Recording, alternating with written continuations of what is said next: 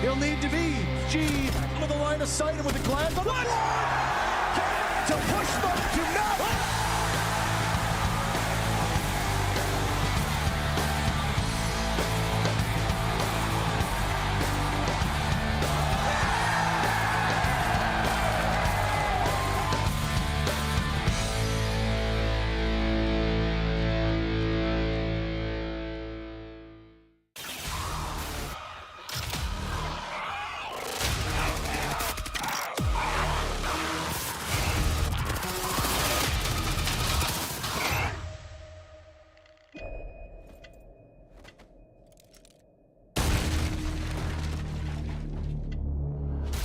Scanning for proteins.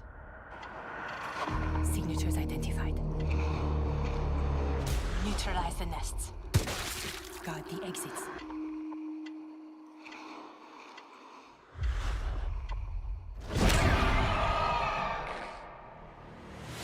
They're here.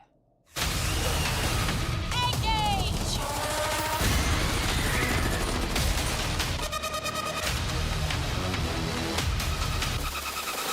Targets incoming!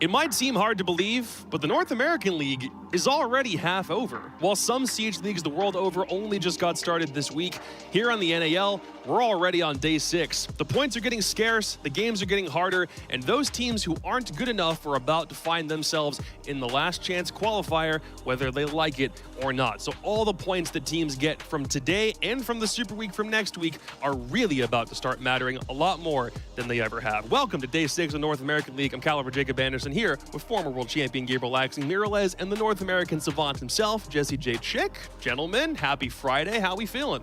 It's a good Friday. I'm happy. It's more Siege. Yeah. I mean, that's the best Friday. That's the best way to start out a Friday. Yeah, my Friday started a little bit on the bad side. I unfortunately had some pancakes for breakfast, but you know what? We're feeling better now. Are we starting the day on That's this the debate best way already? to start a Friday. That's how you knew it's a good Friday. You start out with some pancakes and some Siege to follow it up. Dude, I opened Twitter this morning, and the first thing I see is the thing that you posted from your DMs about what he had ordered, and I'm like, it's 10 in the morning. We're starting this already, dude? Like I said, Jesse can't hate pancakes. He literally messaged me pancakes this morning, so I don't know. Must have got to him. Well, just because you're team waffle or team pancake doesn't mean you hate the other one. It just means you prefer one. I hate waffles. Right? I hate waffles. All right, never mind. I'm going to take back Pancakes everything I just said. Here's schedule or standings as we've run through 5 playdays of the NAL so far before the debate gets too out of hand. A couple of things you might notice. OXG, a perfect 12 points, no overtime games, only straight regulation wins. M80 right behind them. The top 3 through 6 at the moment still seems like it's a bit of a battle between some squads. And then all the way down to the bottom, Wildcard finally get to play this week, a doubleheader on the day, as we'll see later on. Yeah, and notable as well. I mean, that second spot going to be very important to fight for between both M80 and Space Station. They'll both be playing against each other in our opening game. It's important to get top 2 as well, because if you can get that, you'll get a bye through the first round of the playoffs. So it's a massive advantage to be able to get that first top 2 spots. And so M80 Space Station kind of on the cusp there. Should be a great first game. I mean, yeah, to talk about that first game, these are 2 teams that are both like neck and neck with each other, literally at 8-8. I mean, Oxygen, they're holding their breath at that point, and maybe not holding their breath. But these 2, I mean, like you said, to be able to secure that spot going into those playoffs puts you in such an advantage than obviously being those lower teams that are going to now be in a bottom spot. Oxygen obviously have the potential to start off with a 5-0 start to their stage, which is something they have never done before. But against who? Here's schedule. The guys have already touched on what the first game is. M80 versus Space Station will kick us off. A showdown of the top 3 that may have implications for who gets the first round bye. OXG's match against the Sonics looks like a doozy at the very end. There is a double header for both Space Station and Wildcard. The last of the rescheduled games from Playday 1 will take place at the end of our Playday. And honestly, I don't think a game on this card really looks that bad. I'm excited for everything here. Well, speaking about the card, I am looking forward to that Wildcard Los to follow up immediately after that Space Station M80, specifically for the fact Los are looking to be way more just improving overall. Their teamwork is better. Yep. And then even from Wildcard, obviously they lost to Beast Coast previously. That was a very close game. But both teams look like they're improving. So it just now comes out to who's going to make their way out of the bottom of the list. Yeah, I mean, it'll be really exciting. And then after that one, we start to see Beast Coast coming back as well. Was super impressed with how they played yesterday. So to see Beast Coast coming back today, that's something I'm definitely looking forward to. And the one logo you might have missed from just this graphic here, LG lost both of their games yesterday, and they do not have any games to play today. So they get a little bit more time. I think the normal amount of time that we've had so far, because we start the Super Week next week on Wednesday, which means they have just as much time as they need to lick their wounds from those 2 losses from yesterday so that they can pick themselves back up and get those couple of points to see if they can land in the playoffs after all. But the 2 teams we're starting our day with are kind of shoo-ins for playoffs already. We don't want to get super ahead of ourselves, but most people initially thought that when the stage started. M80 and Space Station are both 3-1 entering today. They're both having really good starts. I mean, yeah, you got to feel good. Both teams both made roster changes. Maybe one made a little more of a Jurassic roster change than the other, but still, you made roster changes nonetheless. SSG obviously found their identity, and they are finding the success that both these teams have wanted with the roster changes and figuring out the play styles that they've wanted to implement throughout their play. Yeah, you can see the statistics as well, both on attack and defense. They're consistent. We've got some teams in the league who are going to be really good at defense, or like, there's not as many, but some very good at attack as well. These 2 teams, they've been very well-rounded in the way that they've been going about this. So for me, they've been looking like the most consistent teams towards the top, other than Oxygen, who have not maybe played the strongest opponents, but they've definitely been looking really, really good so far, and I'm very excited to see them go up against each other. They're getting a real test of strength for what their playoff matchups might look like in the future. They've both beaten some really high-caliber teams to get here, but now having this game in the middle of your regular season is really really going to prove if the record that you have so far is worth it, if you've actually earned it, or if it's a little fluky. So we'll see how this game shakes out. Starting with the guys on M80, everybody here had a fantastic game against Dark Zero just yesterday. A couple guys that we highlighted stood up when we were worried that their stats weren't really reflecting what they needed for this team to succeed. But that game against DZ, they just ran away with 6 rounds right at the very end to close that sucker out. Yeah, I mean, their attacks were very slow and sluggish, but everyone else on the team stepped up very well. And just even looking at the EPS ratings from everyone, Spoyd obviously sticks out. He's been consistent. We've talked about him. He hasn't seemed to tapered off in his career in general by any means. He might not be at the top, but he's still performing nonetheless. And then Noodle yesterday, I mean, had a really good game to set M80 up for that win. Speaking of Noodle, of all the guys that we called out yesterday about what they need to do to make sure they're really contributing, Noodle did that in probably the best way possible on defense. Yeah, and we talked about Noodle as a guy who's been having maybe a slow start for M80. He's not had the greatest statistics. He's not been the most impactful. And in the start of this game, he was continuing to continue that trend. We started off with the first half, the first 6 rounds, he went 2 and 4. He was really struggling on the attack to find any impact, trying to play below with some Zofia, trying to make some Ying plays work, wasn't finding a lot of success. And then they switched to defense. They gave him the Solus, and he went 10 and 0 on that second half to finish with an overall 12 and 4 stat line yesterday, bump him just into the positives, 30 and 31 and 30, I should say, overall. Noodle really did step it up, but again, we're looking at 1 half over the course of the entire stage so far, so I'm gonna need to see more from Noodle. Great first day, great first pop-off performance on the Solus, but I do want to see more from him too. Absolutely, and I'm glad that he had that performance though, because both me and you were talking about throughout the beginning of this stage is he hasn't been finding his footing. He hasn't found the tempo on this new M80 roster, but that game, I mean, I would say he's finding it, and it's good to get that start and get that feeling of that improvement, because that can only be a threshold that you now pass, and then again, hopefully continue from there, because the last thing you want is to be that you be your best performance, then you immediately go back to not having that success. Well, some will make the argument that because you've got Kino and Spoyd and Cameraman and Citizen all on that team,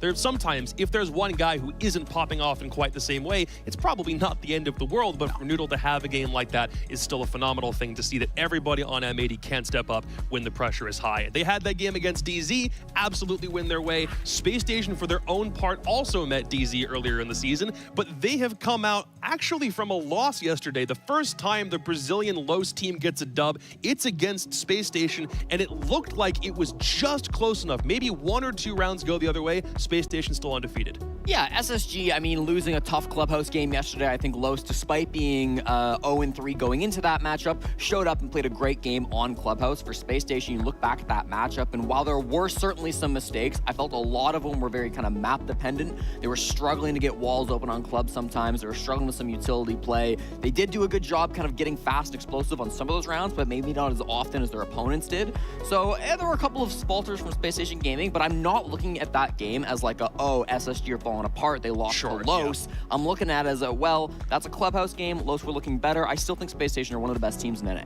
I mean, I can't disagree with that. I mean, they have a pretty good record so far. Just what really came down to it for me was obviously Los coming in with those aggressive plays on those on those attack sides. But looking here at Iconic, this is something that I wanted to look at, his transition from M80 now going into the SSG roster. He still is the main IGL from what Callout told me. He is the man with the plan. He is the final say. And what I found interesting is he's not having that exact same success in terms of just overall the EPS itself. But I think that's because he's still finding the tempo in SSG and what that formula looks like. Because I don't even think the Astralis formula was truly down to a T and refined like this new SSG is. So I think it's just a matter of time that he's going to slot himself in. He's going to figure out the sense of direction of what every player does and knowing what they do and whatever those idiosyncrasies are. And we're going to see that start to develop more, but I do want to see it sooner because I love being able to talk about LeBronic and give him that LeBronic name that he's earned himself. Because we aren't seeing that same success, but I know that it's there, and I just know with more time that we will tend to see that, but I got to see it going into this next game against M80. I mean, you can make the argument that the record sometimes speaks for itself if somebody isn't brought in to be a superstar. We know Iconic can do it. It just might be a bit strange to not see him topping the lobby at every stage. But one of the guys who is topping the lobby, who we don't talk about nearly enough, is J90. Ashton feels like he gets all the highlight plays on the desk recently, so we got to highlight Jack, because sometimes what he does is either unsung hero or a moment where you kind of go, wait, what was that? No, I think J9O has long been one of the best players on Space Station. He's often been hyped up as one of the best players in North America, period. His stats have been fantastic through the league so far. I do want to say, we talk about that Clubhouse game yesterday that Space Station played. There were some moments where I thought his utility play could have been better. I thought his Candela play with Ying was not the best that we've seen from him throughout his career, and I also think he had a couple missteps with Thatcher getting some of those walls open. So I think there are areas where he could try to improve, but overall, he's been so consistent for the team that, he's a rock that we need to talk about more on Space Station. And the fact that Space Station are going to get hardened against M80 to start the day means when they transition and they play wildcard in 4 to 5 hours from right now, if there was anyone that you could get sharpened against, at least it's a team like M80 that seems like they're really firing on all cylinders right now. It's good to go against a team that, is a formidable opponent in that matter nonetheless, but I don't think they're going to be too worried. I think they're just going to obviously have to focus on this game first and foremost. Yep. Fix the little mistakes that you were saying, whether it was map dependent or not in that last game, and apply that here. And again, that goes into what I was talking about, like Iconic, maybe doing a little different in the IGL, maybe a little bit of different calls, whatever that looks like. I have no doubt SSG is going to fix what they need to fix. Let's talk maps real quick. Consulate's our pick. Space Station did win this against the Sonics just a couple days ago. Sorry, from last week. First time we're seeing M80 play it. What do we think of the selection? I think Space Station, I like the way they played this map ban. They do ban out the Clubhouse after struggling on it yesterday. They took it to the last moment, but they did ban it out. And they get Consulate. Great map for SSG. I believe they played it 5 times, and they've only lost it once throughout their history, and obviously they made slight roster moves. But all in all, this is a fantastic map from Space Station. For M80, they've made a few more moves, but it has historically been decent for them as well. But for Space Station, you're going to feel very, very comfy coming back to cons. And I will say, granted, Space Station, they did get that win over SQ, but that game easily, 2 rounds could have easily switched that, and it could have been a 7-5. And this, we don't even see Consulate here, but because of that win, they do feel more comfortable going to it. But M80, this is where I struggle to see this, allowing this to go through, is they're struggling on attacks. Right. And their attacks are such a hindrance to their performance, and you're playing a map like Consulate where it's chokeholds, you're going through a single doorway, you're going through a double door. There's not a lot of entry points, and if you're slow on that, SSG is going to eat you up on the defense. Whereas SSG's been actually pretty well on attack. So it's a matter of M80 is really going to have to find their footing on these attacks and get into the building, because SSG is going to meet them. It's not going to be a DZ hold where they're going to be slow about it. I think what that general observation about M80 being slow on attacks, was that mostly a skyscraper dependent thing? Like we mentioned, you pulled that clip up from the Oregon plan, it wasn't nearly as sluggish, right? Yeah, so we've seen different styles of M80, right? They have gone fast in the past. The Sonics game where they went against them was relatively fast paced. I like that a lot. But you're also right that the 2 skyscraper games we've seen have been very, very sluggish from M80. And I do think Consulate plays a little bit more like skyscraper than Oregon. So how this map ends up going, especially starting on attack, it'll be tough to see. I think this game's a really hard one to predict, and we'll see if the map bans sway what the analysts think. Fox A has already decided Space Station is his pick for this bad boy. Gentlemen, for the North American League Predictions Championship, who we picking, Lax? I did have M80 going into this, but seeing the map and specifically how M80 has been playing in these tighter maps, I'm going to have to go with SSG for this. Dang, he does switch his pick after all. Jesse, same idea, or what's up? I do not remember what I picked initially, but I'm also going to stick with Space Station. I'm not going to rock the boat. I think SSG are the fundamentally better team all around, and this map should feel really good for them. So yeah, I'll go SSG as well. Sounds good. Let's see if that Astralis clutch gene that they harnessed against the Sonics is actually going to make itself manifest in this matchup. Our first game of the day, day 6 of the North American League, starts right now. Thank you very much, Jacob, and hello, everybody. We are starting with SSG M80, the number 2 team versus the number 3 team, and Sam, I could not be more excited for that. Yeah, absolutely. We get to kick off the day with something extremely exciting, especially for Iconic going up against his old team. I'd say at a pretty, big impasse in the stage as well. Yeah, I mean, well, for both of these people, or both these teams, people as well in the case of Iconic, as you said, going up against M80, but a pretty big point where 2 solid opponents for M80 against SSG, SSG against M80, but also a very meaningful point to see who can stay in that second place spot. Could very well prove to be an impasse for either of these teams, should maybe SSG prove to be a bit better on Consulate, but the socials predictions leaning a little bit towards M80. And to be fair, while SSG do have a solid attacking and defending side, the success we saw M80 hit on that defensive side yesterday with everybody popping off, that does have me a little worried for SSG once we get to that side swap. Yeah, 100%. I think there's a couple of different things to kind of stare down the barrel of for both teams respectively in this matchup. For M80, I definitely think that the desk hit the nail on the head, right? They kind of had some complications on their offensive side of Skyscraper. Consulate, a map where things can get pretty complicated as well. It looks like M80 actually, you know, as we are on the point, kind of trying to deal with that too, as they're going to take away the smoke. So really like that ban.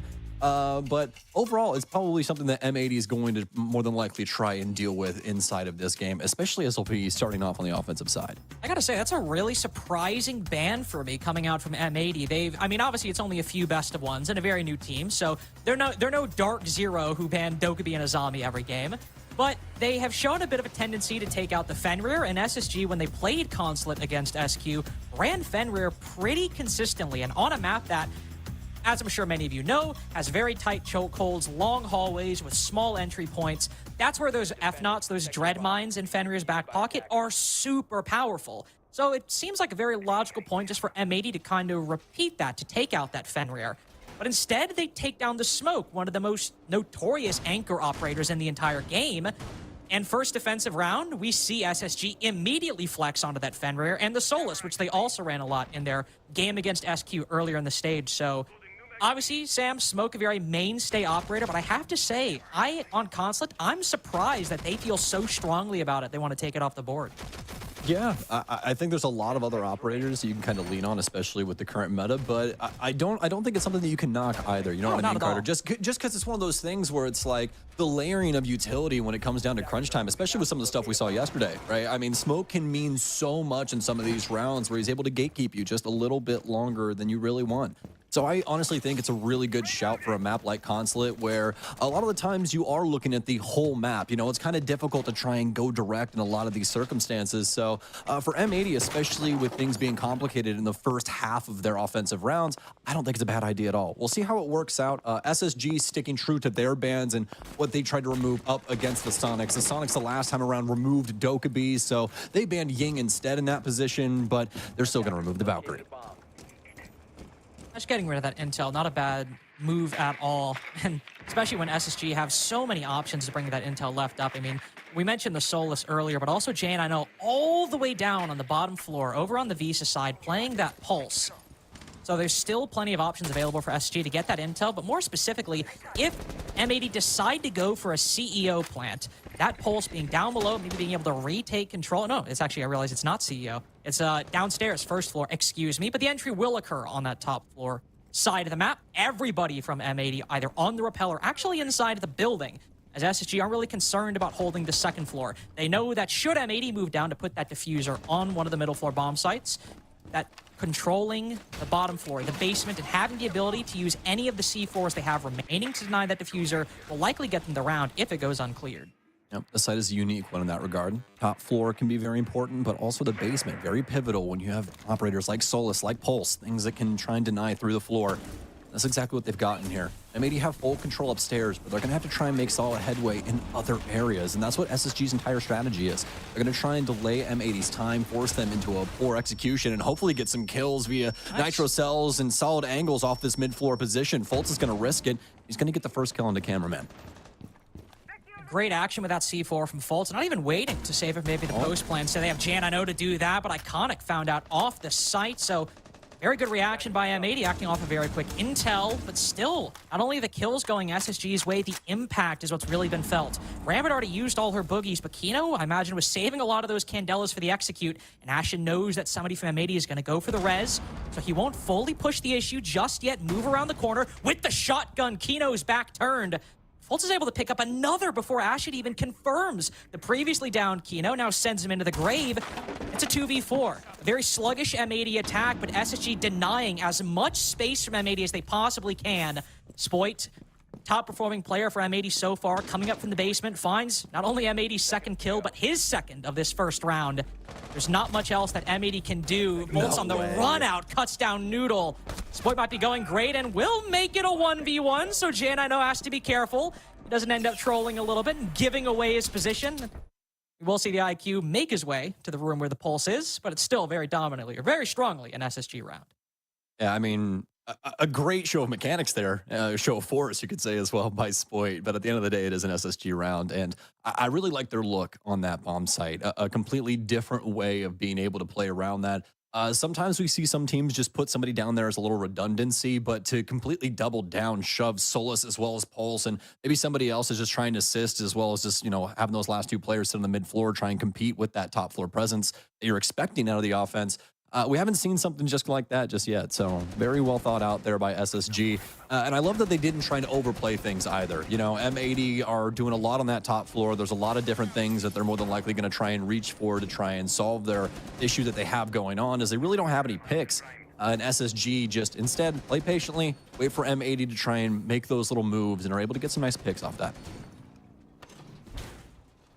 And for a game that the desk really wants to see M80 start showing up on the attack, it's a good round for SSG, not just that they won it, not just that, you know, they played it patiently like you said, but they didn't really give away the advantage all that much. Now, to be fair, we did see Fultz in the 4v2 go for a jump out on CEO, so a bit of a risky play there, I will say. Got it, the man to be advantage. fair. But he did get it, exactly. And that is sometimes the kinds of plays that can cost SSG a player in an advantage like that, is they maybe get a little too aggressive, a little too fast. But if Fultz is winning the gunfights, I'm not going to complain. But overall, SSG weren't giving away that advantage, something they've struggled with a little bit inside of the stage so far. And if we see them not giving M80 any easy openings into these attacks, M80 really might struggle.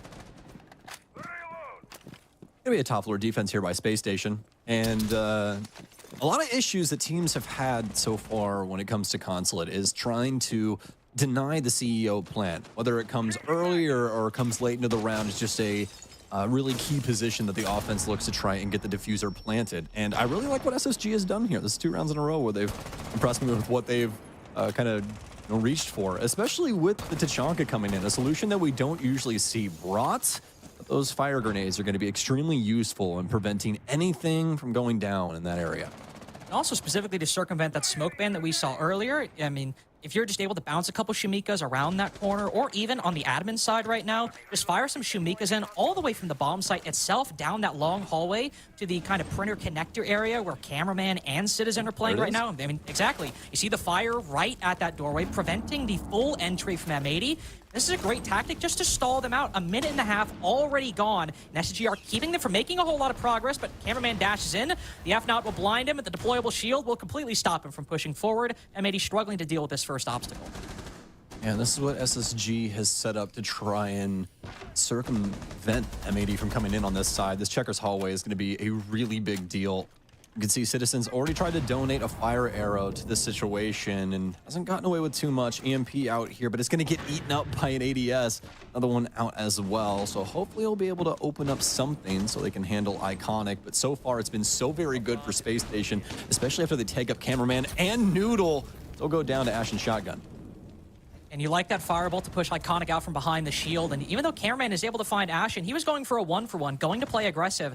SSG are holding on, but M80 very quickly acquiring control might allow them to get a couple picks and maybe even leverage this for a diffuser plant.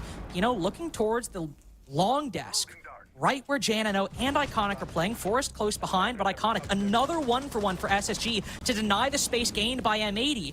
Not able to retain the advantage for long, but they're whittling down M80's numbers because they know if they want to go to plant this diffuser, if they want to move into the projector position and try to win this in the post, that's one gun down, and Citizen or Cameraman, either one of them will be the only gun left for M80 to work this round with, and both on a bit reduced HP. Bolt still with a couple Shumikas. Does he have a lineup to deny this? As Citizen goes in to plant that diffuser, Bolt still has the LMG out, so this diffuser should go off successfully. Now M80 can start falling back immediately, vacate the premises, and move backward towards the admin position. Now this is a bit difficult for SSG to win. They can maybe cut off that rotation, but this long angle is still very much alive. Cameraman can take the fight, win it, and there's no answer from SSG to try to cover Cameraman. Despite being low HP, Bolts can't even find the angle on the Hibana. Citizen with the wraparound gives M80 there first. It looked like it was going to go SSG's way as M80 collide with Checkers hallway, but as the gunplay starts to actually happen, M80 with a lot of frags going their way. Space Station, I think that they definitely have the utility to try and handle the scenario, but 100%. M80 with that quick coverage over on that single door side, I think it was just very well done from them. You know, SSG didn't exactly have the read on where the other cross angle was going to be. They didn't want to try and risk too much. Fultz doesn't want to get shot with a fire launcher in his hands. There's a lot going on for Space Station there. And M80 are able to not only compete, but take that situation into their hands fully. Losing that long desk control as well, you don't feel super comfortable pushing up. Citizen was playing over that area. You feel reluctant to swing because you might end up either exposing your back to the player in that position. Losing that seemed to be, at least in hindsight, the death knell for SSG. There might have been other ways in that they either thought or didn't think of and chose not to pursue, but still, losing that part of the map really hurting SSG by the end. M80 getting a very crucial attacking round on the board. And as we saw in the DZ game yesterday, just 2 attacks, one at the start of their attacking half, one at the end, getting the 2-4 was enough to get that game over the line and win it 7-4 without dropping a single round on the defense. Their skyscraper game against LG, another very strong showing on the defensive side. This is a very good team when they can just hold the site or play on a roam or do whatever. But if they can just get one more attack, M80 will be close to that win condition they've achieved in many games at this stage. Yeah, and so far for a team that has, you know, had a complete, makeover from what they previously were looking like, they've looked fantastic, even given some of these offensive circumstances. Offense is a really difficult thing to try and work on, you know, and try and get built up. And M80 have been actively doing that this entire season, and as well as, you know, on some of the most difficult maps to try and win some, attack rounds. This being one of them here on Consulate. Gonna have the double hard breach, actually triple hard breach here, as cameraman also has the Habana, making sure that they are able to get open as many things as they want, including these hatches, where SSG and specifically Iconic is gonna try and stand on their way. Nice little move up into Vista, shoot the X-Kairos, then immediately back off. Iconic not trying to press the issue too hard. Now cameraman is ready for it. Defender probably not able to get away with that again. He will hold on to the Vista position. He can still relay this intel to SSG, say that M80 might be looking to drop down the hatch into server on the back side. And if there is presence on the front, it might not be fully representative of where M80 are pushing from. This could be a backstab. This could be a backside take entirely. Iconic doesn't know the full extent of it, but he does know that somebody's back here, and SSG can react accordingly. Well, Forrest is going to be in the area at least. Shotgun in hand. A cross right on the door. Immediately delivers on Spoit. This little exchange back and forth in between these two teams. Space Station, though, and Jane, I know specifically, he'll find his moment. Cameraman and Kino will trade back. It's actually going to somehow, some way, boil down to a 1 versus 1 in between Fultz and Cameraman, and Space Station Gaming winning on the basement floor. Oh, I'm sorry. What's just happened? Could we... What? It was a backsided assault with a few hatches open. M80 wins a few gunfights initially. Space Station has that nice moment there with a Thorn that takes out Spoit.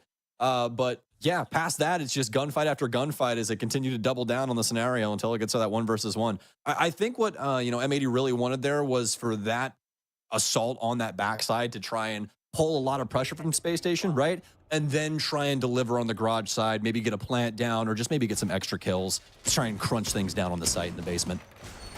You got to give credit to J90 right there. I mean, we see the backside take. You know, obviously the Thorn is able to get one. We see, you know, there is some resistance on that backside, especially with Iconic adding a second angle to that.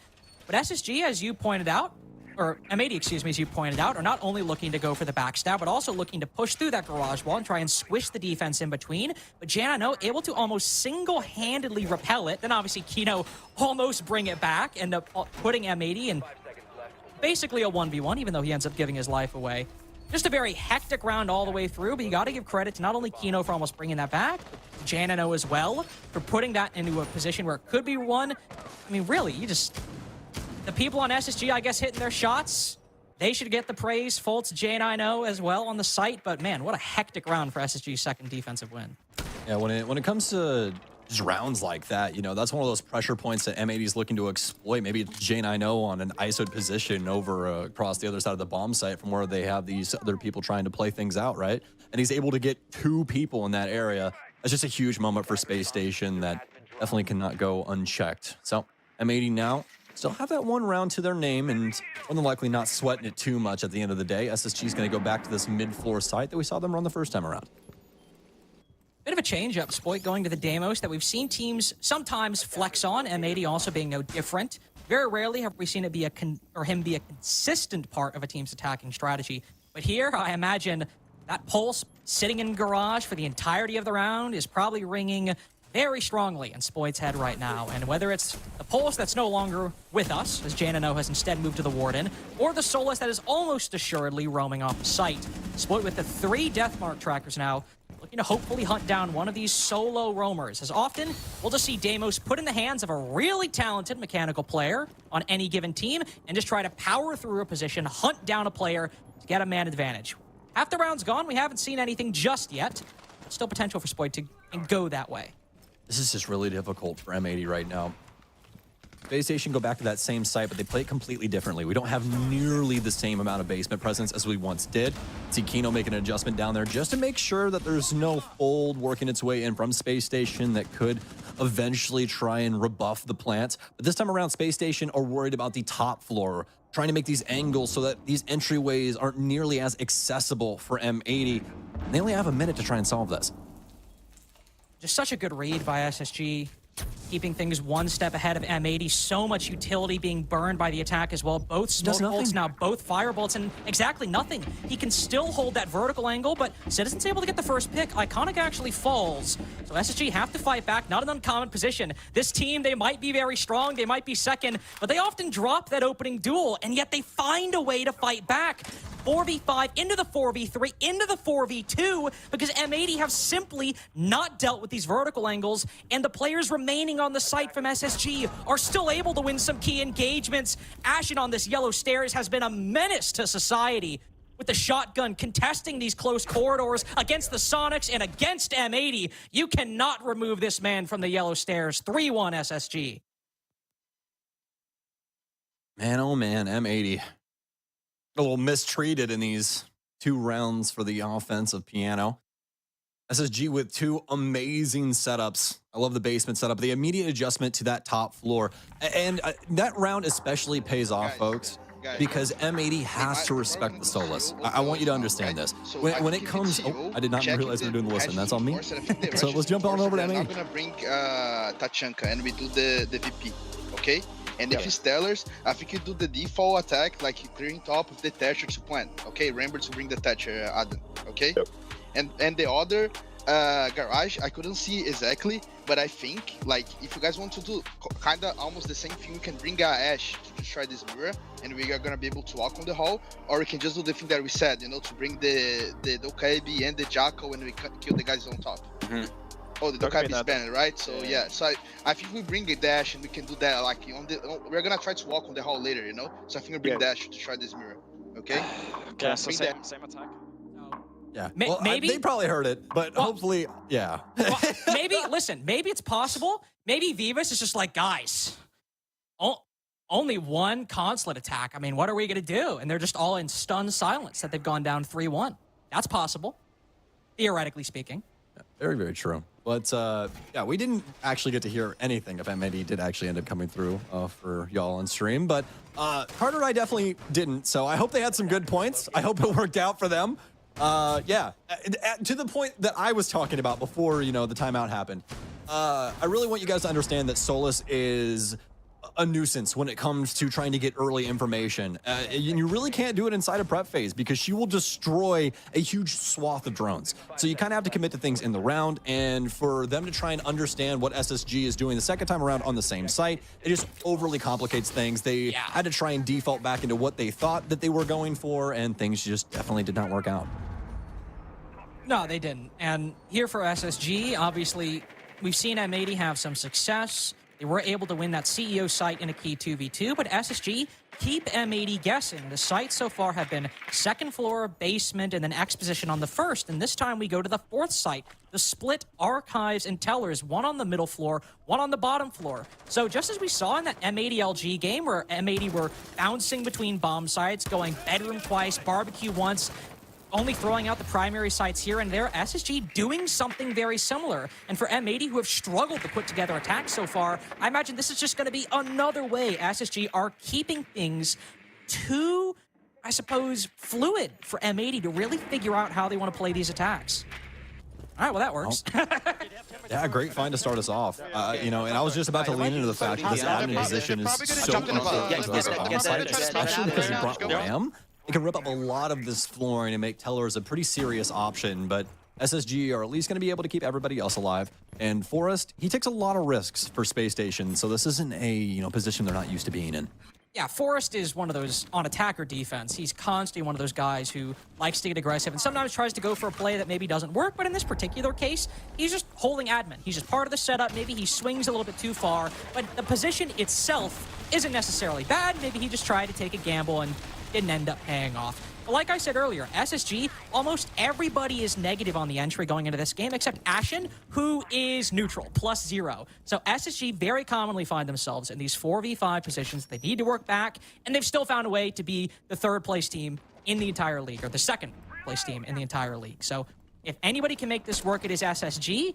And Sam, a minute left. M80 still struggling for control. They might have that vert, but the horizontal is tenuous at best. It's all going to be about the kills here. That's what's going to allow them to try and move forward. Drone works its way in for Spoid as he tries to open things up for Piano, but the key thing is that the bomb site is positioned on the complete opposite side of the map from here. He's going to get some information. Agumine, though, is going to tag up at least one M80 member, slowing things down even more. And that's just going to be the castle on the site. We did see that player earlier over on Yellow. I don't know if they got droned out. Ult is here on Spiral, and it's a known quantity. No damage done to either party, though. With 25 seconds remaining, something's got to give. Something does. Ashen gets the 4v4, so M80 lacking the advantage, albeit just for a moment. Kino's able to get the refrag, but Iconic hitting this flank very, very fast, yet very, very late. Moving down the Visa stairs. This could win the whole round as he's one of the only 2 players remaining. Cameron trying to plant that diffuser. He's found it, but a key shut down. Spoit weary of it, and nothing J90 can do. Iconic had the call. He had the play, but Spoit barely brings it over the line for M80 second. A target-rich environment in front of Iconic.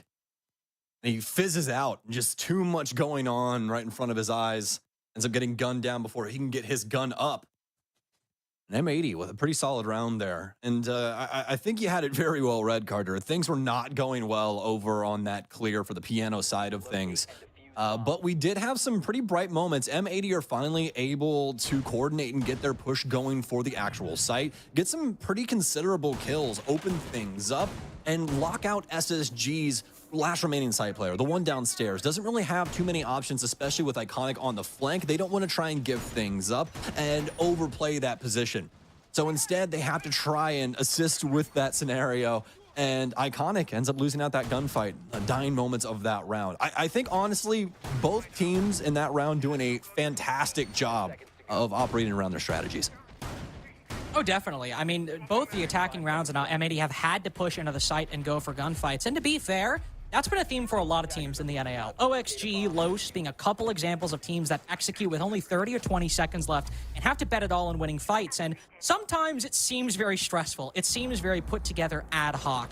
But that round, to be fair, when they got the vertical control by taking down Forest, sure, they still need to mount and execute very quickly, but they're still able to make it work. So this might just be a new bit of a pattern. Executes not at 45 or 50 seconds left, but taking a lot of the round. And I was just about to say, if M80 are looking to get their third over the line, I'm expecting maybe some kind of pocket, Amaru, or rush strat. Not necessarily in the next 30 seconds, but something very quickly to get, I suppose, pull the wool over SSG's eyes. You definitely see that boiling over. I think it's something that M80 is, of all teams could definitely flaunt with. They may more likely be quite talented at. I'll just see if that's what they go for. I think the biggest thing about that last round for me has to be the fact that they do take their time after that initial pick, right? They try and add in that secondary layer to their strategy, make sure they not only have that verticality cover, but also have that other portion working in from the effective backside of the bomb site as they cleared out that other portion of the building. Here we go. I mean, he's going to fly in J90 with a big kill and a lot of verticality to play into this. The fire's not going to reach Kino, though, and this plant so far, so very good.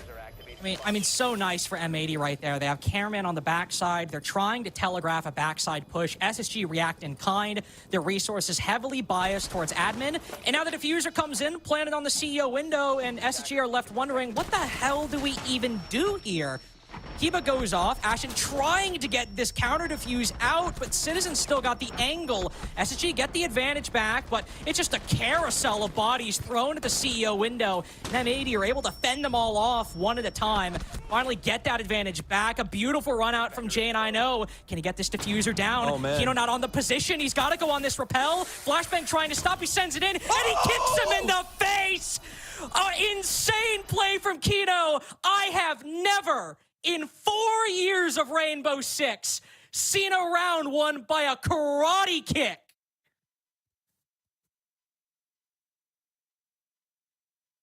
Wow, oh wow. I'm just gonna let that speak for itself. There's really nothing more to say. Look at this right here. Folks, I've played this game since beta, okay? And even not accounting Amaru, I'm just talking about repels, all of it. Any repel swing where you're coming in a window, that counts for melee damage. You can die to that. I have only ever had that happen to me 2 times. Ever. I literally, I didn't even think, like, obviously I know you can kill someone by Gara hooking into them. That's a very well-known interaction. I But honestly didn't think he'd get that far. Yeah, That was the thing for me. Never in my life did I think he would A, get that far, B, win a round off of it. But to be fair, I mean, Janino has to stick the defuse. The time is gone. It's not like he can hear the Gara hook, then get off. The moment the rope hit that window, J9O probably knew he was dead because he had to stick the defuse. If he got off, it was below 7 seconds or right on the margin. He couldn't get back on. That is an incredibly comedic yet incredibly sad way to end that half for SSG because M80 don't just get 1, don't just get 2. They tie the half at 3-3 on their attacking side. A hilarious moment that you don't really get to see too often, but at the end of the day, strategically sound, as you said as well. A perfect usage of the Gara hook, even if he doesn't swing through the window and reach the other portion where the bookshelf is, right? Even if he lands right at the window or just before that player, he still gets the kill. There's nothing J9O can do. So M80 able to get that to go in a pretty creative way at the tail end as well. It's a 3-3 here, and now SSG has to try and deal with the qualms of an offensive half on Consulate. You can see immediately Ashen. I mean, this is the king of... well, that's a bad time for me calling him the king of yellow stairs, as Noodle has taken him down as the first pick. He at least loves playing there. Attack or defense, he seems to always find himself on yellow stairs with a shotgun, making sure that his opponents can't play there, but... well, Noodle's cut him down, so that initial entry point for SSG, it will allow them to get further control off of what he's been able to acquire, sort of riding his coattails, even though he might no longer be playing in the round. They have the second floor control. They can start moving down to the middle floor.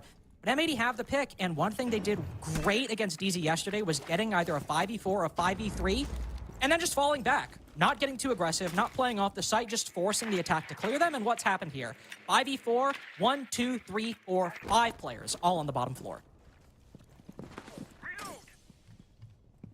I've gotten the panels open. Have some verticality playing into this as well.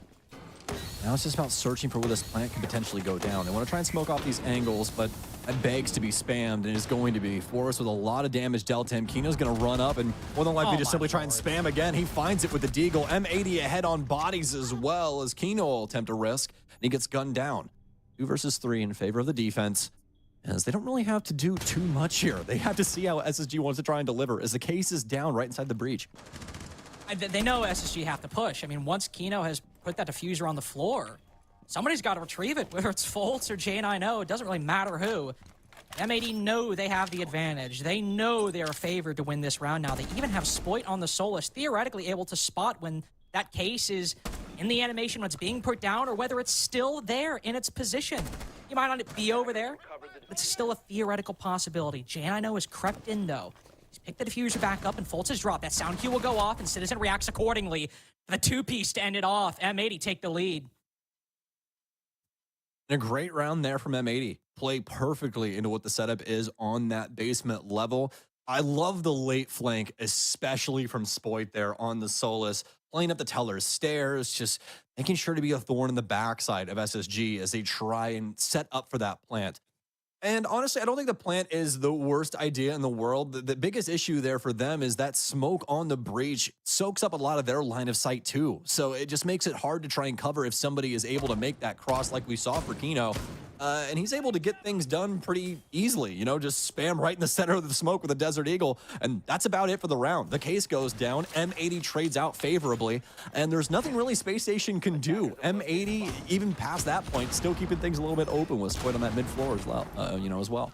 And you gotta say, for someone who, I mean, went off the M80 roster after the Atlanta Major in, I mean, rather quiet fashion. Obviously, the whole Monty play got some bad press for Kino, and when he was dropped and we saw, Yaga come in during SI, I think a lot of the community was okay with that move happening, unfortunately. But talk about a comeback for Kino. Just a great stage so far. On that attacking side, of course, we've seen him have great games, just pushing through and getting 1 or 2 kills on a given position. But even right there, something small, just making the play to push in, get aggressive, deny the diffuser. Kino has had a great resurgence on this new M80 roster. He's the 2nd highest rated player, and in that particular round, completely stops and executes single-handedly. Space Station Gaming, working things in from this admin side. Have the bees, good amount of soft destruction as well, and not only that, but they also have Iconic to boot on the IQ, so they'll at least know where a few of these traps can lie. Also potentially what Kino can try and boil over. Ashen is going to try and dedicate himself back to the drone. This side of the building, kind of hard to work from sometimes, as we've talked about. That that Checkers hallway can always be a very, very big issue. SSG going to try and deal with that. Let's listen in now and see what they are trying to set up for on this side of the building.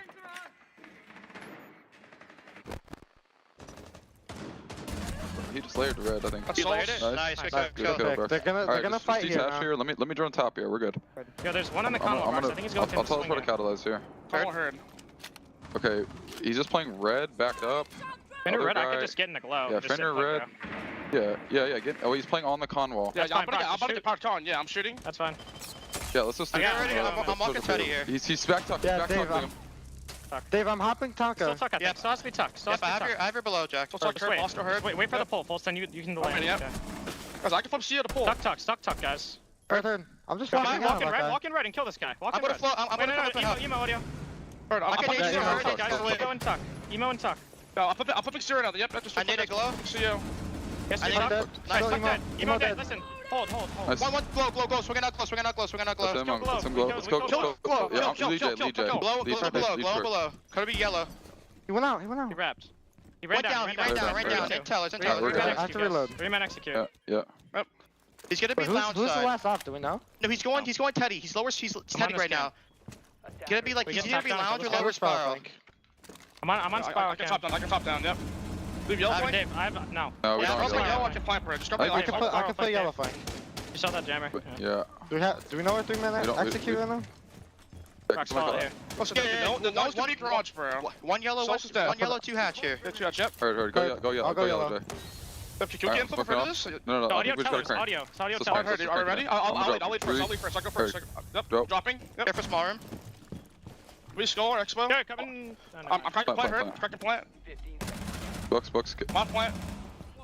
Kill books. Pillars, bench side. Bench, yeah. Let's try. I mean, I gotta say right there, we see a decent execute from SSG, right? They're able to recognize a lot of the positions. We even see Forrest taking the lead to try to move in for the diffuser. But I think the key thing that we saw, even going back to the mid-round, that player in Checkers, Sam, getting away from SSG. They had the Jackal ping on him. You hear the calls, go kill, and then he backs off down Visa stairs, and that's where the round starts falling apart, because at that point, the intel for SSG is lacking. Pillar player, new info to SSG. Even that Azami that backed off earlier, new info once that Jackal goes for the swing and ends up falling. So those defenders going unnoticed by SSG, specifically in the late round, completely disrupting that execute. Great 2v3 from M80. Yeah, 100%. And that was perfectly highlighted with the amount of information that SSG had, right? Post, the player being able to escape the filter that was Space Station on that top floor, I think that they had a lot going for them. They had a good understanding of where people's positions were, and they had a really good idea as to how they wanted to go about things. Let's put 2 on the hatch. Let's try and get this thing to go down in behind the piano. The biggest moment at the tail end of that round was M80 being able to play back through the other portion of the bomb site and getting that big kill on the piano swing right there, right? That completely shuts down Space Station's play. You really can't commit to a plant in the same way, especially with the other route working its way in from M80. I think they did a great job of not allowing SSG to use that vertical position to the fullest advantage, getting some extra kills on top of something where a lot of the heavy lifting was already done in the early round. By the way, always nice to listen into SSG. Is now down 5-3 on the defense, unfortunately. Despite taking the win over Sonics, 7-5 the last time they played this map inside of the NAL. M80 in a very comfortable lead right now. Able to close out advantages and fight back in 2v3s. Now if they can defend the top floor, win 3 sites in a row, they will move to match point and secure their position amongst the types of OXG 4-0. Sure, M80 might have lost the game, but they'll be right behind them at 11 points if they can close this out in regulation. As you move back into the actual round in front of us, Sam, another Tachanka this game. We most definitely do. And again, it just goes back to that smoke ban, right? I think the other thing on top of that, obviously, is that Chanka does have a lot of utility. You can expend a couple of these for fun, unlike smoke, where a lot of it's got to be front and center, right on the money, exactly what he was intended for at the beginning of the round. So it does, you know, lend itself to a little bit of more flexibility at the end of the day, too, even though you are that 3 armor. Is the SSG not wanting to risk too much in this opening minute and a half either? Very similar to what we'd seen the last time, just trying to understand what is set up on this top floor for M80. Some of the swarm grenades go out from Fultz. Doesn't really provoke either an execute or even really a response from M80. A lot of patience, a lot of positions still held by the defense. Utility also held. Ashid's able to start things off in a cameraman. Fenrir found rotating inside of admin. Good cutoff angle from SSG there to get the 5v4. The Checkers hallway, still the key obstacle in their way. Space Station have this lead now. One thing that all of these offenses, at least for the rounds we've seen so far here on Consulate, have shared is the slowdown time right after this happens. They don't try and get on the accelerator. They don't want to try and oversell things. Instead, a lot of times it's reassess and reassert. That's exactly what we get at a Space Station. They kind of set a front over on this admin side, and you can see a few players pull off. They have Force down low as well, who can make good on the informative promise that they have on that top level via this skeleton key. It's going to be Fultz, though, that goes down. A lot of this coming in crunch time now as we equalize at 4-4.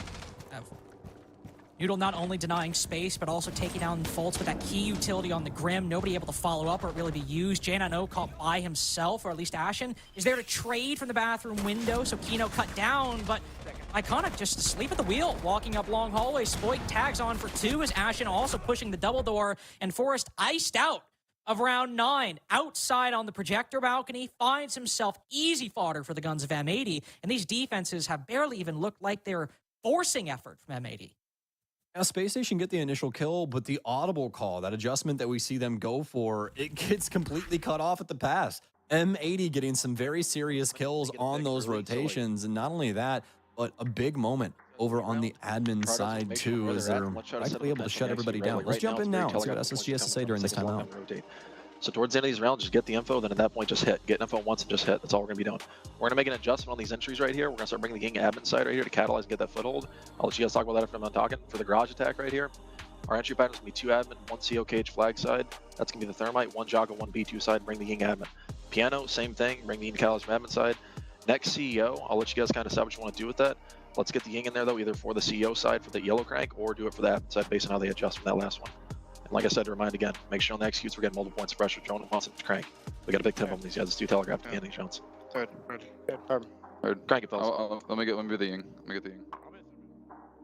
I think it's a really strong call from SG, to be honest, Sam. I mean, as we saw call out say right at the beginning of that tactical timeout, they're taking too long. They're either going for those rotations too late, taking too long to execute. And so what's the immediate call in terms of the operator change? Bring the Ying, an operator that is sometimes banned in SSG's games, that's been left up here, but hasn't really been used. They've been focusing a lot on the Grim. Basically, Grim and Ying, the 2 main execute operators in the meta right now, are 2 really strong ones, often brought in tandem. But SSG have really only been bringing that Grim, and something we haven't brought up was the lack of focus on the Ying, and that's the call made, to try and make those executes happen, to make them act off that intel and actually go into the site, bring that Ying, use those Candelas either to make the entries more effective or the executes more impactful. Yeah. And I think the one thing that, highlights this perfectly as well for Space Station so far is that their opening moments have not been bad, right? So if they're able to find something that is a catalyst for that mid-round where they don't have to slow down and try and reassess things and allow M80 to kind of get some footing, and not only that, in a lot of moments, pull ahead of them, I think it's something that can definitely work for SSG. They got to pull out some special sauce right now because M80's 1 round away from winning console at 7-3, and that just simply can't do. No, that's not going to work at all. Especially going back to Garage. Remember, they tried to go for that extra lineup. Minute 15, and look at that. Blows up the exothermic, but still SSG coming away with a big win 30 seconds in. They might lose an exothermic in a completely unrelated sequence of events. They find the Solus as the first pick. Spoit wielding that Specchio. Citizen might be the top performer here, but taking off that operator and that player combo early on, you are not going to complain if you're Space Station. Yeah, absolutely. Spoit is somebody that you do not want on the field. He can just win a round entirely under his own volition. So, that being said, SSG will more than likely breathe a sigh of relief. Going in off Skylight. So far, so good for Space Station. And didn't really expect them to try and immediately jump into things, especially with that pick coming so kind of openly over on that initial clear for Space Station. They still want to try and build things up around the map, see what M80 want to try and do with this mid-round. And so far, M80 just going to play right at the gates. They want to try and hold on to these stairwells. They want to try and hold on to these key access points. And that's what they'll try and stick to. Try and stick to these guns and see if Space Station want to do anything with these remaining 30 seconds before we get down to that crunch time once again. I mean, and if we've highlighted the Ying, if it's received a lot of attention from Callout, the coach of SSG, we need to see those Candelas be impactful. Jesse brought up that when Janano was wielding those Candelas yesterday, there wasn't a lot of impact from them, even when they were going in for the execute. And obviously, Foltz playing her here, Sam. But if we need to see this execute work, whether the diffuser goes down or whether it's SSG winning the round off kills, the vertical control, sure, but in combination with that execute utility needs to land. The Candelas have gone out first, but only one from Foltz. Likely just to bait out some utility for M80 before they start actually aggressing. Another one now to try to acquire control of the spiral stairs. So it's not all dedicated to the execute, but this is where the flood comes in. At least from Foltz is able to apply a little bit of pressure at the bottom of the spiral stairs now. It's execute. It's got to come now as the third Candela rings. For some big kills. Foltz is going to try and bully his way in, at least be able to get one with the LMG, all down to just Cameraman, who has to rip and tear his way back into sight from the server side. Space Station simply bullying their way onto site. I think M80 a little caught off guard with that delivery. We have 2 people drop inside of that Teller's Hall hatch, as well as Foltz working his way down spiral and throwing those Candelas in on kind of a side angle right there. It works swimmingly for SSG. I think M80 just got completely discombobulated. And the fact that we already see those Candelas have some decent impact, not even necessarily the Candelas being the deciding factor, but you saw the confidence it gave SSG to actually add that angle bottom spiral. To allow Foltz, uses one to get down, uses another to preempt the double hatch drop from SSG right to the left of that bottom spiral entrance.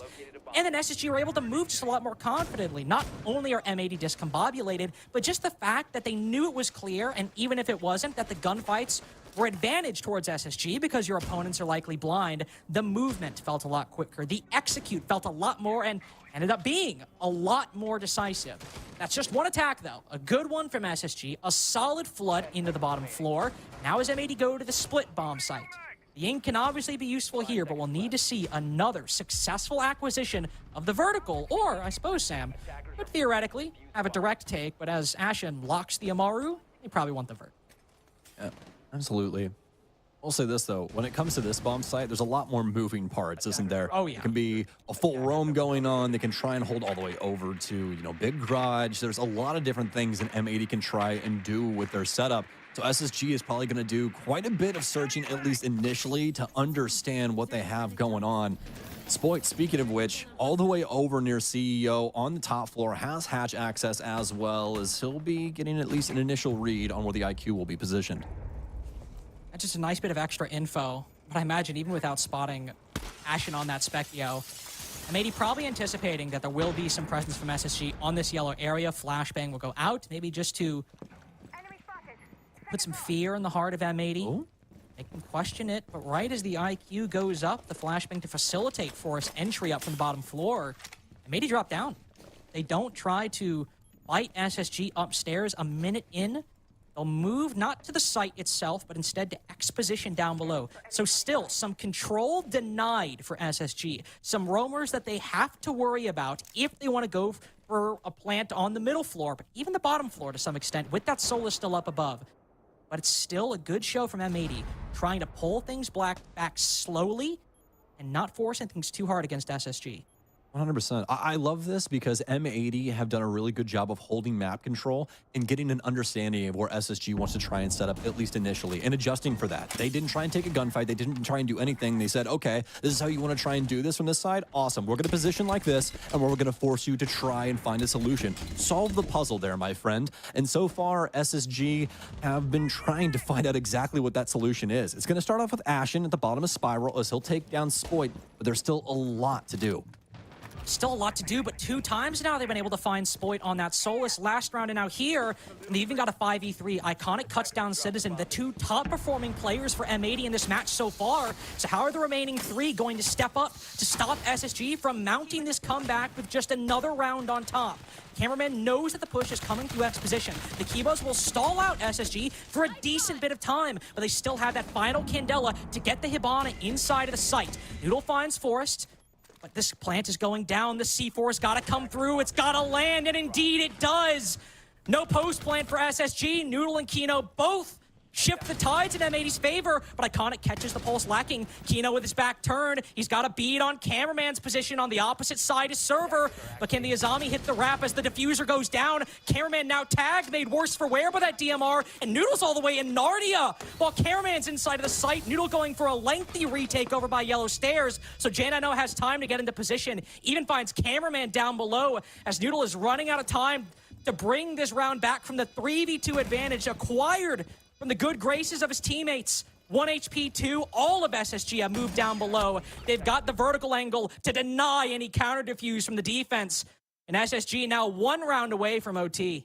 Whew, that was a close one right there. M80, with a couple of different considerations at the tail end of that round. The Noodle flank, definitely kind of a miscalculation at the end of the day. Just definitely did not have the time to try and achieve that, especially with how things were going for his teammates over on the other end of the map.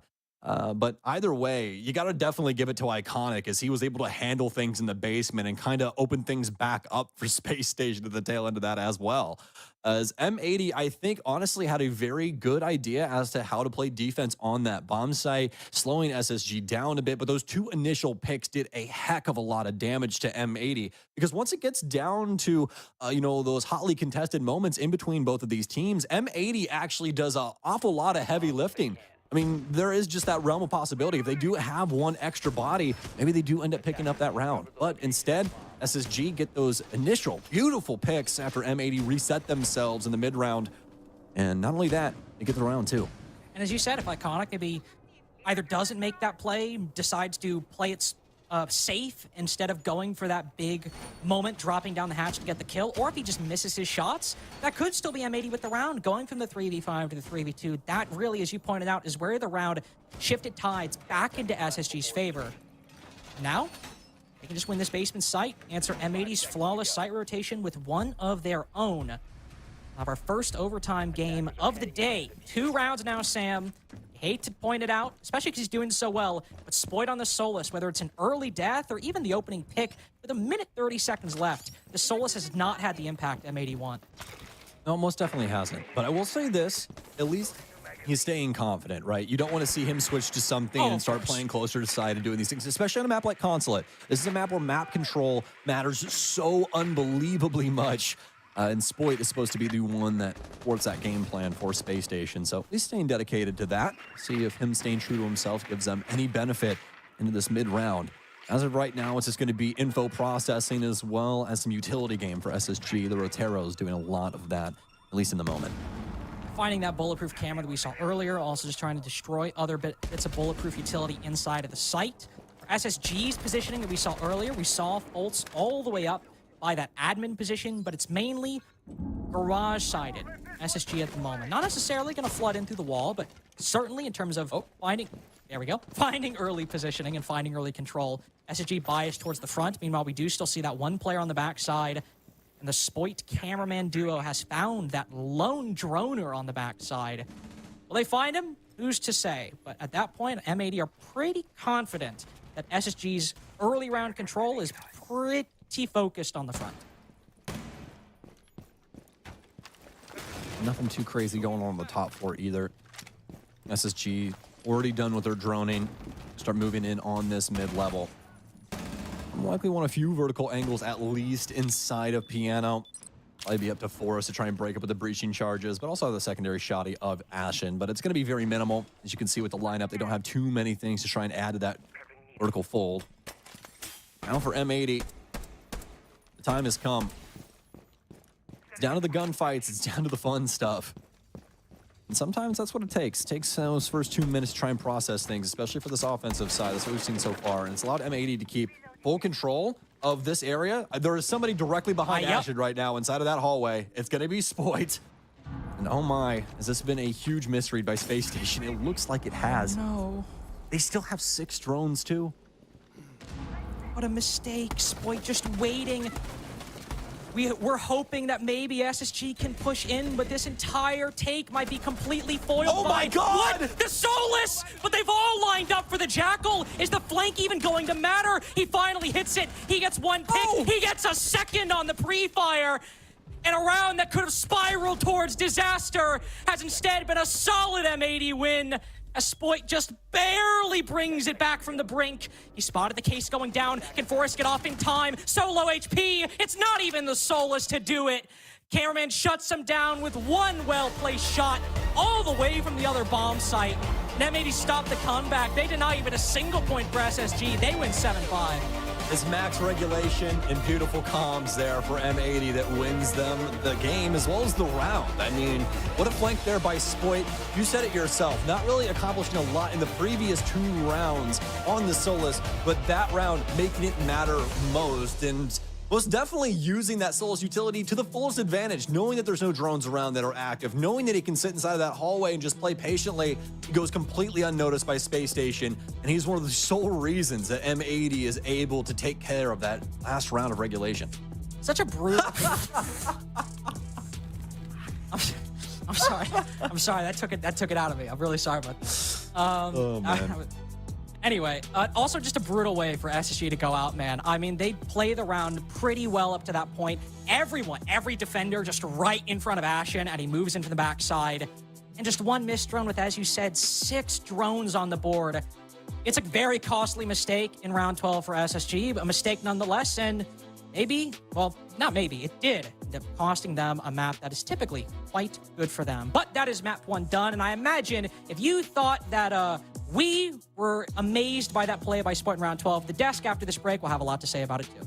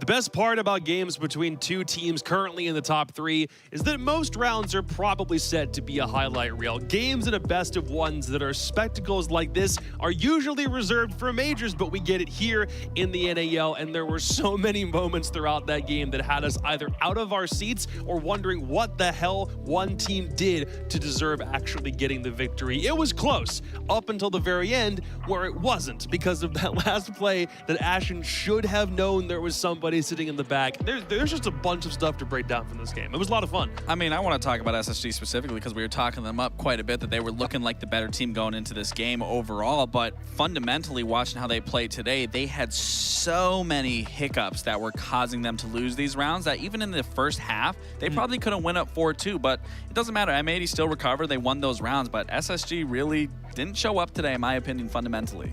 Yeah, I mean, Space Station Gaming, they squeaked out 2 attacking rounds. M80, they got 3.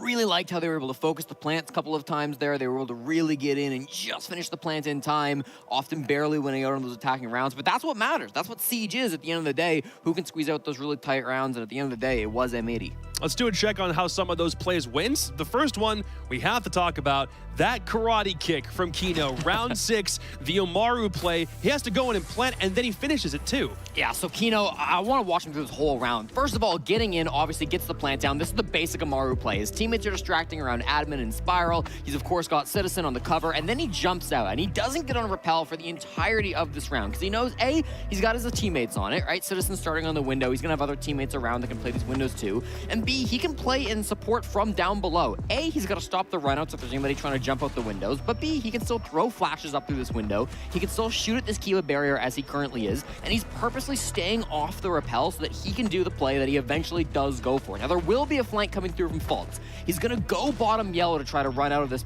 doorway and make the play happen. There it is. So he goes out, but then instead of continuing to push forward and pressure Kino, he gets a little bit nervous. I don't know what it is, but he decides, I'm going to run back inside the building. Kino then is able to jump on in after that 7-second mark goes down, knows that whoever's in the disable is going to be there to get killed by the Omaru hook. Perfectly played. And then I wanted to highlight this as well. This is the fantastic util play with Kino, throwing those impact grenades to take out the exothermic charges. He double impact tricked Forrest on the exothermic. And listen, I was one of the guys that was relatively critical of Kino when he had those poor plays towards the end of last season. So I want to step up and make sure I'm the guy also saying he played fantastic today. I think since the stage started, he's been really good. And although it's not always reflected on the KD, these big brain plays are what make Kino a fantastic player. The crazy part is that one play from Kino, it wasn't the only attack round that M80 started with, but as soon as that happened, it felt like it was a downhill slide up until M80 reached match point, because 3 straight attacks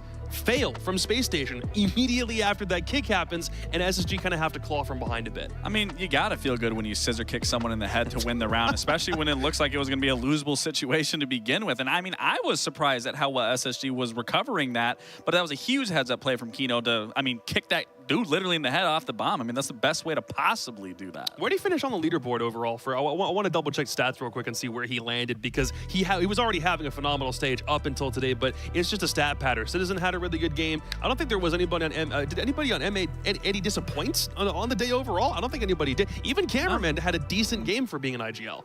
No, I think just looking across the board, I mean, everyone's playing extremely well. I talked about Noodle the other day. I talked about Citizen the other day. Just both these players being able to find their tempo. Obviously, you touched up on Kino specifically. I'm happy to be seeing Kino perform in the way that he is, given the history that he had from his last stage and the performance. I think, you know, just because you're on this one team that looks super good doesn't mean you're always going to be the best. But I think this is a roster that allows Kino to really flourish and really show off his talent. Again, Spoit's performing extremely well. And even for Cameraman being the IGL, he might not be the best performer, but he is setting his team up for success. And they walk away with 3 points today.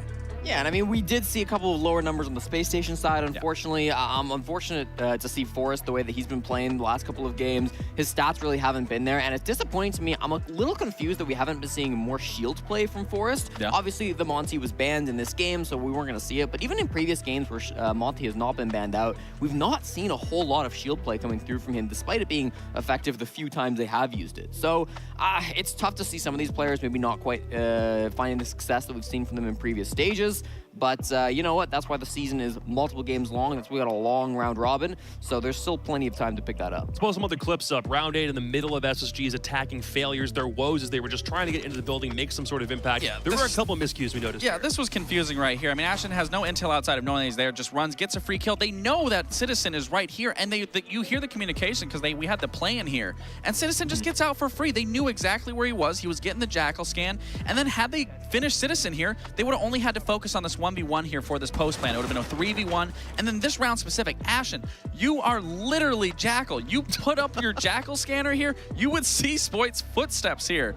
Yeah. And he doesn't. And I mean, it's a huge play here from Spoit. Obviously, it's a little risky, but you don't know that there's a Jackal right here on the other side. But Spoit played this extremely well and ends up closing out, I think, 2 or 3 kills there, still netting the round nonetheless. But this is what I was talking about in the beginning of this, is SSG played not into their best strengths. They didn't play into the basic fundamentals of Siege. They really were just, they look confused. They weren't even there. Even when it went to the player cams, you would just see, you know, everyone's kind of slouched over. It's like, okay, like, on to the next round. Even when Callout was given his talks, like, no one was, like, being super hyped or vibing. Like, at that point, you kind of get a sense of the general direction where the team's atmosphere is at, where everything is going. And, I mean, it definitely was displayed throughout the gameplay. Well, the guys who had the biggest vibes on the day were M80. Every single time it cut back over to their cameras, it seemed like everyone was laughing, having a grand old time. So let's check in with Chief Vibes Officer Kino to see how everything went in this game. Dude, I need to talk about round 6. I need to talk about the karate clip. What in the hell was going through your head as that execute was happening? And then what was the reaction from your teammates when you finished the round as Amaru?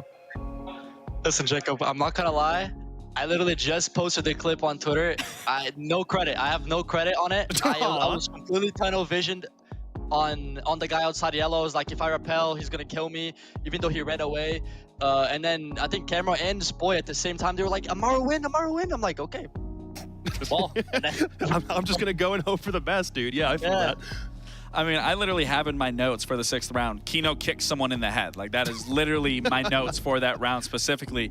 And you answered my question right there, but I guess the biggest thing here was you guys still are a little slow on attack. There was a few misplays on SSG's end, but you guys did find those recoveries. I mean, what were the comms that were going through a lot of those situations? So we had a really good game plan against them. We knew what we were gonna do. Our attacks are not supposed to be this slow. I don't know, probably just like nerves. Speed it up. Being a little more careful. Like, thank you, Lax. He's telling you, bro. Great He's the solution, coach. really. Yeah. Yeah. In practice, you know how it works. Everyone's like, you run out of spawn. Nobody checks for spawn peaks. So everything is a little more delayed in the match. And that just ends up costing the entire round. So that's something we gotta work on for sure. Can't be that slow. Can't be losing on time. We lose so many rounds on time. It pisses me off. But I get it. I think we need some time. No, for sure, 100%. You guys are looking good, and you got a clean 3 points today. Kino, listen, I know that we've had some times in the past where I've been maybe critical of your performance, but I want to say I think you in particular have been playing really well this stage, and I just want to say, like, with this new team of M80, with the new roster that you're playing with, do you find it easier to kind of fit in? Do you find that you're maybe fitting, you're able to find your playstyle a little bit better with these guys, or do you think that it's just, you know, you're happening to play better based on the time frame of you this stage versus last stage? Well, I think it is a little easier with this team. We have a very experienced leader behind us now. But also, I'm not, like, I did play really bad last, like, year, in the entire year pretty much. And I feel like getting benched was a good thing for me because I had to, like, you know, change the way I play, you know, really focused on myself, really. And it's been a good thing overall. So honestly, I'm glad it happened. It changed me, and I'm thankful for my teammates for dropping me. It absolutely. One of the things you never hear anybody say at any point ever. Yeah. Wow. I mean, I do want to touch upon that. I mean, what do you think your biggest problem was last year, and like, what's the biggest improvement now?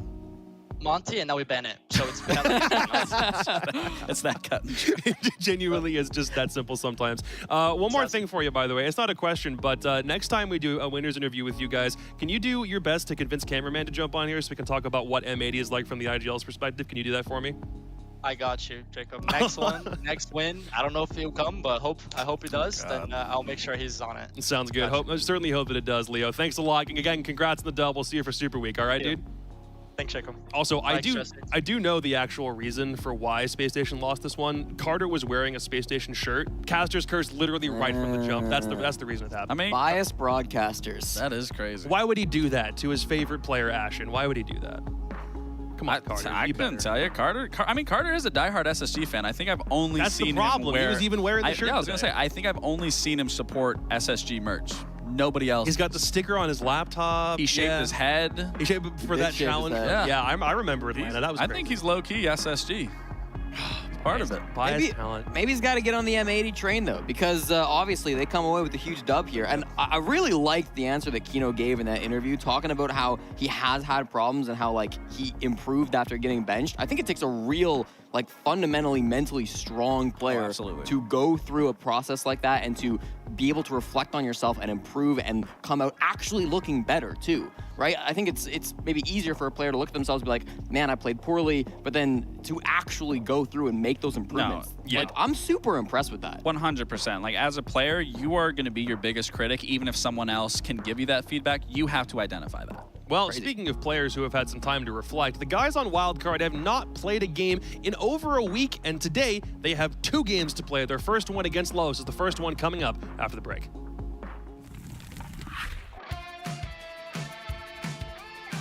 Winning, honestly. I think that motivates me the most is winning. Just like watching other people play the game, you know, when you get kicked out of a tournament early, you know, you watch the rest of the games, you're like, damn, I wish that was me. Probably the biggest reminder is just your teammates and like the people around you. You want to be your best self. Every day I wake up and it's a good thing, you know? You got to be grateful that you have another day on this planet. You have to be here to compete, and if you're not here to compete, why are you here, you know?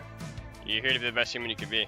I quit baseball in high school, which I really do regret. I've always been really big on gaming, and my friend made me play Siege. And the game is so hard, I want to become good at it. I know I'm better than these players, and I want to prove it. And, you know, people always hate, say I'm not, say my team can't be better than these teams. You know, that's just motivation to keep going. The people keep talking, I keep playing, you know what I mean?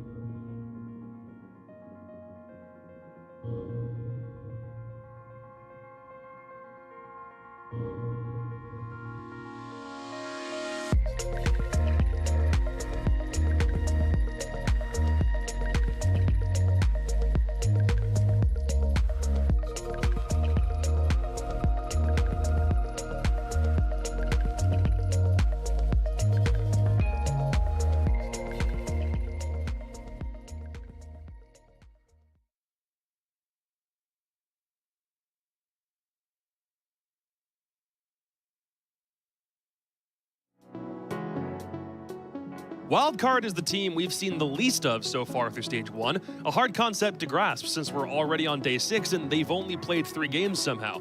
Today, they open up a doubleheader against an upstart Los, who just got their first win yesterday, making this game somehow, without even realizing it, a battle between 8th and 9th place. It's only temporary, again, because Wildcard just have not had opportunities so far to gain a whole bunch of points. They have a chance to get 6 points on the day, but Los got a really good win yesterday, so I'm curious how this one will go.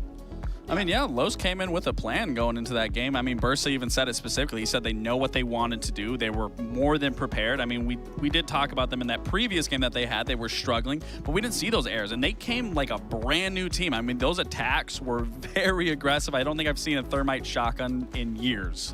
Yeah, I mean, both these teams, I think they've both been looking a little bit better. Both of them have the opportunity to get out of the bottom place in the standings where they currently are. Obviously, you never want to be down there in the bottom 3. That's how you don't make playoffs. But they've both got enough run ahead of them still that if they can turn their season around, they can still 100% make the playoffs and eventually make the major. Los had a 3-game skid before finally ending it against Space Station just yesterday. Wildcard opened with a 2-game skid and then went to overtime against Beast Coast on Bank a whole week ago to finally get their first couple of points. But it does mean that there's only 3 points to 2. There's 5 total combined points between everybody in the lobby, and teams like OXG have double that at this point. So they're really going to need to make sure they win this game. Certainly, and so like that's where we need to see that getting picked back up. We can start the trend. We already saw Los start off yesterday, so I'm excited to see what we got. Let's start with Los, because that game against Space Station sent some heads rolling and finally proved that this upstart Brazilian squad had something cooking. We said for a hot minute, Los don't look like the worst team in the league. Yesterday, they absolutely showed they're not the worst team in the league. They just need to get some more dubs at this point. Yeah, I said it at the start of yesterday, but I'll say it again. I think this team have been really good in the early games. They've been very, very strong when it comes to finding those opening picks, making sure that they can get the round going on the right foot. The problem is they've been fumbling towards the end of the round. Getting some of those plants down has been a problem for them. Going for those executes. What we saw finally on Clubhouse yesterday versus Space Station was they were able to make that happen a little bit more consistently. Their defenses were really strong in terms of shutting that down for their opponents, using that util play really fantastically, and then on attack, making sure they've finished out those rounds that they've always been starting strong. So for Los, it seems like they're starting to fix their mistakes, and they've already beaten one great team. Now they just got to beat, you know, a different team. Legacy's already shown that he's doing really good, but Farius finally had his breakout match yesterday. How are the rookies doing? I mean, both these guys performed extremely well yesterday, and we were harping on it yesterday. I mean, Farius specifically was holding down blue like it was a 9-5 over there. I mean, he was winning all of these engagements, and it's so good for these rookies to be coming in. And Bursa even explained it, like having these rookies come in, that they picked them up for these reasons because they're dominant players. They're the GOATs, I believe he said. I mean, it's important that your rookies are also putting the veterans on their back specifically, and it also allows these guys to really flourish and come into their own gameplay and their own player as a whole.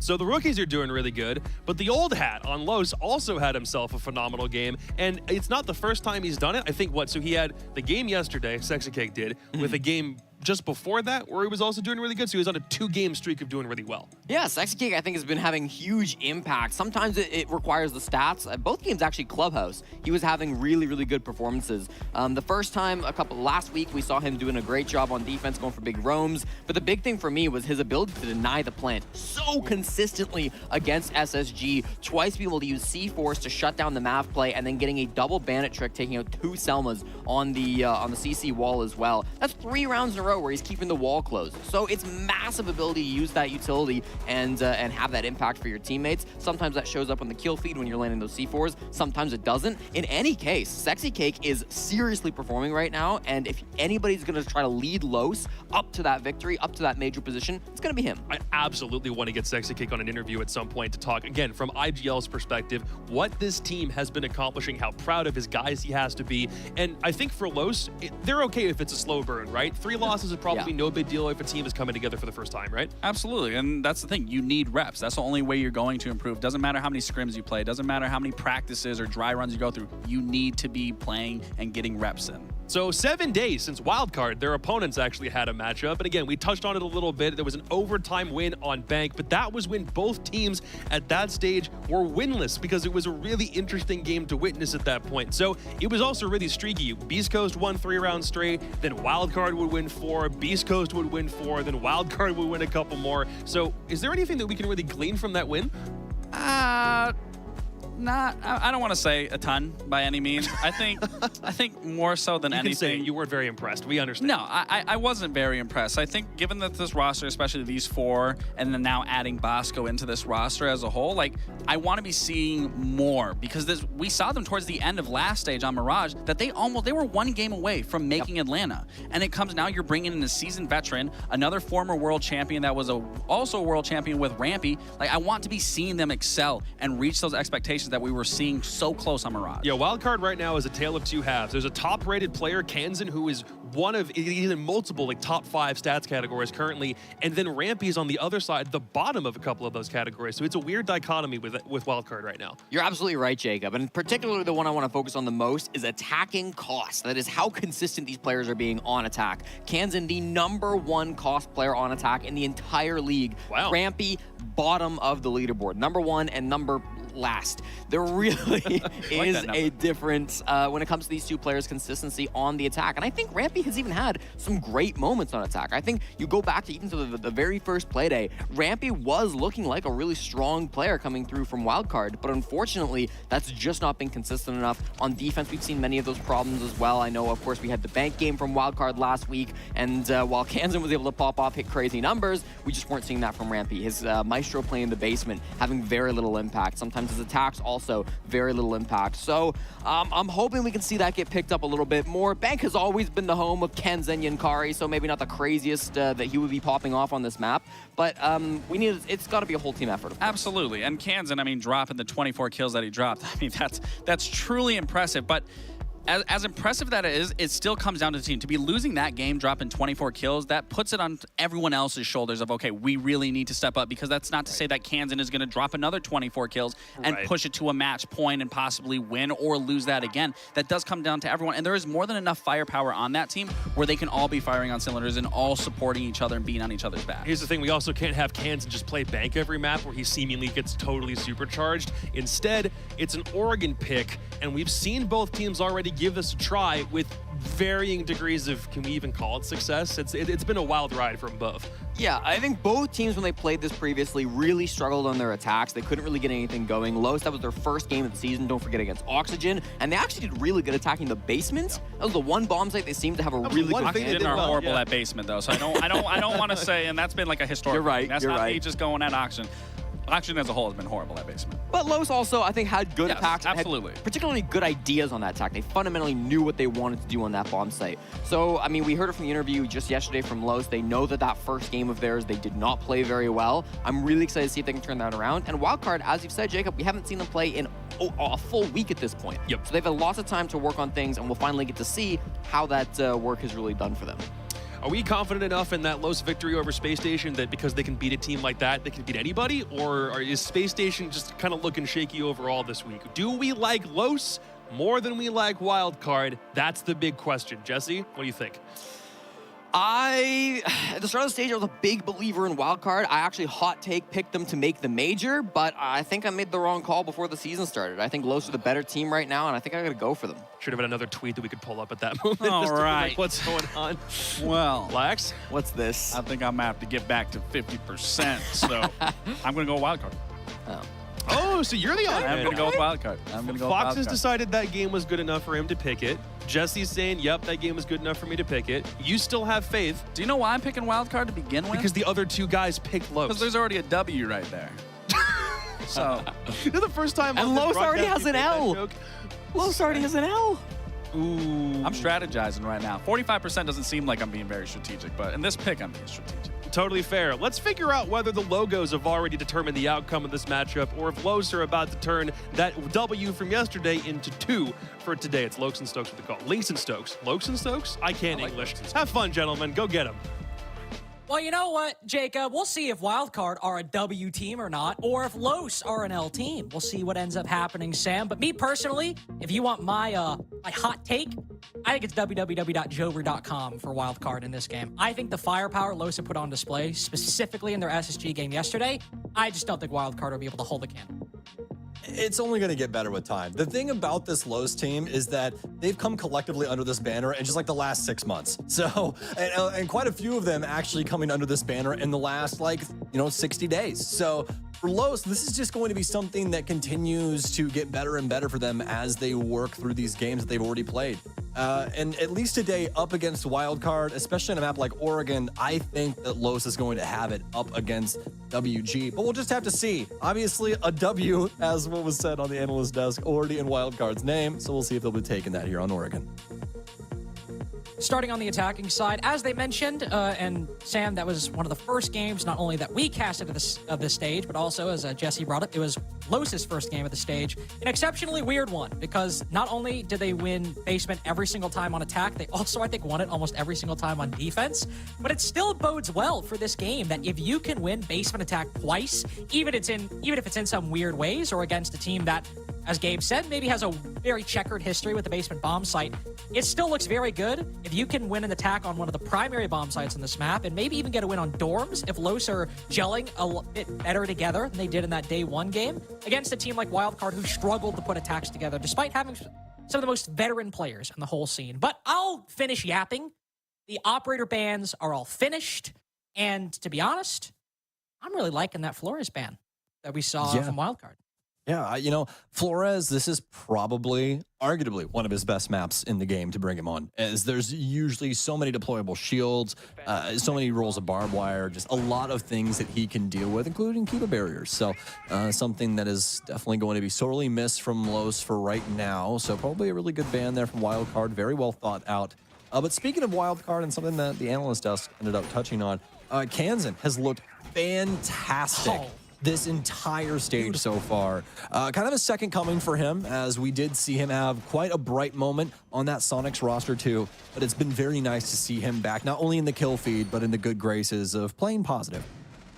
I mean, he's been the standout player on this roster, even last stage when they were under a different org. Kansan has been the guy on this team, and when he was dropped from the Sonics, I think a lot of people were really bummed by it because of a lot of the highlight moments he's had on that team. Some of the great success he individually and with that core had on the Sonics. And when they saw Kansan leave, it was a bit of a sad moment, especially because his next roster might not be able to live up to the strength that he has. And in this particular case, 24 kills for the very close game against Beast Coast. It's not great for Wildcard so far, but as we get into it, it is a basement site to start. And I saw the blitz flirted with by Los to start, and not only is there a blitz, we're running double shields for Los. Honestly love it. This is something that Sexy Cake has always had in his back pocket. He was a big support player back in the day when he was on Liquid. And ever since his move to E1, he's just had this aggressive new look to him. And it's been great. I mean, you and I were touching on it inside the green room. There's something about his ability to find these opening frags, but I think that also something that kind of is a callback to his earlier Liquid days is that he can still accomplish things like this. He can be that extra player on a shield, or, you know, find that flexibility that the team's really looking for. And I love that for him. So we'll see if Los continues to try and build on that throughout the game, but definitely something to keep your eye on. Is he going to keep on this Monty? He's going to go over to something more aggressive? We'll just have to see. I'm just really curious what they're going to do in this round with the Blitz and the Monty. I mean, normally we see the Blitz on a basement site, maybe rush up elbow, stop anybody from reinforcing that wall, and just create space and bunker. When we see a Monty, it might be to push down Freezer or backside as well. Just push down either of those two staircases, not so much the front side, but both. Is it going to be a heavy, maybe back Freezer take? Do they want to send the Blitz down front side to create space laundry? We see the Monty Freezer, and with burst over by the laundry position, it seems that the execute will be front side, and we'll have one shield going down Freezer, another one moving down the laundry stairs. Lifeline goes out to create an opening maybe for that Monty to move through, but the Kiva barricades right now stalling out this Los assault. And really difficult for them, especially for Spiker's position here. He's got some ADSs to try and assist. Kansan has a nice angle from the Freezer hallway too. And Los, man, out of time on these smokes. They still have Capitao to try and weed out a few players, whether it be through firebolts or smokes via that utility. We'll just have to see, but Wildcard have not overswung just yet. It's the beauty of the scenario for them. Los have to try and find some space for this case, and it is in Bursa's hands, so Sexy Cake more than likely here just as a distracting factor. Look for him to try and slide this pistol out at a moment's notice. He'll try and melee down the player here in Freezer, but he's completely bullied away. Vertical with 2 huge kills, and this might be the round going WC, and it looks to be that way, as it is a sea of orange kills. It's now down to Rise, and he'll get gunned down by Kansan. Wildcard simply stands stalwart in the site, using their utility every step of the way to try and get in the way of Los, and it works out extremely well. Works out very well, and as we talked about before, Los had a very puzzling record on basement, able to basically win it on... It was the only site they won in that OXG game. They lost 7-4. 4 rounds they won basement, 2 on the attack, 2 on the defense. But a lot of it looked similar to how that round just happened against Wildcard. The big difference was that they won it instead of losing it. But still, low time, 5v5, flooding it. And while I've criticized Los so far in this league for going for those styles of play, aside from that OXG game, it has been very close losses, or very close victories to be fair. But that's remained a consistent theme and something that, sure, sometimes if you lose a gunfight, or maybe 2, or maybe 3, or maybe 4 in that particular round, the XQ won't go your way and you're constantly gambling. Los have shown an ability to win them out surprisingly often. So while I do think it's good for Wildcard to pick up the basement win early on, and also for Wildcard's chances to fend off that playstyle from Los, it's something we're likely going to see consistently from this team on the attack, but also something we might see them still get away with on a bomb site like Norms. Yeah, I really didn't hate what they were going for there. I feel like maybe some things may have been misplaced when it came to certain positions for certain operators. You know, like having Blitz have the case there just feels like, you know, maybe you have Blitz on that back, you know, construction push just on a solo kind of, you know, cloak and dagger play. But either way, Los with that more one-dimensional take of the laundry area just doesn't really work out for them. Now into round 2 we go. Wildcard. Newfound look, gonna try and extend things up to the skies, at least initially. That's where we saw Rampy position was T3. It's giving them an inkling of him being in that area. Instead, he's already fallen back to the bottom of the stairwell, just trying to get a headway on these drones. Trying to deny some intel for Los. 4 drones taken away with. Rise going for the horizontal Gara hook in through the green hallway. Sexy Cake's able to find the initial pick. That sets it off as a player dropped inside of the site. Well, not inside of the site. Sorry, I saw everything get kicked off, and I was super excited. Because you see Rise go for that Gara hook. The player dies, and... Well, I mean, that's kitchen control. Yeah, I guess, Sam, in a very flashy and decisive fashion, but still the overall defense for Los to clear. You still have Spiker behind this trophy shield. You still have the rest of the players inside of the site. So I do like that bit of control established for Los, and if they want to go for a big window white take later on, that's also nice, but... The rest of the control, the rest of the map, not really going their way yet. I mean, the good news is they at least have that pick, and they've done it in a pretty solid time, so should be able to at least try and find a solution to this positioning. This one, my disc's not going to accomplish too much, and Spiker, not only that, he'll flirt with the angle yet again and gets taken down by Sexy Cake on a pretty creative upside down rappel. Out of that DMR. Now Los with 2 big picks in a whole minute to try and work this top floor bomb site. And Rise is now rotated over to the big window, so if you want to move for that take up white stairs and through the window, you have the control to do it. You have the 5v3. All they really have to worry about, especially because they got downstairs control early on, is making sure you don't have anybody contesting that big window. But instead, Rise is actually rotated over, and instead they flooded in from trophy and white stairs. First pick in that execute goes Wildcard's way, but the advantage so solid for Los, and Rampy, in a cruel twist of fate, choked off from that flank by his teammate's toxic canister, and a flashbang will push him back even further. Farius close on the door with the skeleton key. Both parties put to 1 HP, but Farius, the better in that particular engagement. Los with their first attack to boot. Man, you could say that again, because Farius, at least for me, he's been one of the most impressive players on Los for me, time and time again when we watch this roster. Big kills, big moments for him throughout a multitude of games this stage, and just somebody to definitely, hang your hat on for a Los fan, and as well as the Los roster, somebody they definitely look to for those bigger moments. But inside of that last round, some solid effort all around by both respective squads. I really like what we see out of Wildcard to try and deliver on a couple of different fronts there, but just end up getting swatted down. And I think it's mostly due to the fact that Los are able to make a pretty concerted effort on that top floor, especially given the fact that they're able to get those 2 big kills. They can kind of centralize their efforts and force their way in through a lot of these main openings that Wildcard have left to be exploited. Getting that 5v3, and then obviously able to coordinate and power through into dorms just to not only deny space around the site, but then further inside of the site to really constrain the efforts from Los. You also got to give credit to the flexibility we saw. We saw the Amaru initially positioned by Big Window, then rotates to go to dorms, and in a span of 15 seconds, Los have not shifted their entire push, but made it a bit more strong, a bit more centralized around Trophy and Bedroom instead of spread over the whole site. And then, of course, converting that advantage they built earlier. Really strong attack on dorms, and now as Wildcard flex onto the meeting, Los could go up 2-1 here.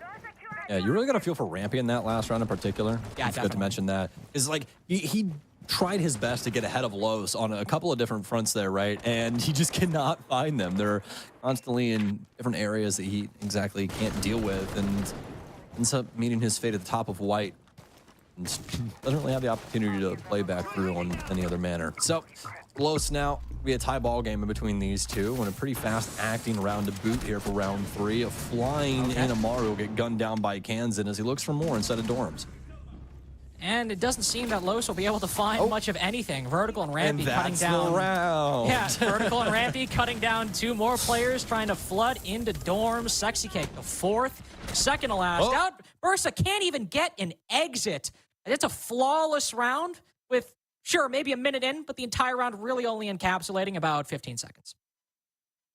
Yeah, Wildcard's got the jerseys and the hoodies on now, man. It's over. They're official. They are kitted They're looking dang good right now as well here on Oregon. I don't even think that was necessarily a bad strategy to start off for Los, right? It was just Wildcard finally being able to get ahead of that initial volley of gunfights and angles being adopted by Los, and practically every single one of them going their way. Obviously, Los does kind of, donate things on a silver platter, at least initially, with that Amaru swing, but just because things were more aggressive doesn't mean that Wildcard didn't put in a valiant effort. They held the positions they needed to. They reacted to the Amaru in time. I also think if you want to criticize Los a little bit, we didn't really see either in time with the push or at all anybody maybe going through the attic window to try to deal with that player pit.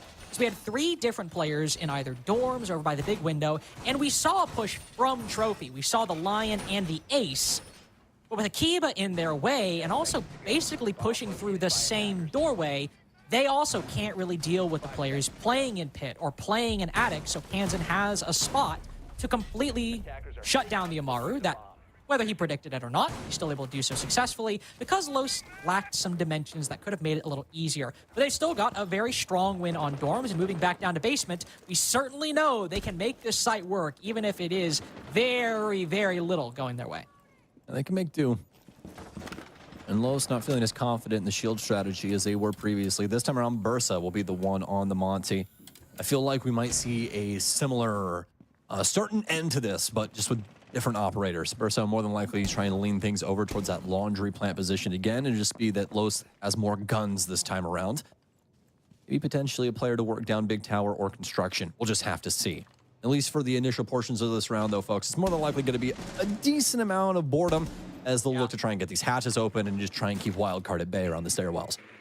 So a minute in, Los already down to 5 drones. Obviously, the tally is a bit weird. Sexy Cake still has 2 of his shock drones, so technically 7. You've also got all those swarm grenades, which can give great intel. So if Los are a bit reckless with their drone economy, of course we could have some problems, but Los still have plenty of sources to intel, even if that counter in the top left is a little bit deceiving at the moment. At the moment, like Sam pointed out, it's going to be a lot of boredom. It'll be Los opening up all of these hatches to give them plenty of options to try and rotate their execute if need be. Could go down the backside, could go down freezer laundry. I will say, without that blitz and without any real focus around bunker right now, I'm guessing it'll be a front side push again, maybe trying to push Bursa through the freezer wall and get the diffuser down. But like I said, a minute 20 seconds left. Still, there's time for Los to rotate if need be. Yeah, a great read so far from Los. A lot of information going their way, but Wildcard has been able to keep themselves alive and make Los have to deal with the situation at very low time. It's looking very similar to what we saw before. Let's listen in with Wildcard and see what they have going on. He did just pre-fire that angle, Evan. He knows about it. Laundry. 2 drones laundry. 1 more drone laundry. Their last cam is laundry. We can play the flank T1. They have no cams. Okay. They have the Monty freeze again. Let's flank T1 if we can, guys. Yeah, this guy's outside blue. This guy's outside blue. Hey, grab me. No one laundry, bro. I'm up T1. Yeah, they're pushing through freeze. They want to push freeze. Yeah, Smoking freeze off. Monty freeze. T1, coming down the stairs, T1. That guy's solo. Is he already down? He's on the there. On the plat. I got him. Don't worry about him. Two freeze. Grimmin. I killed one freeze. So. I can call you Monty here. He's Z-box. Iconic right now. Yeah, swinging me. Alone. One blue, one through blue. He's on me. One's right on me. One elbow. Elbow, I think, Evan. Heard. I can call you E-box. Nice! Let's go, boys. Let's go. Holy shit. Honestly, my reaction that round too, because everything starts devolving into chaos, Sam. But you got to really give credit to some of the calls Spiker's making there. Obviously, he calls out there's only one drone front side, and initially he was correct, at least from our perspective. You could get a flank off through T1 because it was a very heavy freezer push. But then another very late rotation by Los, but almost gets that round over the line. We see two players drop down E-box and move down back tower stairs, and while they didn't end up winning the round, it is good to see from Los that they are making those rotations, Sam, because that's a big change from their very linear push last time. Yeah, I also love just the beauty of the comms there, right? It really showcased how utterly cataclysmic things can get near the tail end of a Rainbow Six siege round. Things can get just utterly catastrophic. Things are going everywhere, comms are going everywhere, and you really need things to be clear, cut, and concise, right? And that's what these teams have going on. It's beauty inside of that chaos. And I especially love the confidence that we hear from, I believe, Rampy on that backside player with the tower position. You know, he's like, listen, I've got it. Don't even worry about it. Like, I've got this position locked down. You guys just need to make sure you're focusing on what's going on in the front side of site. And it worked out really well for Wildcard. They had a really good, really solid read of the situation, especially identifying that there's nobody really working in from Laundry. It's just Freezer, Big Tower, and Construction that they have to try and worry about. And they're able to kind of coordinate things, very, very well in the dying moments of that one. So a strong defense on basement, especially with Rampy holding down that backside, able to let the defense focus on the front. Maybe we'll see something similar on Dorms, because once Los pushed in through the White Stairs and Trophy, that pressure, Wildcard were not able to fend it off in that previous Dorms defense. It's the only round Los have so far. Also the only defense, obviously, Wildcard have dropped. It also was off the back of an opening pick downstairs in kitchen. Kansan, I believe, found there, or at least the player playing in that same position found out. Los focusing the front side at the moment, trying to take down those bandit batteries. But if Wildcard can maintain that man equilibrium, not drop an opening pick, or God forbid a 5v3, they'll be in a very strong spot. But Bosco, unfortunate mess up on that C4. He's still holding down the bedroom wall, though. Yeah, Nitro probably wasn't going to do too much to the player on the roof anyways, so he'll be able to keep that and hopefully reapply it sometime later in the round to its fullest effect. Drone will pour in from that game's window that they'll seal up with one of these Kiba barriers. Sexy Cake is thinking about impacting it, but he'll shoot it instead for his teammate that's now going to try and repel for it. Los have already expended about halfway of the round. Spiker's going to be the first one with a big pick, and that's going to go on to Bursa, who's been pretty consistent in staying alive in the opening round. Hasn't been feeding a lot of opening deaths, but when you do see that hard breach go down, and I believe still had, he had two Selmas in his pocket, though right in the middle of throwing it when he died. What a risky position. How much did he accomplish? What was he able to do? But also for Los, we were able to get the opening pick inside a kitchen a minute into the round last time, and now, well, Kansan's getting really aggressive. A double jump out on the big window player between Kansan and Vertical. Love that coordination on the defense. Bit of an aggressive look we don't often see from Wildcard, but a play that really needed to be made, and a play that will basically put Los out of this. Sexy Cake gets one. The Amaru goes in. Spiker actually not aware of it, but the damage is minimal. It's contained to Dorms, contained to that window, because Rise is now trapped. Wildcard have been able to win the gunfights elsewhere, even drop the diffuser inside a trophy. Rise might pick up one. Hold up.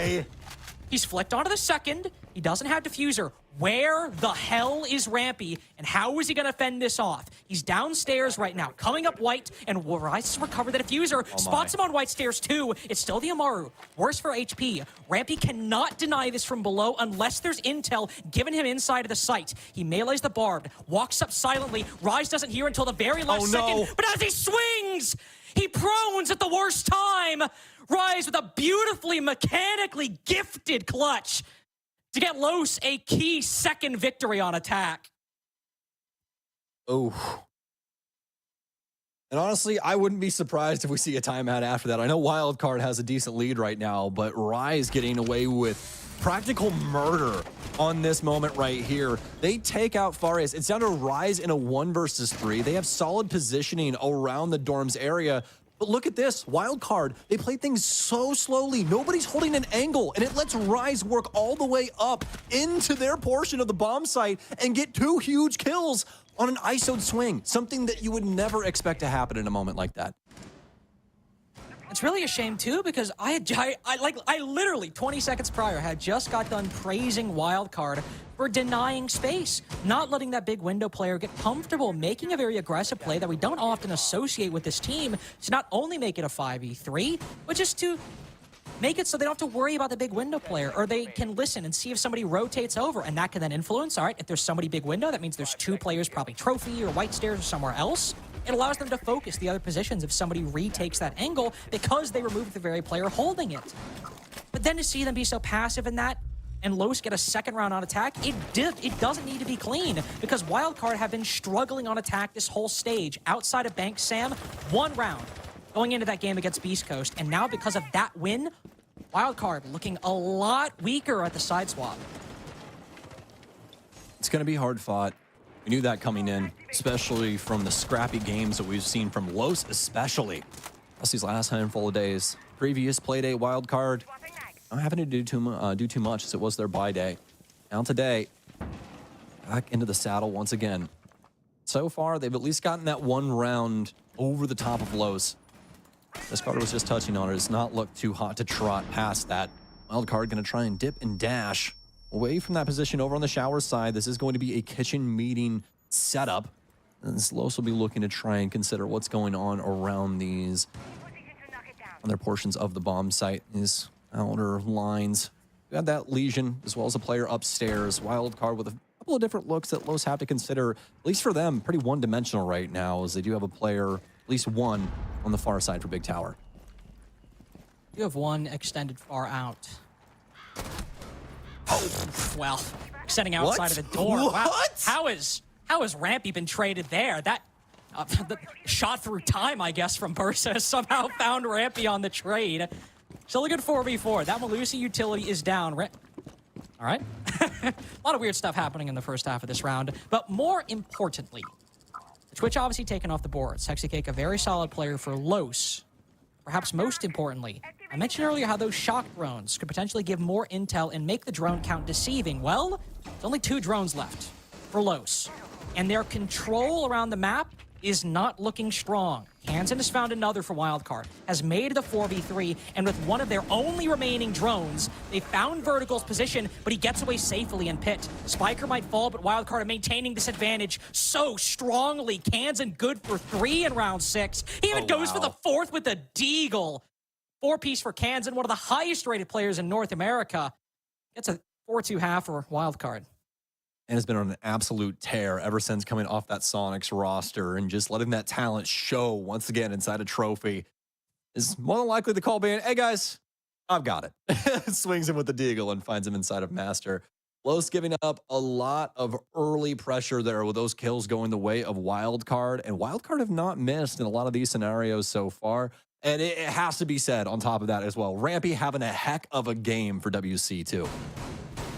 Yeah, love that aggression. Again, Wildcard showing in isolated moments that they aren't just, playing the site, aren't just playing passive. We know they can roam, obviously, but at least the reputation this team has is one of slow anchor play on the defense. They're able to get a 4-2 half with some of those more aggressive moments. But the defenses haven't been the problem with this team. It's not the main criticism we have of Wildcard. The main criticism, the main problem they've had is their attacks. As I mentioned, outside of that Beast Coast game, which was an 8-7 barn burner, 24 kills from Kansan. In the other 2 games they've played, they only had 1 round on the attack, and on Oregon against OXG, couldn't even find 1 round on the attacking side. This is where we need to see the improvement from WC, is on this side to make sure they don't lose this 4-2 lead.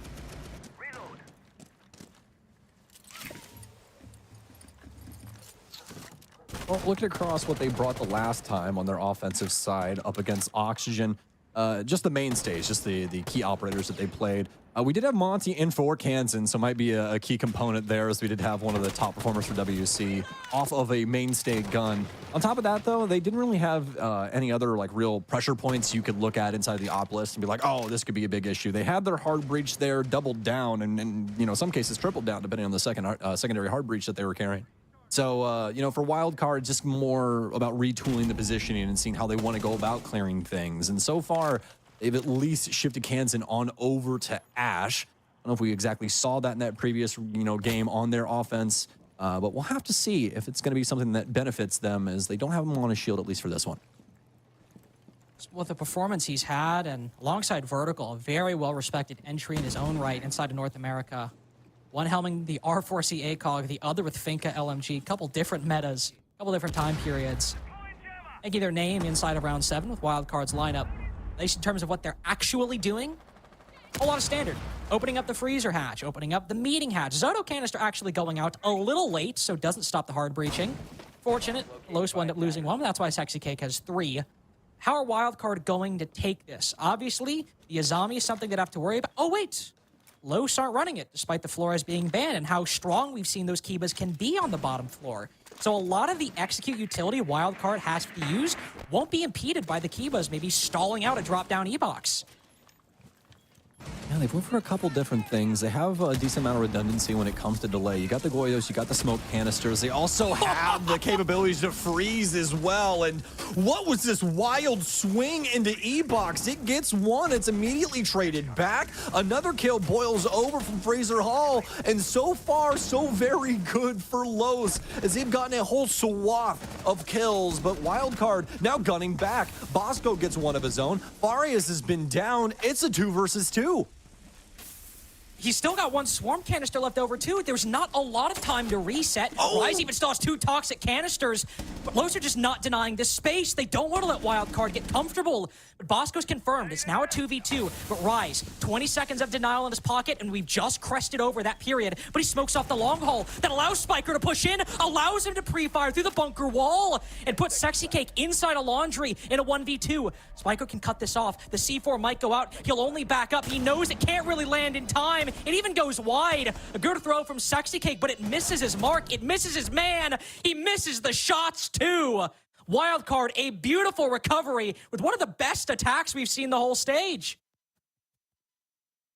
I mean, it was a bloodbath. Let's get it straight, especially with that swing on the E-box. But Wildcard, they contest. And not only that, but that last-second adjustment from Bosco, working his way over into construction, truly impressive. Let's jump in with Los and see what they have in this timeout. Não é pra ser herói não, mano. Vamos fazer a porra do nosso jogo, cara.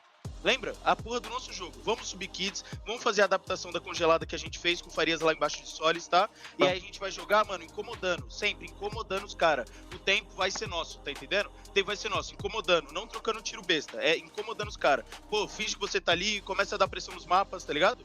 Deixa as pontas nossas e vamos recuando, tá ligado? Entenderam, guys? Beleza. Vambora. Vambora, guys. Vamos lá, atenção. Mano, eu não quero ninguém herói. É todo mundo junto, mas o mapa é nosso, tá entendendo? O tempo é nosso. Vamos lá, guys. Vamos lá. Quer que eu jogue de smoke ou de clash no round?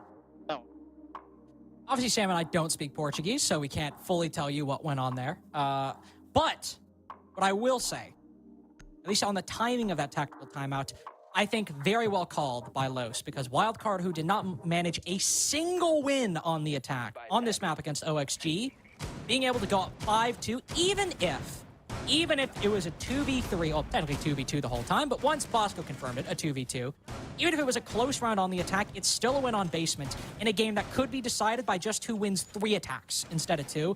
Los need to hit the pause button there, or understandable that they hit the pause button. Now they move up to Dorm Sound. Things just not going well for them, especially in the area that we usually see them thrive, right? This kill department. They're able to build things up and knock down the last remaining towers they really need to. No, well, for Los so far has not really worked out. Haven't been capable of playing Jenga, and the kill feed as well as the stats, just really showcasing that his Rise is the only one that's positive for them at the current moment. So looking to try and get back into the green. And I also got to expose you and I here, Lynx, is you and I both not supporting our North American players here. Instead, both of us choosing Los for this matchup.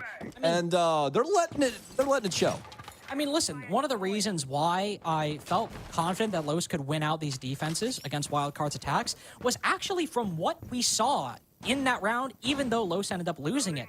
Their ability in these small moments, not in wide map control, but in moments where the attack is going for the execute, to deny control, to deny space. Ursa, swinging E-Box. Who the hell does that in North America? Nobody really. But Bursa knows they're going for an E-Box drop, makes that swing. Wildcard now uncomfortable. He goes 1 for 1. Good pick. Another great example, retaking Bunker. Rise on that smoke. Obviously, that's a bit more common of a play, but it's still indicative that Los want to make sure that the attack is uncomfortable when they're getting set up for that execute or when they're going for it. They'll push up a hallway. They'll retake an angle. They are always confident and never reluctant, never hesitant in those moments. However, it sometimes comes with the dark side. Darius decides to go for the run out, try to take down a player, spotting him with that Specchio scanner on the drone, and he finds nothing for it. It's just such a huge risk, and one that Legacy is going to have to respect as he peels off, reinforces the other side of Attic, and tries to work his way back to site. Spiker knew that somebody might be crossing in that area. Fortunately enough for him, though, won't deal any damage to the actual resident. As now things are open over on the big tower side. Wildcard, though, have a concerted effort over towards big window as well as white stairs. So it looks to be Spiker trying to assault the Attic, at least for now. Ooh, a couple shots go Spiker's way. On the backside, he does have those swarm grenades to make sure that if anybody's playing pit, he's got intel when he actually pushes up that hallway, because once you're past that pallets, once you start moving up in Attic, you kind of have to commit. It's a bit hard to fall off. That pit position is not cleared. So a good player to do it, and with the 5v4, Wildcard might be in a bit better of a position, especially with Rampy cutting off the Dorm's rotate, applying pressure below. As they send it on in through big window, they'll have to push through the smokes, but the kills are barely even a problem for Wildcard. 4v2, 4v1 established. Very quiet lead established as those kills kind of happen, and Los don't really fight back, don't mount much of an effort. Sexy Cake might have found a little bit of a gap, but no, Vertical waiting on white stairs. It wasn't flashy, it wasn't crazy, but I talked about how the last round was the strongest attack we've seen from Wildcard. That might just take the cake. Yeah, I definitely have to agree with you. I like everything that we saw. You know, they get that initial kill on Nefarious with a great read. They're trying to set things up over on that big tower side, at least initially, just so they can get some attic pressure going, right?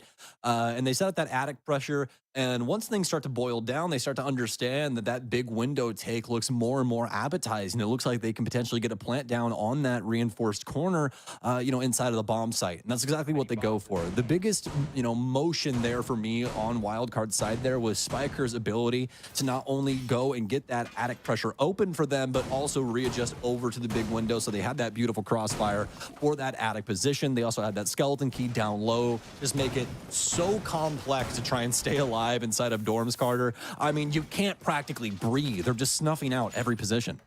And something we have to talk about as well for Wildcard. Sure, they're still playing a very execute-oriented, plant-focused siege. That has not changed. But the time at which they're going for these attacks, it's only been 2, but it has been a remarkable change of pace from Wildcard, a breath of fresh air. Even with those smoke canisters not stalling out, just pushing on in because they're confident in the angles they've established, the control they've gained, still confident to make that play without waiting for 30, 20 seconds left. And it's paying dividends. 2 rounds in a row on Oregon attack, match point established. We were so focused on an ascendant Los. Wildcard have taken the time in the week with the bye yesterday as well for their first game of the day to get one of the best results we've seen potentially in the NAL, period. Especially for them. And especially for Rampy. I think that's the key thing right now for Wildcard across the board. Isn't necessarily Rampy having a good day. It's the team being able to coordinate and have all of these players actively having their moment. Exactly. They've finally found some things to mesh on and some areas where these other players can use that personality of theirs, their abilities to try and fill in these areas. And it's working out so very well. You can see that comfort factor really starting to come into play, especially for Vertical. I mean, how at home is this guy with an LMG clearing things out on the top floor with a drone in front of him? And just taking a 1v1. I mean, normally, I might say, oh, we didn't have anybody big tower side, maybe going for the cutoff. But Vertical's so confident in it. As you said, he just goes for the 1v1. The Legion rotates back, decides to play passive, or decides to just rotate back to try to bait time, as many people would do in that same position. And he pre-fires through the wall, has the intel on him, gets the kill, job done. Wildcard 5v4. Taking advantage of the aggression Los like to bring and punishing them for it. They might be able to deny space on this site, right? Versa, he can get aggressive E-box. The smoke, Rise can retake elbow, but now in a 5v4, if that play doesn't work, and if you even go 1-for-1, that could be the round.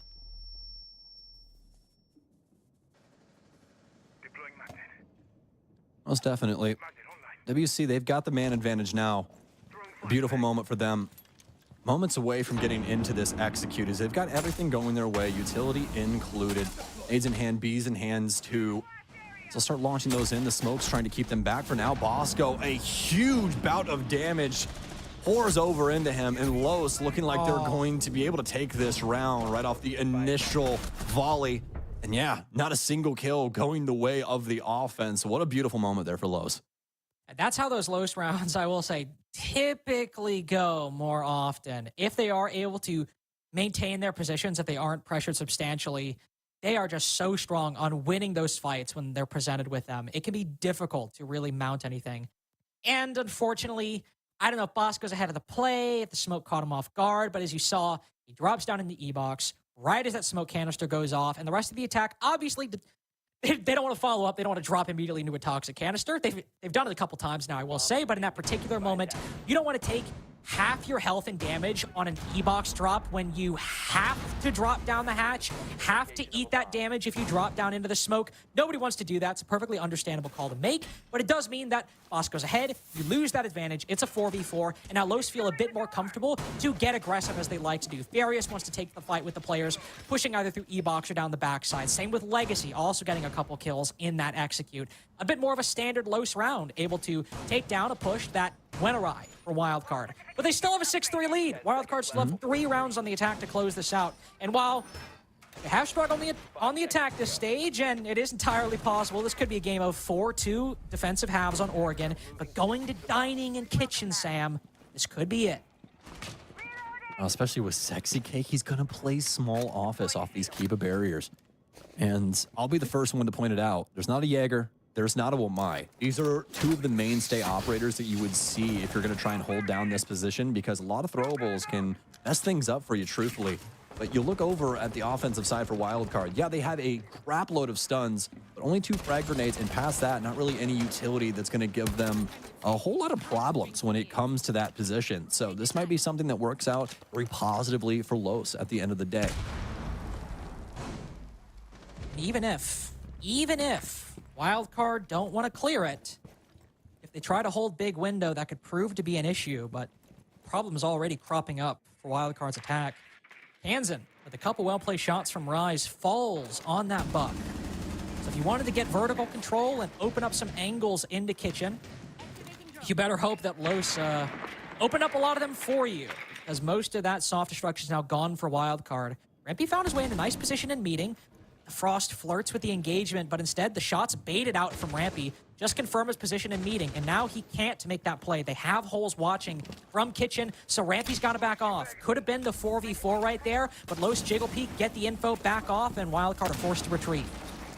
They have the entirety of the top floor under their control now, but Los are more than understanding of this, and they're going to oblige. Move off to greener pastures around the space and try and hold the site more horizontally than actually playing physically on it. So look to see if these lines of sight try and assist them. Things like security, things like the rotation for meeting, as well as the kitchen hall, all going to come into the fullest of effect here. Some lasers downrange, but more than likely just off the gun of Ramp Dog here. They haven't tried to make too much headway on this base levels. They did have to try and make a concerted effort on that top floor to make sure all of their heavy lifting is able to find some merit. And so far, so good. Stun's out. They have a player over near Z, but I don't think he's going to try and step up to the plate. It looks like this is mostly going to try and boil over via split. And what a moment there for Rampy. He'll be able to at least take out Sexy Cake, but it's traded by Rise. It's traded by Rise, and Wildcard just hoping Low start giving away picks. They spot the Frost, but again, it eludes Rampy. 2 times Rise has peaked, and 2 times Rampy's failed to get the kill.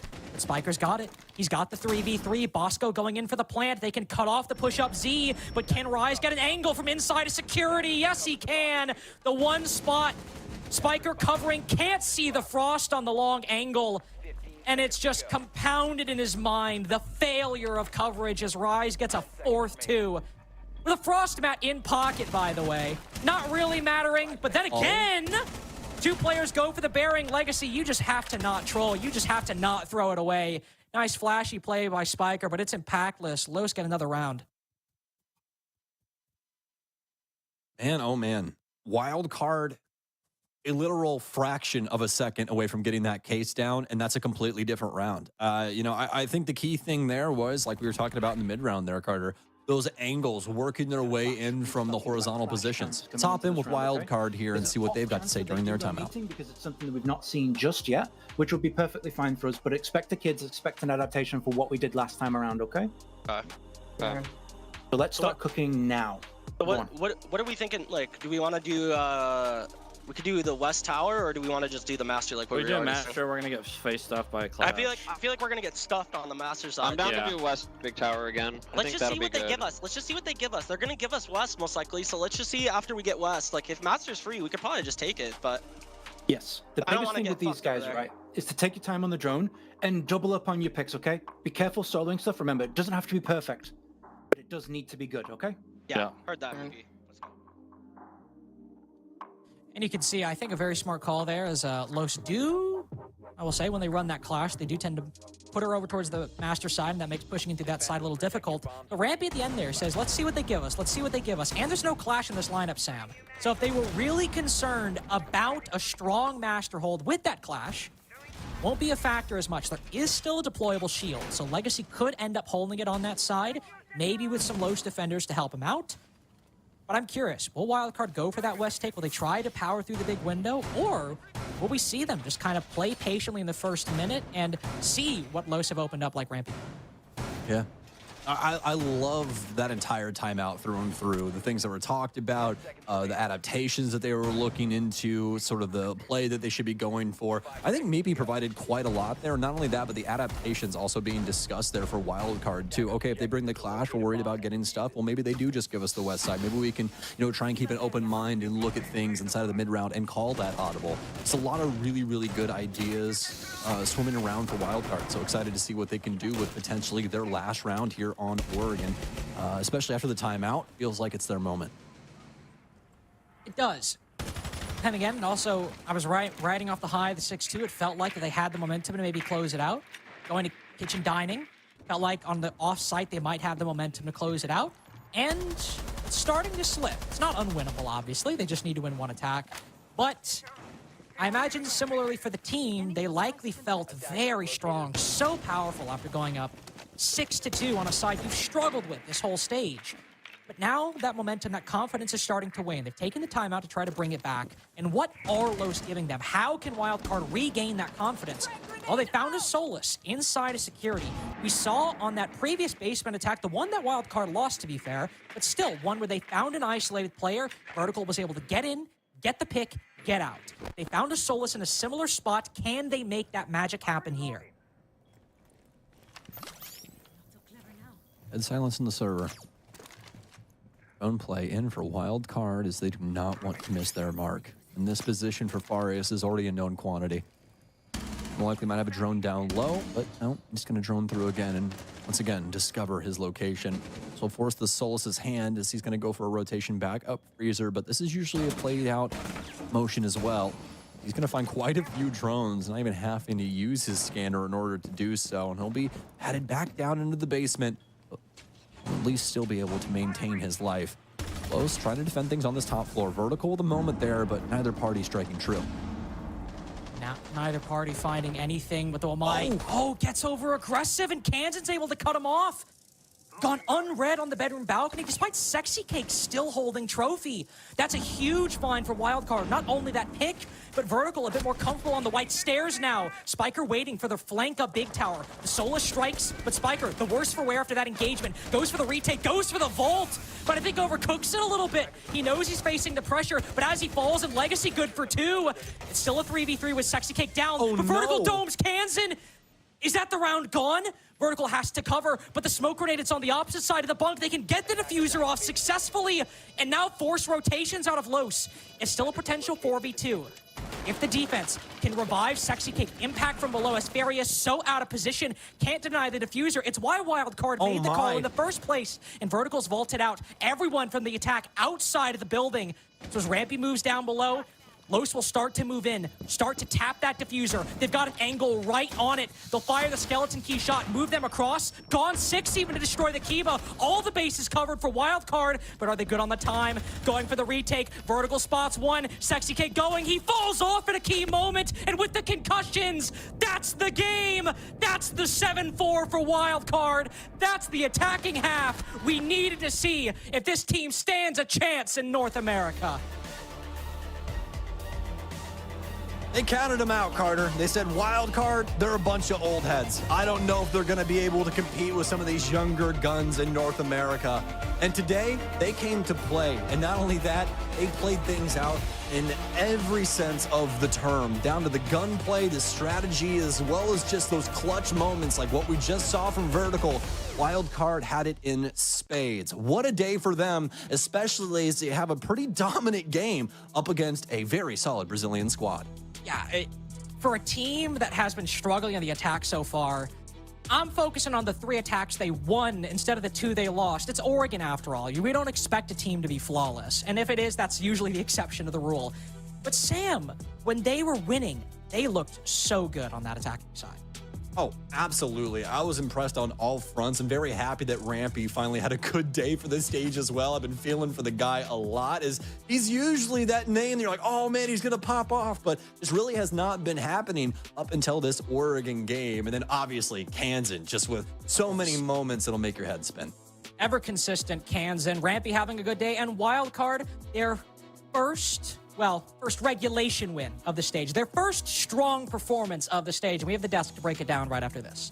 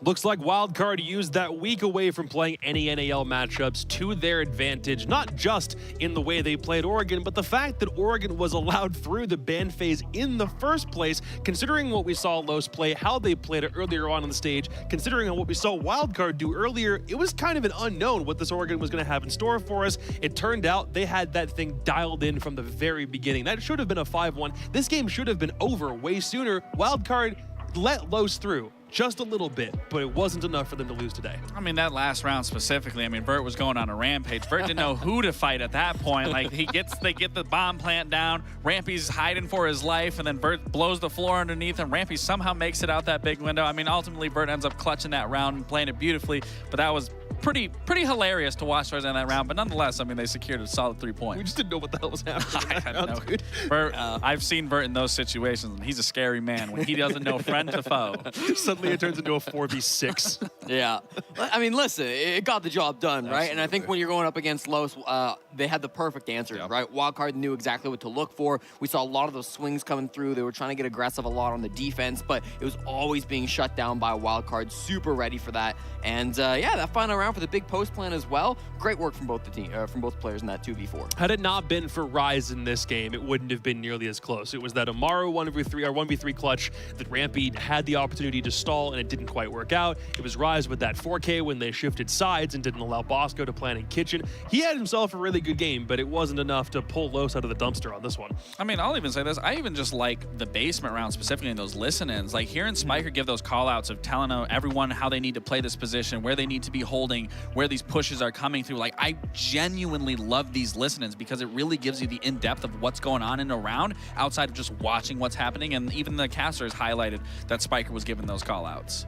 Yeah, I think that for Los, you know, there were some bright spots in that game. Ultimately, I think just on defense, they had some interesting ideas. I saw the double small tower roam coming through when they were trying to defend onto Dining. It didn't end up being impactful because that's not where the push came from Wildcard. But I think there were a lot of moments in that second half where Los were maybe just not making the right call, trying, going a little bit too experimental with certain positionings and with certain swings that they were wanting to take. And obviously that final round as well. Felt like Los should have been able to lock it down. I felt like this game could have gone a lot longer than it did. But ultimately, I mean, we ended where we did.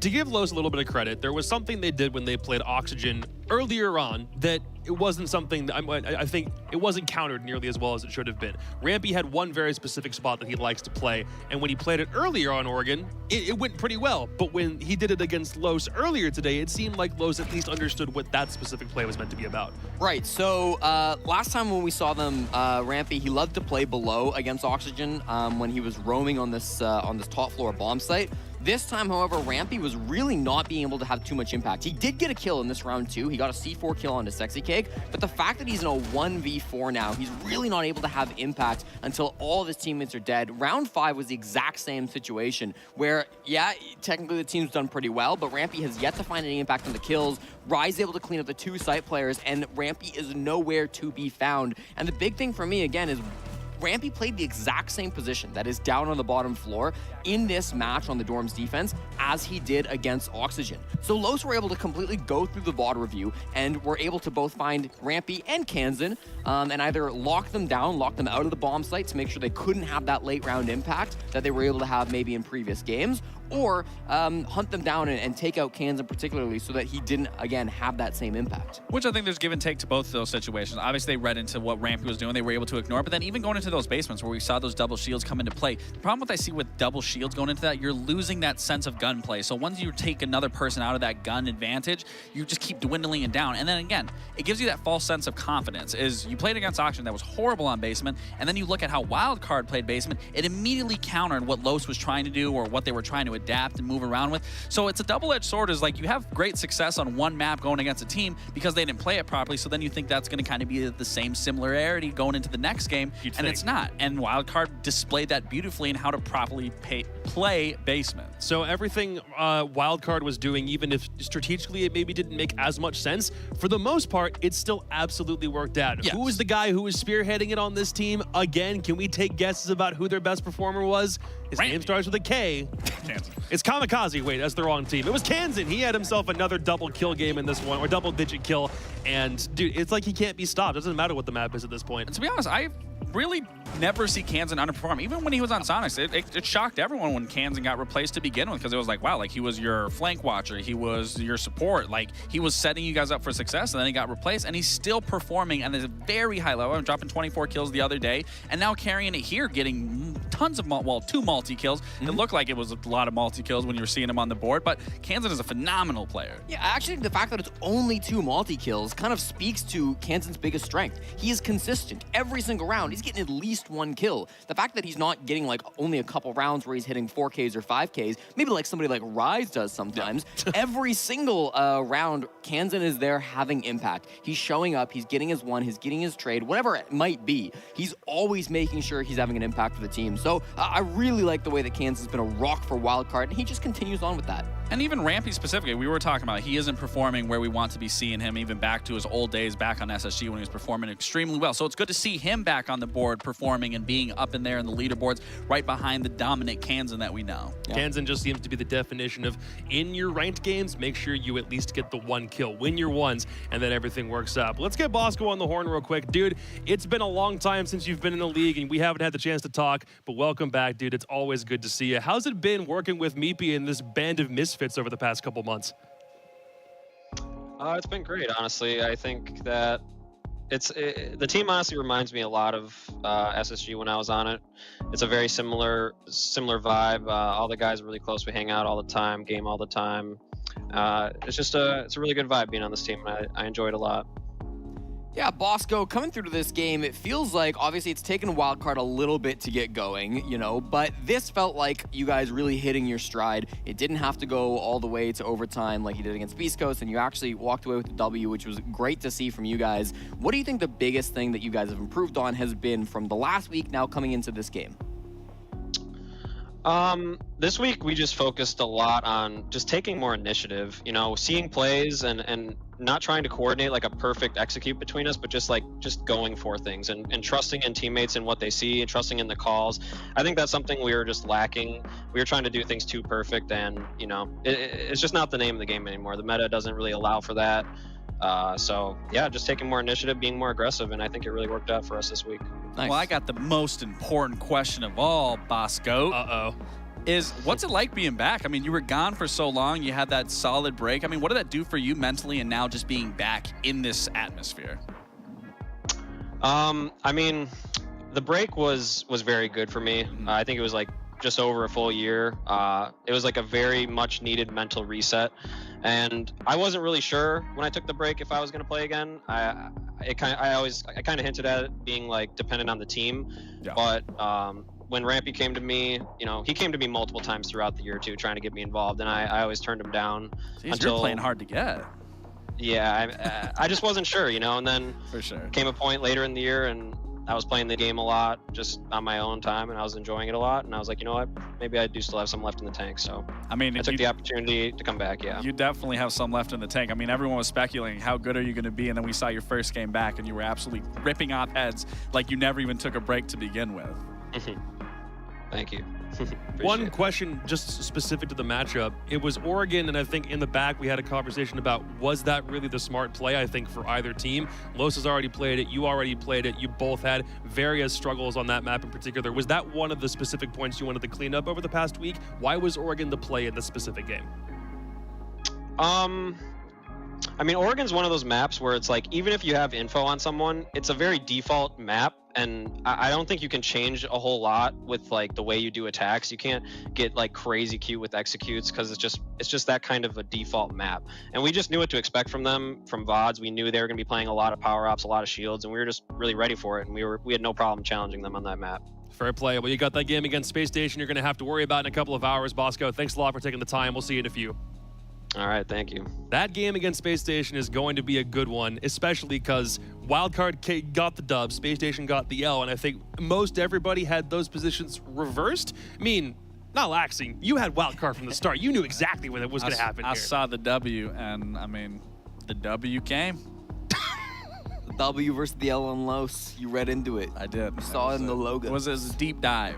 It was similar to you grabbing that solo cup. I see. We're stretching the definition of what logic in reality actually is on was the luck. desk, which is yeah, you know what? It might have been that. The L in low stands for luck, and they had none of it in that matchup, which is just unfortunate. But they'll be back next week. We'll figure it out then. Beast Coast and Dark Zero is coming up next. It's our game 3. One of them got a really good win yesterday, and the other one's kind of... We'll get to that game after the break. Hi guys, it's Nathan DZ, and this is Drone in the Unknown. It's easy. Cafe Train. Cafe Train. Looking at like the fireplace from inside a train. This one's Cafe and Train. This is Cafe, Train rotation. This is Train on Cafe. This should be Chalet.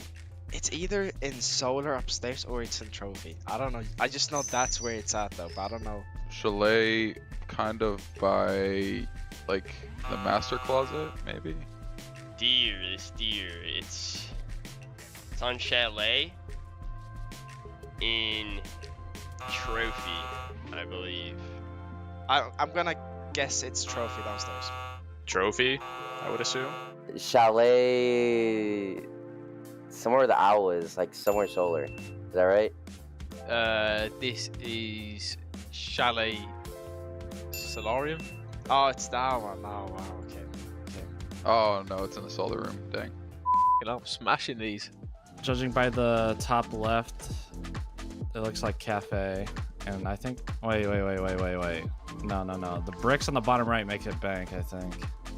This could be Cafe, though. If I were to guess, I think this is Cafe. Or actually, no. This could be bank, too, now that I think about it, because there's bricks. Okay, I'm gonna guess Cafe. I don't know, Christmas? Yeah, I'm gonna have to guess it's bank. And the painting should be... I actually don't know where I'm bank, but I think it's bank. This one's definitely gonna be bank. I see the little gold at top. Bank 3rd floor. This looks like bank, marble stairs. This is it bank top main stairs? It's not top main stairs. It's bank, but it's not top main stairs. Okay, this painting. This is bank. Loan office is my guess. Oh, it is. Nice. Oh, I know it. It's loan office and bank. It's that big portrait on the wall. Nah, let's go. I'm never there. How would I know? I never go in there, so I would have... God. Never been in there that much.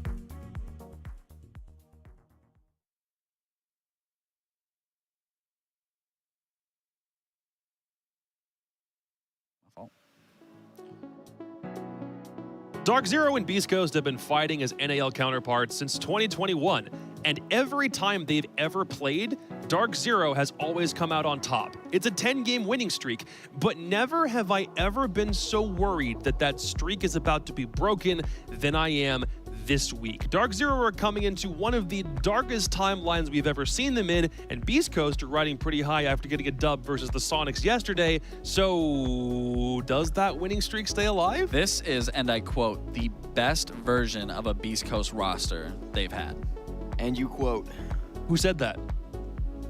That man right there. I mean, I said specifically, you screwed up the quote. This should be the best version of the Beast Coast roster we've ever seen. I don't think you said should. I think I did. No, I said this should be the solid. best version of Beast Coast we've ever seen. Through the first week it wasn't, but yesterday they took down Sonics, one of the best looking teams in the North American League. So maybe they're back. I don't know if we have that old quote graphic still loaded up in the package. If we do, we can confirm it, but we can chat about that part later. It's Beast Coast and Dark Zero, which I think would have been a match that just slid past everyone's radar as of a week ago, but now there are considerably more questions surrounding this matchup. Beast Coast came into the day in 7th. They slide down to 8th because of wildcards win at this point, but they got a huge victory over the Sonics, and DZ were up and down all over the place yesterday. Yeah, I mean, DZ didn't have the best start going against M80 in that skyscraper. They did, however, find that swift victory on that 7-2 going against LG. It was a little bit of a toss-up for me. I wasn't entirely sure. I mean, I've been expecting throughout this stage to be seeing DZ in a higher placing, but again, there's still lots of matches to be played. That can easily change. Beast Coast still trying to find their identity, so there is still potential that they can climb. I mean, you can't ignore a 6-0 half. On any side, on any map, the fact that this team, which didn't have a win as of yesterday, was capable of pulling off a 6-0 defensive half is pretty impressive on just the face of it. Which I even said, and I wasn't sure if going to Nighthaven was the best decision ever, but what I didn't get to say on the desk that I said again yesterday is it goes into a team not being unaware of how they play Siege, how they play that map, and Nighthaven specifically being a map that isn't super popular amongst a lot of teams. It's maybe their, third best, whatever that is. Yeah. But, I mean, like you said, a 6-0, that's pretty convincing, and then they needed to just win that one attack, and they did, and they secured a solid 3 points. Gunnar mentioned in the interview, we're just listening to Hot and Cold at this point, and I think taking a page out of his book with the most experience on the team is probably the right call right now. Yeah, and we saw multiple times Hot and Cold's leadership really shining through. I think this clash round was probably the most obvious one where he was really able to use this operator to get aggressive, get forward, and have that information to communicate to the rest of the team. And so often we see little swings going on back and forth, enabling this kill here instead of electrical, which then kind of opens up the possibilities for these Beast Coast players to get aggressive in little moments that really did change the course of that round. So the way that Hot and Cold has been given the full leadership command, the way that it seems like they have now put all their trust into him, whereas perhaps previously there were too many cooks in the kitchen, I think it's really been good for Beast Coast. And now going up against Hot and Cold's longtime former team, that could prove to be a huge factor. I mean, it's a marked improvement from 1 week to the next, even though we've only seen Beast Coast play one game. For Dark Zero, it's been a very similar story throughout the whole stage. A loss against a team you shouldn't think they would lose to, a win against a team that, thank God, they were able to beat. It's been all over the place for Dark Zero, and they need to find a way to recover today. Yeah, I mean, it's been all over the place, but it's kind of also only been in one place. That is disappointing. Dark Zero, I do not think are playing up to their potential yet. This is a top 6 team, 6 Invitational, and every single game they've played, even the ones where they're winning, they don't look like the super structured, fundamentally strong team that we've come to know them as. So I'm still really looking for that strong game from Dark Zero. Yeah, they ended yesterday on a win, but for me, that's not good enough. Just being able to take down a team like LG, I want to see more from Dark Zero. And actually, we've got great stats coming up comparing their attacks for SI, where they looked really, really good on attack, one of the only teams who could get it done, versus now where they've been struggling. And that was the biggest thing of SI, is it was so defender side that if you were a team that could find success on the attack, you were the ones pushing past that event. And that's exactly what DZ was doing, is they were finding those attacks, but now you're translating that into the NAL stage, and they cannot find any success on their attacks. Yeah. Gabe, you and I did a segment at the 6 Invitational with Dark Zero. all about the Ying and how Pambazoo was, in my opinion, one of the best Ying players, if not the best in the entire world. And that really propelled Dark Zero to rack up that attacking statistic at the beginning of that 6 Invitational tournament. But halfway through SI, teams started to catch on to that. And we saw Ying ban after Ying ban after Ying ban against Dark Zero and through the NAL after Ying ban. And through the NAL, we've seen that continue. Almost every single team has banned the Ying against Dark Zero. They don't want to let DZ have it. I think they've got 1 round total on the operator so far through the NAL stage. I think only 1 map was it left open for them. So I really feel like Dark Zero have been struggling without this operator to have as much success on those attacks. And I don't know if they've got a great answer to it yet, because we're still seeing that attacking win rate suffer without the Ying. Well, I think it also even comes to their opening engagement so far this season. They are at -14 loss for engagements with only winning 5. I mean, that definitely isn't setting you up for success, especially when you're a team where you rely on those pinpoint positions and taking map control and getting that map control, whatever that looks like, and you're being met by that forefront of a team that's stopping you and losing those engagements. Nate, in that interview from yesterday, said, in response to which question was it from one of you? Even we don't fully understand what we need to diagnose to figure out exactly what's going on. There's promise for this DZ team. We know about it, and we also know what the map is. We're doing Chalet again, which is curious because the last 3 bans came down to Labs, Cafe, and Chalet, and we all know DZ loves Shal, yet Beast Coast decided to ban Cafe and basically pick into it. What's the vibe on this? I'll say this. I'm going to say a Beast Coast point here is you have 3 players from former rosters of Givini, of God, there's so many players on this team. There's 5 players. Regardless, there are 3 players on this team that their 3 former teams liked Chalet. So I can understand a Chalet pick here, even if it is DZ's favorite map nonetheless. So it kind of makes me think of how they kind of looked at Nighthaven specifically, is that maybe it's not the team's favorite, but no one's going to know what they do. And now it's a situation where you got 3 people that do like this map, and they know exactly how DZ plays, so that can play into their strats as well. All right, fair point. Sure. Difficult, though, for the final choice for Beast Coast, Cafe or Chalet, 2 really good Dark Zero maps. I think that coming into this one, what they're going to have is that recent footage, obviously. They just watched Dark Zero play this map yesterday, and although it was a strong map for DZ at the 6 Invitational, going against some of the top teams in the world, very, very close games, 2 12-rounders, I do believe. There will be a lot of footage, but yeah, you're going to a real comfort zone for Dark Zero. The only problem is that LG game, Dark Zero just beat the crap out of Luminosity on Chalet until they stopped breathing for the most part. So they're hoping for a replicant performance in this matchup. Can they actually get it? Foxe has opted to say yes. Dark Zero are getting the dub. Jesse, what are we thinking? I literally have been debating this all segment. I do not know who I'm going to pick, but I think I'm going to switch it up and I'm going to go for Beast Coast. Wow. I think that the way that we've seen Dark Zero play, yeah, they beat LG yesterday, but I don't think LG played particularly well in that matchup. So I think for Beast Coast, as long as they can keep up their performance, which they showed against the Sonics, I think they're looking like a strong enough team to beat out Dark Zero, and there have been so many fundamental problems from DZ as well.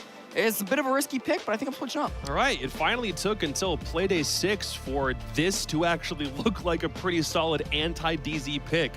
Lax, you following suit? Let me say the 3 beautiful players that I forgot to mention. Givini, Gunner, and Hot and Cold. Those there are you the 3 go. players. North American they expert came to me in the end, everybody. But I'm going to go with the not so obvious, but obvious. Well, you already threw it up there, so it's very obvious. I'm going Beast Coast.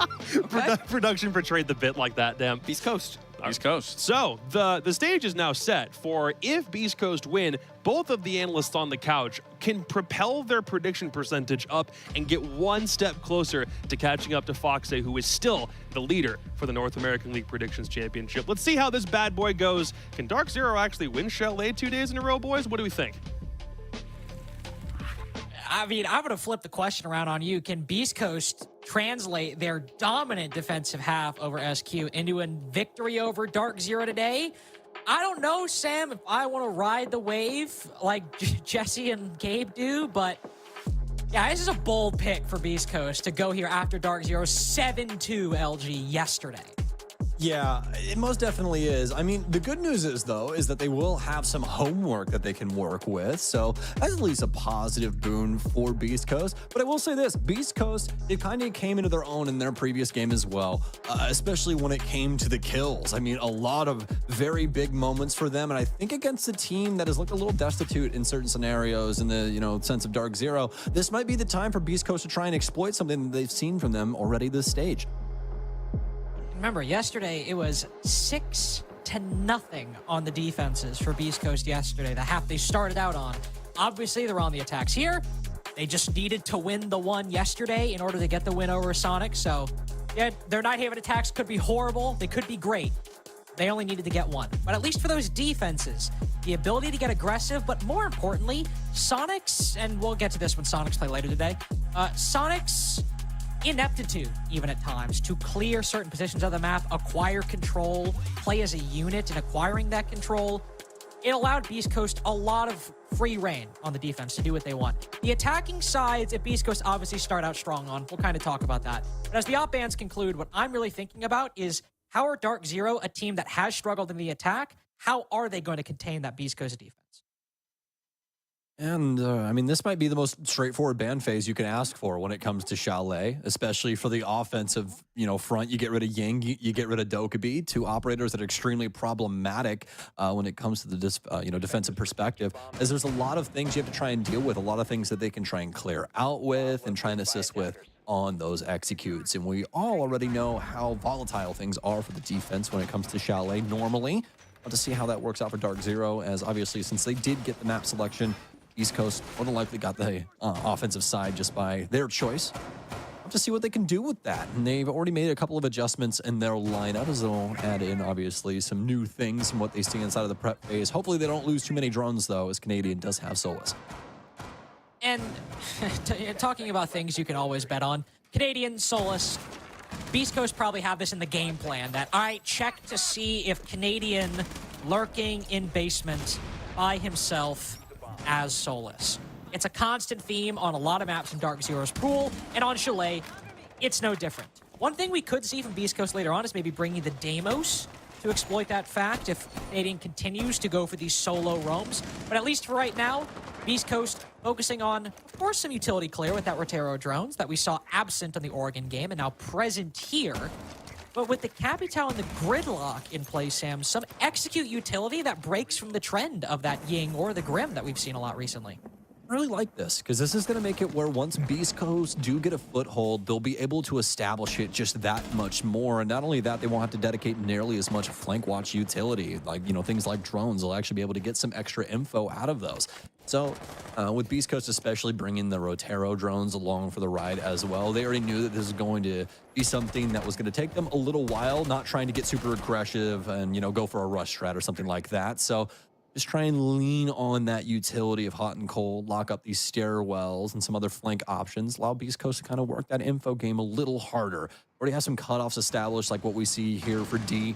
He'll be holding things down inside of the main garage. Canadian's going to try and work his way up west main. So far for, both parties, quite solid. Yeah, fine for Dark Zero so far. They're starting to fall back from that roam down below. Canadian was not alone. He had Nath, but both not wanting to move into big garage. Now, just as they'll move away from the basement, our focus will move to the upstairs position. Track stingers placed on the library doorway. Oh, it's well, hot and cold. Very quick reaction, able to cut down the Solus on the bathroom jump out. And Beast Coast already seemingly in a position to go for that execute, because as we saw with those track stingers placed on the library door, nobody playing super aggressively for Dark Zero inside of library on that hatch. Similar to yesterday, nobody playing aggressively on that library hatch, which makes Dark Zero vulnerable to a quick plant into the double window. As Diffuser's now found Pambazoo, this execute should surely come in because Beast Coast have all the angles they need. Diffuser's watching the top floor. Hot and cold upstairs could easily find it as well, but he's the man with the Diffuser. Maybe the plant won't come in, but it seems Beast Coast perfectly fine to win this round on the kills. 4v2 now. I'm sitting there waiting for an execute to happen that might not end up mattering, because they found the positions around the site. The Warden's isolated up above, and the Legion's trapped downstairs inside a stock. Seems like a pretty unceremonious end for round one. Yeah, a great job from Beast Coast. They get some very solid picks near the mid to late round tier and leading things off with that kill onto Canadian. But the thing that I really like is that they don't overswing into the bomb site once they get it down to this 4 versus 2, They deal with that position of Bo upstairs. They know that he's around that library balcony, and they're more than aware of that position inside of bar stock. So it's just 2 areas where they're more than likely going to be able to just try and keep a bead on it, try and keep things locked down, make it to where Dark Zero aren't able to try and slip through the cracks. And although initially Bo's able to wrap around and get to the library doors, he's not really able to make much headway past that. And Beast Coast not just trying to force that plant down is all, really how that folds over, is they're not really trying to focus things too harshly on the site. They're not overplaying things. Instead, they're making it to where Dark Zero have to try and work their way back into the round, and they're able to get the kills in that way instead. Which is an indication of good decision making as well. They don't have the stock player taken down. They don't have maybe a Maverick line in the bottom of that stock wall to take that position out of the rotation for Dark Zero. So they say, okay, we can't really go in for the execute safely, but we have this advantage. We do have a lot of pressure on the top floor. Let's go for those picks. And if that's a call from Hot and Cold, Gunnar and the rest of the team is certainly wise and listening a lot to him. If that's a team decision, then it speaks well for the entirety of the Beast Coast roster. First round looking quite solid in on a stage so far that has looked anything but for Beast Coast. But the more rounds they can get here, and the better those rounds look, not only is a good argument for a win over Dark Zero, but a good argument for this team going forward, which we had actually higher expectations than a lot of the other teams. 100%. The start of the stage was not great for Dark Zero. A 7-2 loss to the Sonics, and then followed up by a 8-6 loss to SSG. But they finally did get that victory over Los, right? But then they immediately had to go back and play against M80. So it's been kind of a hard road initially for Dark Zero. And I think that there's been a lot of things that they've been trying to bring over from SI and implement. And sometimes things can just be a little difficult, especially some of these teams that have been very hot to trot at the beginning of the season, depending on, how much stuff they've attempted to retool. It could become a pretty big issue. So as of right now for Dark Zero, something that we'll be paying attention to as we continue on with our stage here in North America. East Coast with that first, not exactly picturesque round, but they will most definitely take it up against DZ. Utility clear, trying to find these castle barricades outside the building as Beast Coast going for a solar-sided take. They have 2 players in the solar repel, both of which likely will enter at some point. And of course, you have Gunnar cutting the site in half, or at least the top floor in half, excuse me. As it is, I believe, a kitchen and dining defense. But as often the case, you got to defend master bedroom and office either way, whether you're defending the side itself or extending to the top floor. And that bedroom position, very, very strong. But I think of a body block right there on the firebolt. Fortunately, lands on the window, or I'm not sure entirely what happened, but it will force a little bit of a pause from Beast Coast. But I like all these angles right now. And now, finally, Hot and Cold will repel in. And what is he able to find? It's just an initial incursion on the solar stairs, as there's still plenty of castle barricades and reinforcements separating this Dark Zero defense from the attack's incursion. And so far, so good for both of these teams, respectively. I mean, Dark Zero know that the Solarium take's working its way across. They don't have anybody extended over towards the closet or anything like that. Nothing too risky. Instead, they just have those 2 positions burrowed down. In fact, a couple more on that top floor. Only 1 player over near the bomb site at the current moment, but that's all you really need for a situation like this. A lot of, top floor pressure usually built up, but Beast Coast, that's not going to be the case. They're going to go directly for the site. This can work out too. They found a beautiful moment on this top floor where Dark Zero don't really have any positioning, Carter, around Master, and that's given them this perfect moment to try and get this plant, but now DZ are forced to try and retake. Yeah, they have to retake, and that's the big problem. Beast Coast, it might be a 5v5, but because they haven't cleared out that top floor, the vertical angles are still strong. They can cut things off on the horizontal, but the vertical can still go their way. Gunners at least made it to 4v4. Spirits was the first to fall in the post plant, but Dark Zero barely making any progress, not cracking anything, but also credit to Beast Coast. No openings being given, no gunfights being taken. Hot and Cold's been prone behind this table for about 8 billion years, and he almost gets 2 on the flick up top. NGR with a clean double, though. He's now the only one to defuse, and the time is now gone. Such a clinical post plant for Beast Coast, and for a team that looked so rough to start, the calling these past couple rounds has been very good. So stellar. And just a beautiful understanding of what Dark Zero is putting forth from the defensive end there. They have a lot of their chips on that top floor. We have 4 players strung along, a couple inside of office, 1 in piano, and they have a player over inside of the library area as well.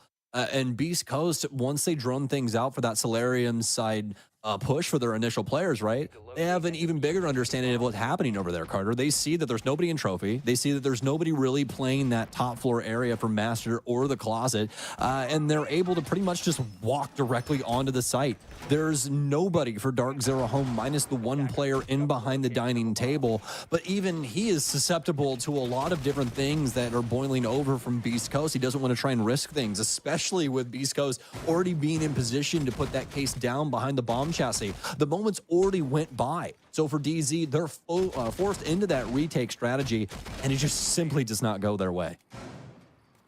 No, not at all. Just a good read for BC as well. Just hit the execute now while they're not looking.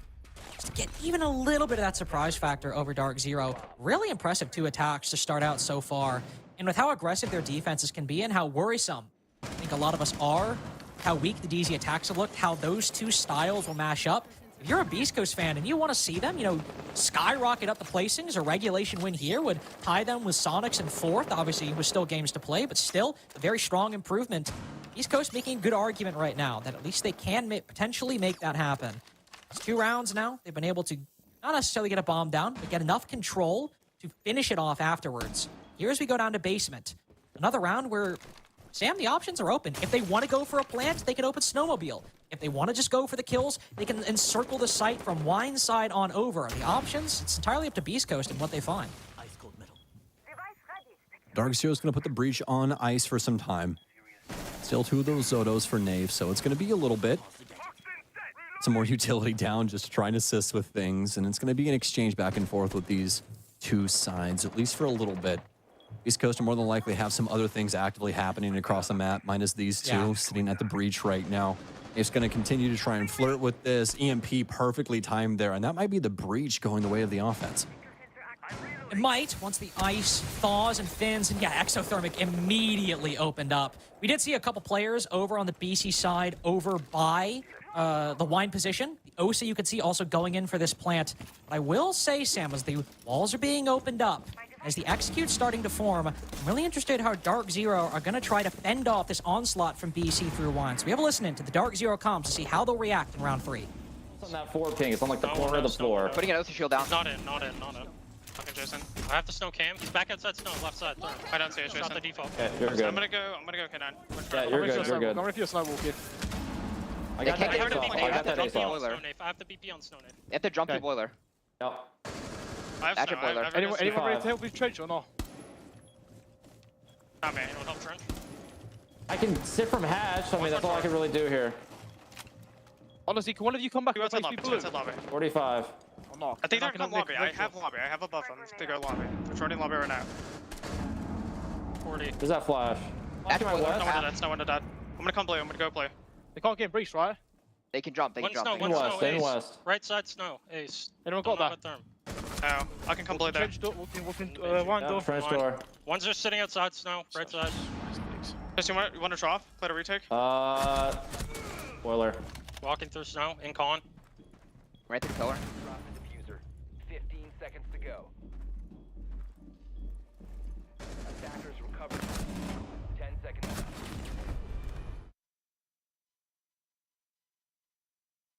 Well, that didn't go well for Dark Zero.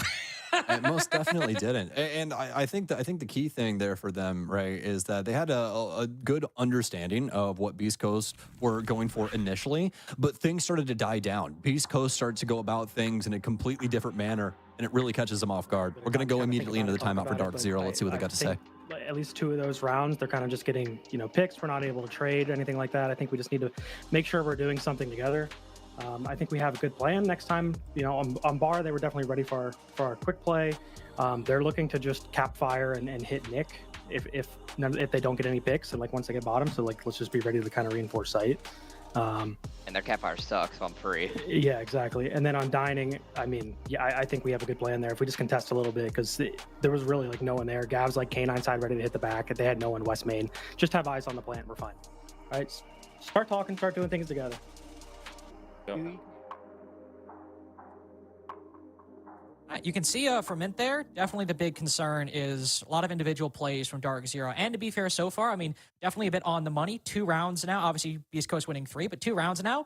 Beast Coast have got the opening pick. It's gone untraded. It's been on an isolated player. And then after that, you kind of heard the comms right there in that end of round play from Dark Zero. Nave calling for things, people not necessarily responding, Bolo calling information, people kind of having to ask a second time what's going on. It definitely seems, I mean, overall on the stage so far, a bit hectic for Dark Zero.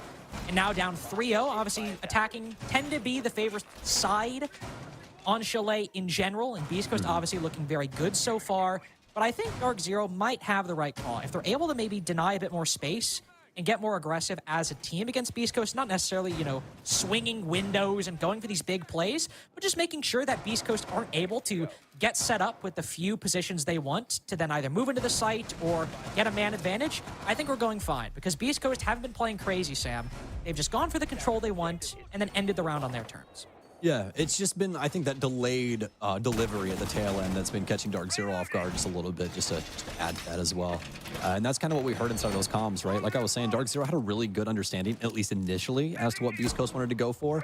That as things started to devolve and they were kind of starting to worry about other pressure points and stuff like that, Beast Coast show up at the gates, especially over on the boiler side, to no Dark Zero avail. There's nobody there watching that area, and the player just simply walks up and shoots Bolo in the back through the hatch. That's not something that you see every day. So it's just one of those moments where it's a slight miscalculation, but Beast Coast are there to deliver. I'm really, really excited, though, to see how Dark Zero try and go about things, especially with what Min had to say, like you said, trying to really hamper down on this plant that BC will be looking for later on into this one. And also, if you look at Beast Coast lineup, one immediate adaptation they made, obviously we've been talking a lot about Dark Zero, but at least to start, well, as the C4 goes out, it's a much heavier emphasis on this library position, but also much heavier emphasis on, I think, getting the diffuser down. Obviously, there's a player playing deep inside a library. I think another change for Dark Zero, he rotates back, Nave uses C4. This is kind of a standard early round. Beast Coast didn't bring the Maverick before. That's a player who can open up a line in that stock wall, and if Beast Coast actually want to get a plant down inside of games, could make that objective a lot more achievable. And with that player in library gone, they're reaching a very similar point. Obo. Key moment for him and Canadian here. Canadian trying to at least cut off the crossfire that we saw building up for Gunner. He was manning that window for so very long. Both of these teams have not come into contact just yet. Been simply trading utility back and forth. Front Cole to reposition himself here as he's trying to at least get some help with this position. Bo, Spirits has wrapped himself over the window, but things are going to go awry. And he's not going to be able to hop through that in the way that he wants to. But what a find as he hops over the top of the smoke. Bo's not even ready for it. He'll find the headshot. I cannot believe with the, again, another Capital Bolt seemingly body blocked for Beast Coast. They're still able to get a pick, still able to make it a 4v4, and removing that player top library makes things a lot better for Beast Coast, but the round isn't going their way. Dark Zero able to maintain an advantage thanks to Nafe and NJR. Spirits with a very nice flick on the library stairs, but he's got to cover diffuser. Pamazu down below, not rotating up library. Canadian seemingly not in position either. Unclear where he is as an impact grenade goes out. Is he in library? Yes, he is, but Diffuser finds Panamazu on that flank. Canadian's vertical control unimpactful. He gets one kill. Can he get the second? Flashbang goes out. Diffuser knows Canadian's top floor, but does he know he's rotating down? He knows he has to eventually. He spotted him. The initial engagements, shots going both ways, neither connecting. Final flash goes out, and Canadian peeks ahead, and yet Diffuser's ready for it. Great heads up for Diffuser right there. Canadian tries to catch him off guard, and it still ends up being Beast Coast fourth. BSC are just getting better every day, even with some things going awry, especially with that smoke bolt tapping the windowsill instead of actually going in the building. They're still able to make it matter, especially for that top floor position. You know, they take Bo out of the equation. They're immediately able to translate that into a pretty equal trade-off. And what a moment there for BC as they're able to get that plant down, force that out in a 2 versus 2 scenario where they have the bomb site going their way. And not only that, but Diffuser able to outduel the old man here inside of a 1 versus 1. And honestly, like Diffuser making his first entry into tier 1 play, expecting that's very impressive. I mean, a lot of the times what we see is, you know, an attacker will throw a flashbang to either try to stop a defuse or to stop a defender from pushing on in. And a very common counter we see work is the defender, instead of, you know, rotating back or taking the flash, will try to peek ahead of it, right? To try to catch the attacker off guard if they're playing passive and just expecting the flashbang to work. And it might seem like a small thing, but the fact that Diffuser is ready for the possibility that Canadian will try to peek ahead of it, will try to catch him off guard, that's just a very smart read and a very good showcase of his game sense. The fact that he anticipates that and isn't caught off guard by it and wins the 1v1 off of it. So really good showing for Diffuser individually as well in that round to anticipate that play that defenders will sometimes use to catch the attack off guard. Yeah, I mean, I have nothing but praise for Beast Coast right now in this game. They have completely removed Bolo and Canadian from play. They are a null factor in this game right now. They practically don't matter, and that is an insane thing to even consider. Now, obviously, Canadian does have a lot to say when he's dead, but you know, perfect example. Last round, he's the last one alive, and still not really capable of too much. His, you know, very first kill of the entire game coming in a moment where they're not really able to do too much past get that and move into the 1 versus 1. So, just unfortunate circumstances befalling Dark Zero. They're really looking to try and garner at least one defensive round before this side swap. You can hear Nath giving up the mudroom position. Right as he retakes it, air jab goes out. So he doesn't need to peek here. He's at least created some uncertainty in the mind, theoretically speaking, of Diffuser right there, but actually Diffuser doesn't care. He's rappelling up. He's like, if somebody wants to swing me from mudroom, that's fine. I'm rappelling up to the library balcony and doing my own thing. So you do you. I'm going to go live my life on this clear. It is a bottom floor defense for Dark Zero. We saw last time in the listen-in, the defensive strategy didn't work out. And, well, it appears that I was going to say maybe the site's a little more empty than Dark Zero wanted, but I think it's a bit more strong than Beast Coast anticipated. Flood in through Wine and Big Garage, and it's all shut down. Snowmobile, backside, every angle Beast Coast tried. Oh, man. Tried to make work. Gunner's just domed Bolo through the wall. Had to have been a comm. If not, that is very funny. But still, even with that pick gone and with the patch control going their way, hold up. Diffuser with 1. Gunner's now dropped off the back of the exothermic. He's made his way into connector, Sam. And there's nobody Wine side. They've actually made it in and recovered the Diffuser. Diffuser's killed Nath. He spotted another, peeking the blue doorway. He doesn't get the kill, but Gunner trades. He's got the Diffuser back, but there's 2 Evil Eyes on him. They've got intel that he's going for the plant, but the Maestro's not up. So it's intel to Canadian, but nothing to stop him. Troy will sprint up. Diffuser goes down successfully. Pre-fire doesn't work. Gunner whittled down, and he does not get the kill, but it is painfully close. It is far too dire. 1 HP for Canadian in the 1v1, and that might have been a 2v5 for BC to go up 5-0. Why does it feel like Dark Zero, anytime that they find some success, at least recently, it's like they've been trying to get blood from a stone? You know what I mean? Like, everything comes just such a high level of difficulty. And that round, you know, a huge showcasing of that. It was just BC get a nice execution into the site that's immediately rebuffed by DZ, who get a huge just treasure trove of kills. 3 kills go their way. And they have 4 people on the bomb site. Nobody really off doing their own thing anymore. Everybody very close to home. And BC just on 2 completely different planets, you know, in comparison to how you sometimes see people play out these moments where you're down to just 2 players on your team. Both of them handling their own side of the site. And they get it down to a 1 versus 1 somehow. I mean, that is so out of touch, out of base. It's just ridiculous stuff that's happening to DZ time and time again. And honestly, I'm almost at a loss for words because it's like, how do these situations just keep happening to them? It's of all the teams you think that these situations should be the easiest to close out. You'd think it'd be Dark Zero. We talk about, you know, losing advantages, not being able to convert rounds. I mean, SSG comes to mind, especially back in Atlanta. A lot of the times losing the opening pick, of course, but making plays they don't need to. Sonic's this stage on the defense, I mean, that M80 comeback on Oregon in week 1 or 2 happened because they were taking a lot of risks they didn't need to on the defense. We know teams, especially rosters that are new, can make those kinds of mistakes, but Dark Zero, who've just re-signed this roster through 2025 and had a great top 6 performance at SI, Dark Zero, notorious for, if they're anything, they are coordinated, slow, but coordinated, not leaving gaps. That's the team where this is happening, not just against Beast Coast, but consistently against teams they play. It is bewildering. Obviously, final defense of Dark Zero's half, and as I said earlier, attack is the preferred side, but if Beast Coast go 5-1, given Dark Zero's history, it's still worrying to think that they might not come back from it. Yeah, you know, it hasn't been exactly clean from BC either, you know? They're kind of bowling with the bumpers on right now. We've seen them bump a couple things off the side, but it still work out. And for Dark Zero, again, it's been utter calamity for them. Pamba's going to get tapped up. I don't think that he knows it's from that rear window just yet. Going to get tagged up from the Solarium side instead this time around. Gav's going to continue to try and keep this angle active, at least for right now. No. So I want to try and flirt with it. At 1x, especially at range, it can be amazing at range in the proper hands. It's going to be Gunner, though, that takes down Bo on the Master Double Repel. Probably the most known quantity that you can ask for, Pamba. No. BC are completely decimating Dark Zero on some antics that you would never expect out of, especially DZ. The hop over Solarium goes completely punished.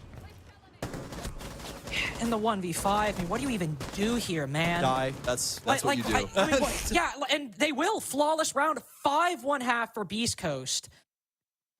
Oh my God. Okay, so this I actually didn't expect. I'm going to be honest. Like, when going into today, I think there is still an air around Dark Zero that surely they'll close it out. They'll be okay. 7-2 against LG yesterday. Sure, they only played a few attacking rounds, and they were good, but the defenses were good too. 4-2. You don't win a 7-2 by having a crappy side. Both have to be clean. Both have to be clinical, and they can barely get anything going that defensive half. And the one round they win, the one round they take away, Beast Coast almost steal away from them.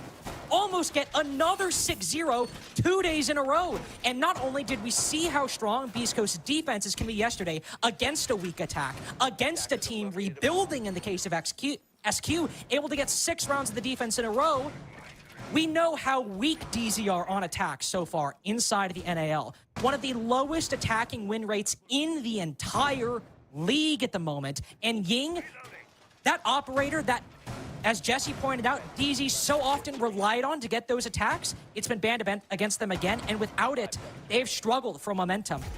Sure, it's Chalet. Sure, attacking is easier than on a map like Skyscraper.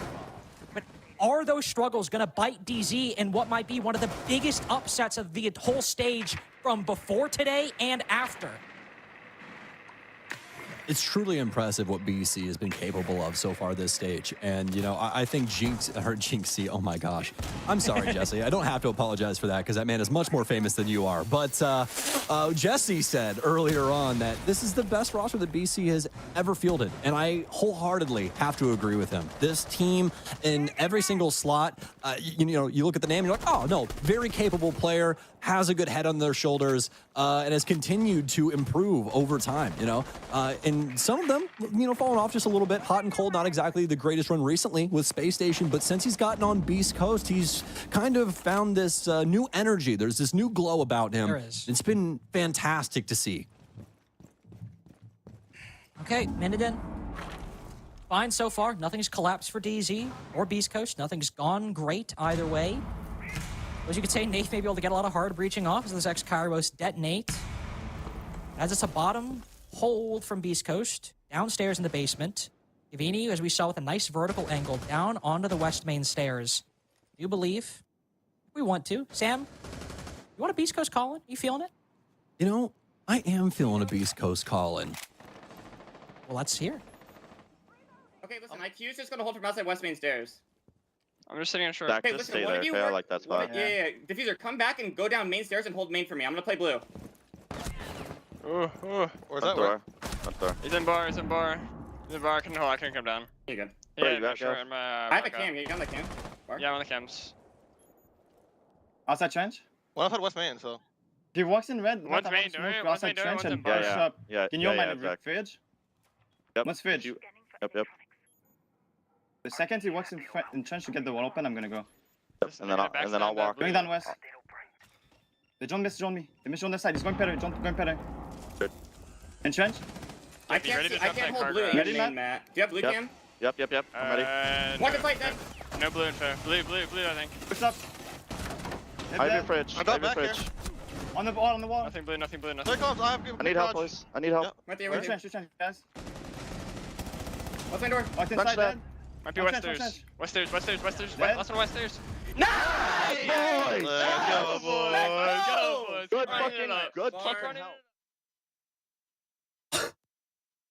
Dark Zero misdrone the left-hand side of the single door?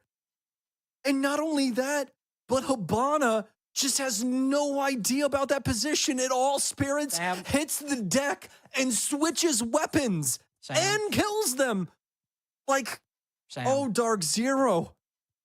This is just not good. Sam. I'm so happy we had that listening right there. You can't tell me, Lynx, you can't tell me live on air right now I'm not the call-in GOAT. My call-ins have been so stellar. It's insane. I think it's over. You know, what? Crazy statement out of you. Probably the craziest thing I've heard all day. Where did you come up with this? I mean, Bo is 0-7. Insult, like if I can just say, wow, I've never been this flustered. I'm actually not gonna lie to you. If it's insult to injury to misdrone that at that moment, imagine what the mental's like right now. You're struggling. The one round you have so far, you almost choked away in a 1v1 where Canadian was on 1 HP, and you misdrone wine door. That's a chalker, man. That is a chalker and a half. In a rough game for DZ, after a very rough game against M80 yesterday. And on top of that, you're going into this game thinking we've been given Chalet. We won 7-2 over LG. Surely we can beat, who? Beast Coast? Surely we can get this over the line, and they haven't. The coordination's still not there. Misdroning. I think they can get more attacks. I don't think Dark Zero are completely out of gas, but man, is it looking rough. Yeah, they've essentially made this an indomitable score point. I mean, Beast Coast have to lay flat on the ground and let Dark Zero walk over them for DZ to have a chance inside of this. BC have looked so very confident, and the biggest thing is that they have quite a few players that are more than capable of shutting down a round, all if DZ just miscalculates something, get some big kills for a couple of these players. So we'll have to see. Dark Zero have already expended their first minute. Nafe is lined up to try and deal with this position where we see Spirits on the dock inside of Library. We all know how this one goes. Hot and Cold's gonna miss a Nitro cell. He's trying to carve things out around to see if he can get it to fall back down, but it's actually stuck to the metal grate, so that won't happen. Hey, opening pick.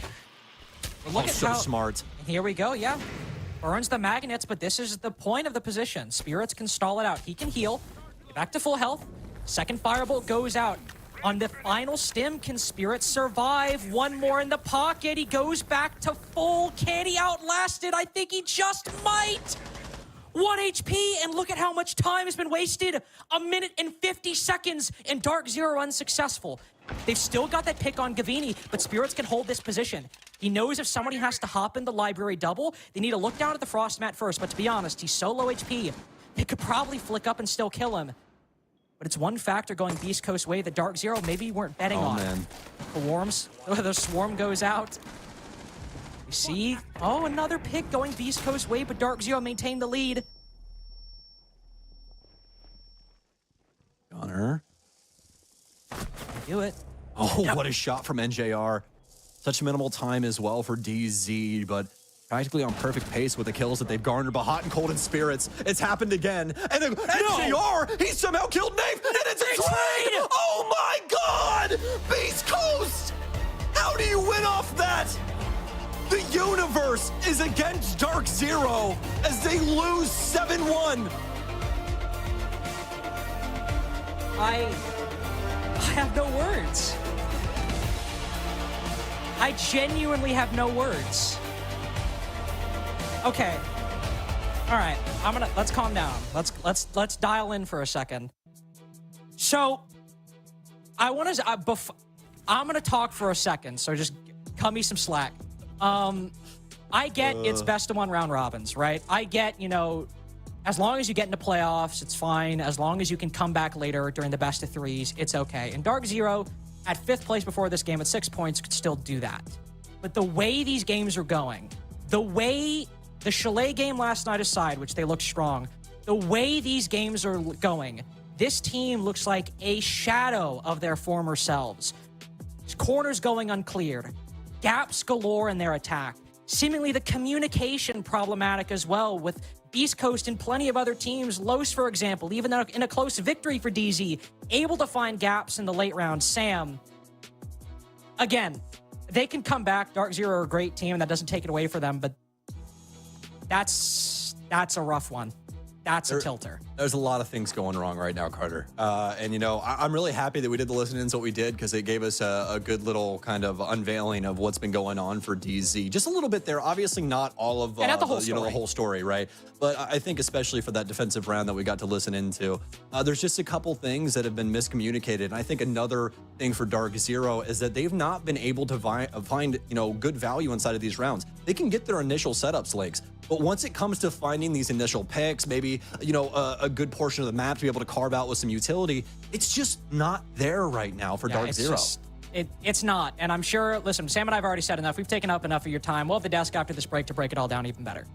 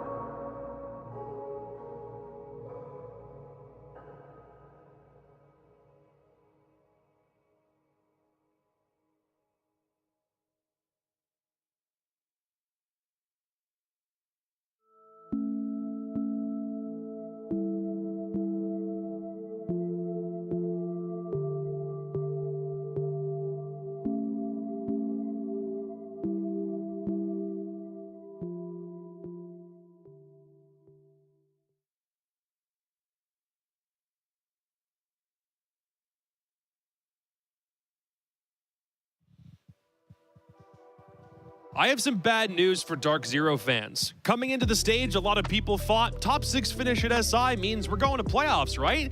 Well, now it's fallen so far that Dark Zero may very well be lucky to avoid the open qualifiers for the Manchester Major at this stage because of how poorly weeks like this week have gone. Beast Coast are the team that walk away from this week with 2 wins and 6 points. Dark Zero walk away with 3 and 6 points they could have gotten but are left completely on the table.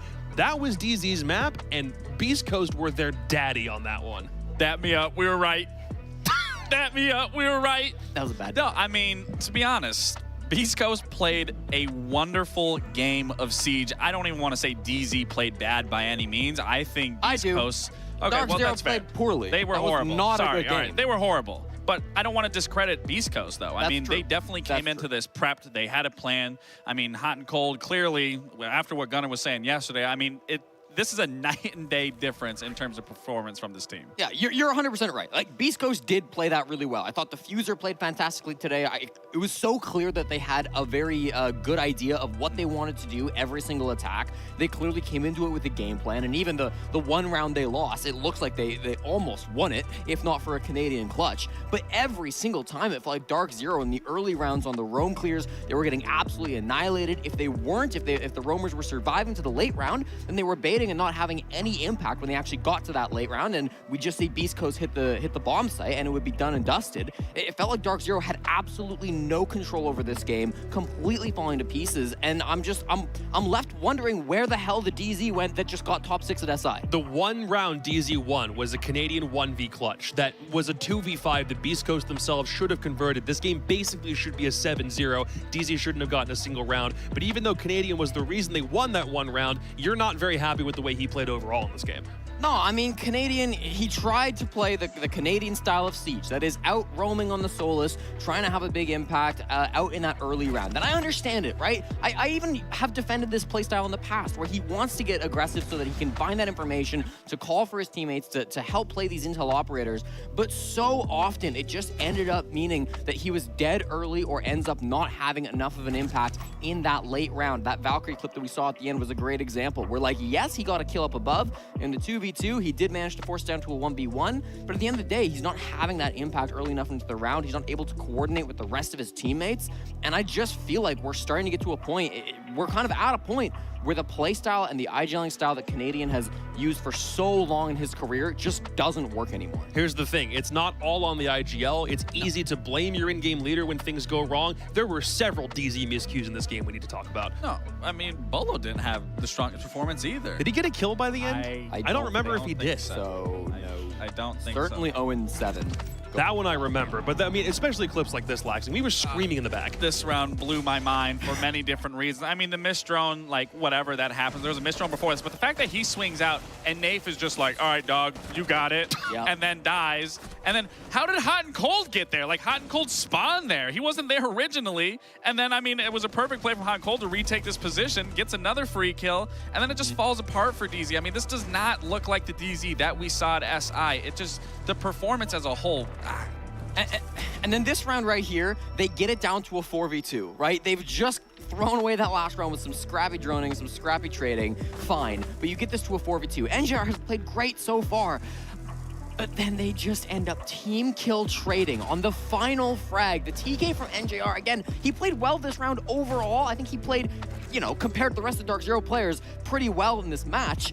But it's so poetic to come down to a team kill and then a 1v1 trade for Dark Zero. If that doesn't paint the picture of how this game went for them and how the stage has been going for them overall, I don't know what does.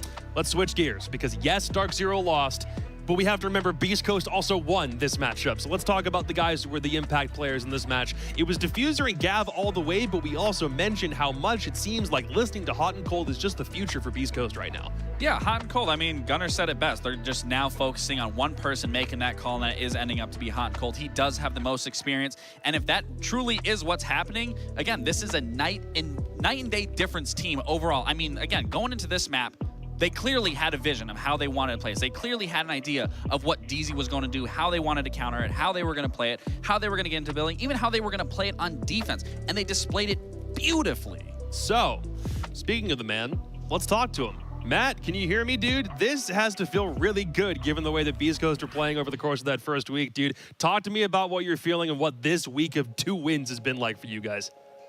I mean, obviously, it's a very slow start from us. I mean, you guys kind of hit it on the nail. I think that's the saying. Last week, you know, we were having an identity crisis. I mean, I wouldn't say it was just, you know, now this week's just all listening to me and that's why we're winning, because we were doing that from the beginning. It was just kind of, you know, different play style clashes.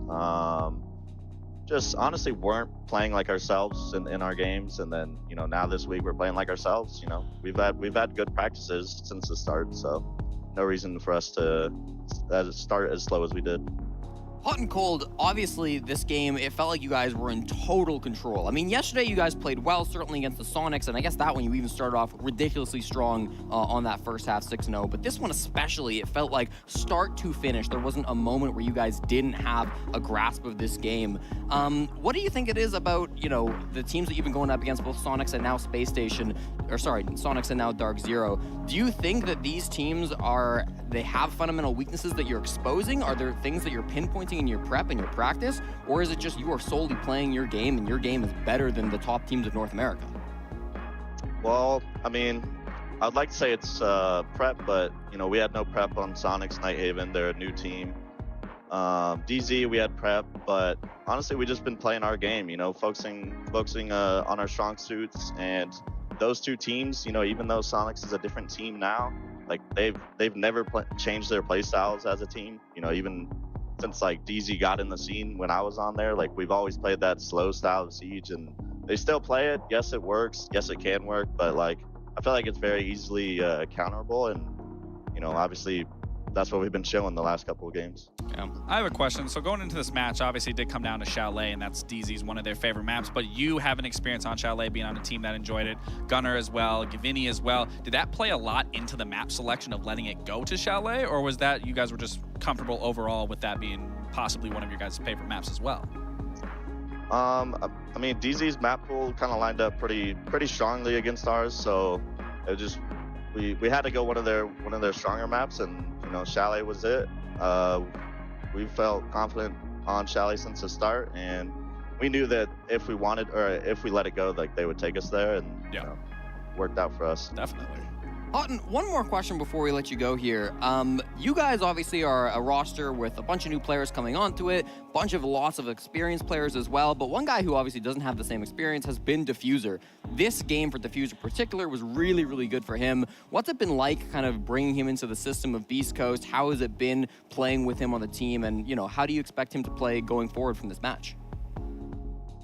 I mean, obviously, all the players had big hopes for Aiden since the beginning.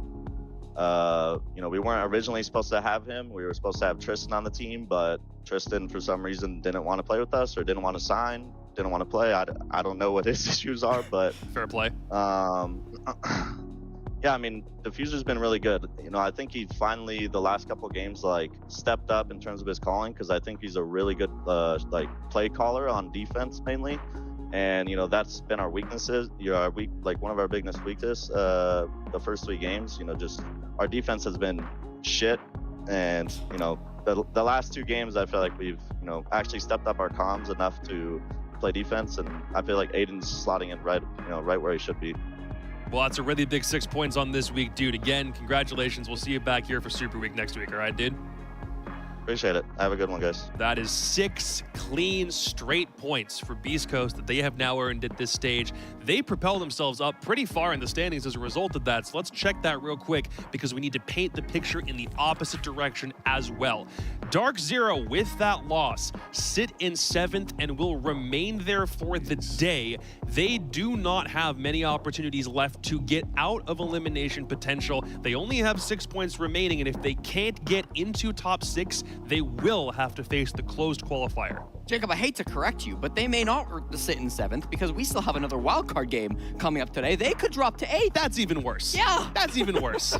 I mean, it blows my mind because there was so much potential for this roster, and everyone across the board. It's no got matter the Troy on it. regions, It's got Bolo on it. It's got Nafe on it, who did great with Eminem. Like, what are we doing here? This is not where I thought I'd be seeing DZ in any place, but seeing the performance and how they're playing, it's not surprising. It's not shocking by any means. I mean, this is unfortunately where they deserve to be right now. Beast Coast undoubtedly looking like a better team. Many teams in the NAL looking stronger than Dark Zero currently. So, you know, this is a problem that they've got to fix. The Super Week is still yet to come for Dark Zero, even if they're done playing for this week. So there is time to dig themselves out of this hole, but they got a long way to dig. The worst part for DZ is whereas we have 3 games or 3 days of the Super Week, DZ only have 2 games that they have left to get any points to make sure they don't face any of the qualifier runs. And I think the way we can put it for ourselves, this is a culture shock moment. We're not used to Dark Zero being down this low. So if the way we're reacting on the desk might seem a bit harsh, it's because we're literally not used to this because we have never seen it before. Dark Zero have 2 more games left. We'll get to them next week, but our 4th game of the day is a pretty good one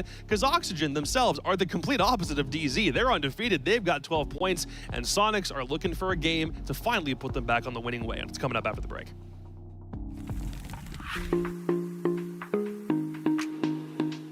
Sleep well. If you don't sleep good, you're just... It's chalked. If you don't sleep well, it's chalked. Simple as that. No matter what, I always wake up at 8:30 all the time. Always on game. I don't care what time the game is. Always 8:30. Take a shower, eat breakfast. Because most of the days I don't eat breakfast, but for that day I make sure I eat breakfast. And I have a G Fuel that day. I never drink G Fuel. I only drink G Fuel on game days. That's it. I wouldn't necessarily say it's a habit, but I think I just watch a lot of other regions like EU, Brazil, that kind of stuff. I do enjoy working out a lot. I feel like it helps me with my mental clarity, and it's kind of my yoga time, if you put it that way. It's kind of like it's peaceful for my head. Just like physical health, like going to the gym helps me kind of just reset every day, and it's good stress relief for me. Meditation and just kind of going through and calming myself down, really digging deep, just calms you down before the game. So I would say meditation and the gym are probably the biggest 2.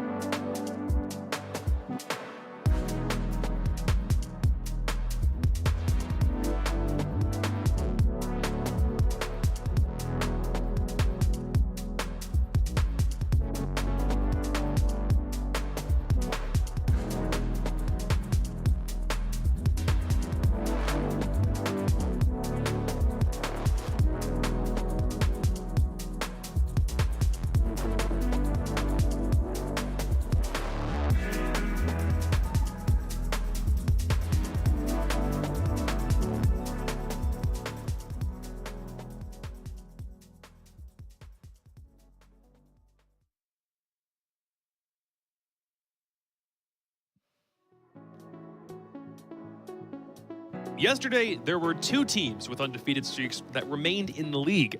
Now, there's only one. Oxygen Esports have the chance to go 5-0 to start an NAL stage for the first time in their history. It's never been done before. We were even looking through the databanks trying to find a time if that was ever a thing. The most OXG has ever done to start a stage was 4-0. That was with you on the team way back when, which kind of seems like the old days at this point. I'm the GOAT. But if they win this, you're not. If they win this, you might not be. And they have the Sonics who are standing in their way. But I'm also curious. Like the Sonics right now sit in 5th because of the way that the standings have all like reorganized themselves. So it's not they're not a bad team, but they're still figuring some things out. We need to kind of give them some grace on things like that. It'll be an interesting game. Let's talk about the performance yesterday. Oxygen looked great, but then started to tank off, started to get a little silly. Yep. SQ were just silly. We just got silly off the rip and stayed silly. Fair play. And, you know, they started to get a couple of rounds in that second half. I mean, literally a couple. A couple, yes, but ultimately you're right. I mean, Sonic's a rough game yesterday. I do agree that while Sonics have had, you know, some bad matches, maybe some matches where things didn't go the way they wanted, they've had a lot of losses, frankly. I don't think they're looking like a weak team. I think overall, you look at the fundamentals of Sonics, despite yesterday, they're still looking strong. I think the biggest thing for me, was yesterday they weren't really playing together on a lot of those pushes, and Nighthaven's a tough map to attack on. But I do think that overall, if we can avoid a map like Nighthaven, I still am comfortable that Sonics will play a good game today. Well, and I think an important thing to note is, especially with Super, Super's a strong 19-year-old. He's not going to pick a not strong roster, right? Dude, Sonic still has to be a strong roster. Pretty sure Super even just turned 19 today. Yeah, that's what I heard. Happy birthday, Seth. Congratulations birthday, Seth. On 19 for the 8th year in a row. 30th year in a row? I don't even know what we're on at this point. Let's talk Oxygen because they are the ones that have everything to lose with this matchup. Currently sitting at 4-0. That game against LG on Clubhouse, it seemed like it was over after just the first half. 5-1 attacking Clubhouse is damn impressive in this meta by itself. And even though LG tried to mount their own comeback, OXG just didn't let it slide to OT. Yeah, I mean, I think the biggest issue there was Redeemer didn't call the timeout. Because back in the day, when they went up in that lead, where we were up like a 6-0, Redeem called a timeout, and we still ended up winning nonetheless. We ended up with 7-0, but he did call the timeout there, and that led to them getting overzealous, being a little too confident, even as Dream said, got a little silly. He had to, I thought that timeout from Redeemer corrected them to make sure they didn't literally the call was essentially stop trolling. Well, no, he just randomly called a timeout for no apparent reason. In the past. Dream, in the past. Yeah, that's what I'm saying. He didn't do that this time. There we go. He needed to do that. Sorry, did I leave that out? No, we're good. That's on me. That's we figured on it me, out, gentlemen. But anyways, no, I mean they're looking good. They just got a little overzealous, so I don't want to downplay that by any means. I think they just know what they need to do going into these games going future. Because even Dream said they give everyone the same amount of respect. In a defensive meta, the fact that OXG is the best attacking team in the league would have been super impressive, but I think it's even more impressive just given the way that both, the OXG in particular, have been playing this season out so far. Certainly. I mean, I think for Oxygen, we've kind of always been saying, they've played really well, but they've yet to have, a real test against the top team. And now they're coming in against the Sonics. Sonics are a good-looking team, even if they've had their weak moments in the past. I think Oxygen will keep on to that highest level. I think Oxygen's play has been fundamentally strong enough that they should be able to continue to compete. And these guys, Newers and Gomez, are a big reason why. We saw them play yesterday so effectively. You can see their attacking stats from yesterday, 9-2 and 8-2 on the KD overall, flawless on the entry through 3 separate rounds. I really think these two have been the spearheads, as they always are for Oxygen. Particularly, I think Gomez has been really good on that buck, coming on in for that early round, finding those aggressive players. And then Newers yesterday was so good in the sight hit. Always in pushing blue, always in pushing in through Logi when he had to. On Ace as well. Yeah, I mean, he played a multitude of operators. He still loves his Ashe, obviously, but will play anything he needs to get the job done. So those two players have kind of been the spearheads for Oxygen, and to see them continue to pop off, I think it's a great sign. The funny part is we keep on talking about these individuals from OXG doing so good that it's almost like we're waiting for them to lose a game or really make a huge mistake so we have something to talk about in the opposite direction, and Sonics are the ones hoping to hand them their first loss of the stage. But they lost to Beast Coast on Labs yesterday. That one's embarrassing. 0-6 first half, losing to a team that didn't have a win yet. Last round literally falls apart when it looked like it could have gone differently. Yesterday was just a nightmare. Yeah, I mean, I think that, like, it's embarrassing because the team didn't have a win. It's embarrassing the way they lost it, right? 0-6 is not going to cut it regardless of the situation. But I also think we've learned since that Beast Coast is a good-looking team so far. They're actually really starting to grow into their own and play some really strong fundamental Siege. So I don't think it's that bad. And again, I do think the map played a big part of it. Yeah. Nighthaven is an extremely tough map to attack. Sonics are a new team. They've just rearranged their roster, even if it's the same core. So I do expect Sonics to bounce back today. I don't think yesterday's performance will carry on into today. Well, it has to be a bounce back because even given the fact that it's been win-loss, win-loss, so today has to be a win. But even what I've noticed through watching a lot of these games is it kind of reminds me of what it was back in stage 1 of now what it's looking now. Well, the last stage is their mid to late round adaptations just aren't there. They aren't playing that unpredictable Siege that we know SQ to have, especially going to that Nighthaven yesterday. It literally looked like they were just completely stuck at the forefront of what Beast Coast was meeting them with and didn't know how to counter it. Whether Geo wasn't given a comm, Merc wasn't given a comm, they just didn't look like they had a plan. We're obviously still regarding Sonics as a top-tier team at this stage.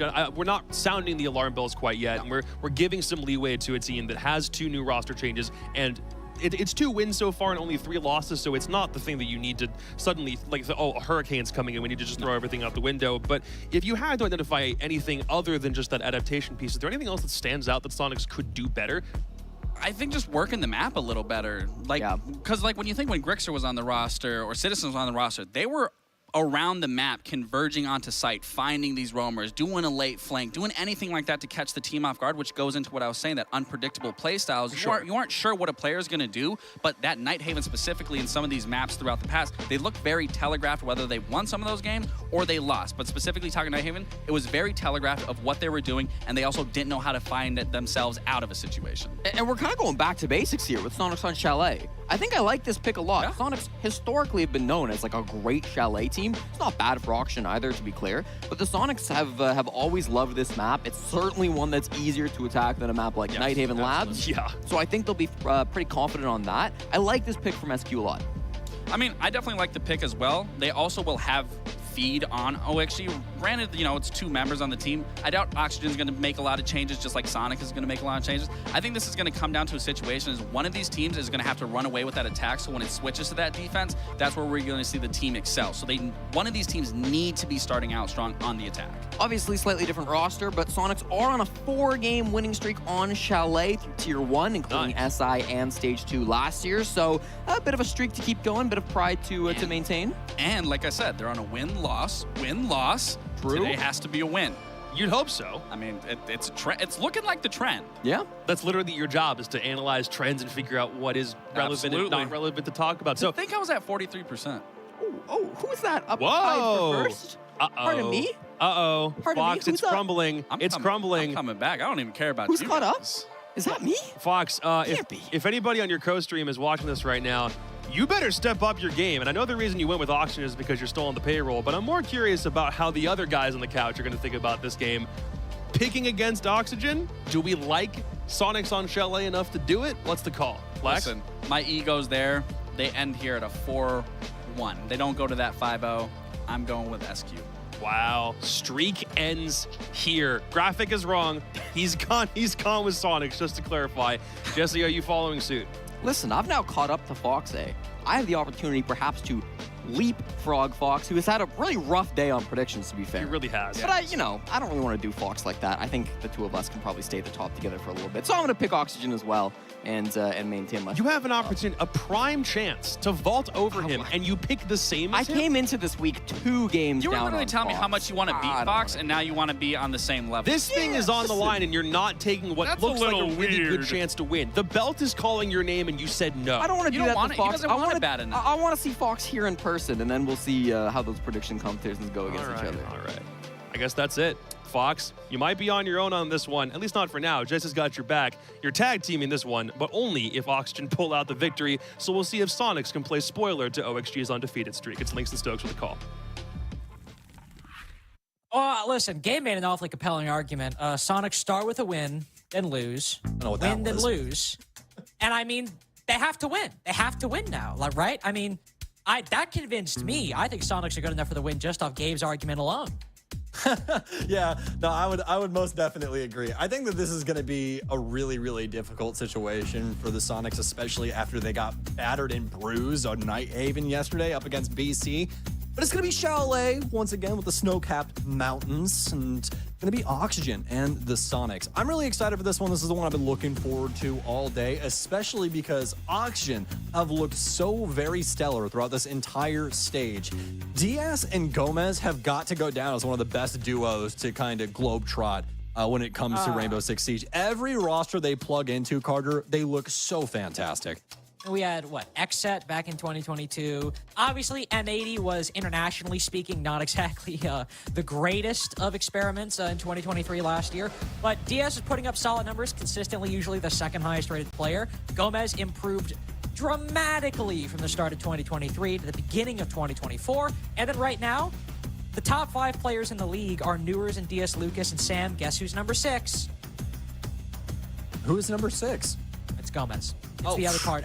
It's the other part of the DS Gomez duo. So OXG, very strong individual performances, and as the desk highlighted the game yesterday, Newers, he's back, boys. If you missed him in 2023, not only at international events, but with a overall lackluster domestic performance across stage 1 and 2, our boys hitting 4Ks left and right, and that's the game. That's the streak OXG are coming in on, and it's actually just occurred to me that Sonic's so threatened by it, they've banned Ash. They did.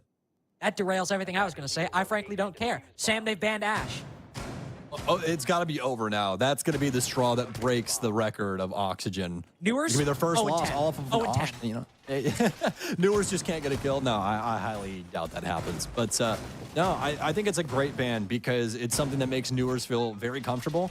And that just shows you how talented of a player he is, because time and time again throughout his entire career, when players come up against Newers, they'll just try and remove his favorite op as the offensive ban. It used to be Finka. We'll just ban the Finka out so Newers can't have it. Now it's Ash. We're just going to ban the Ash out so that Newers can't have it. To be fair, when the Finka ban was prominent, there was a bit more of a meta reason as to why the Finka needed to be banned. But he was the Finka. Yes. He was Finka, you know? He absolutely, in the Finka LMG meta, he was like, him and Panba were like the LMG players in 2022, specifically North America. So I do see your point.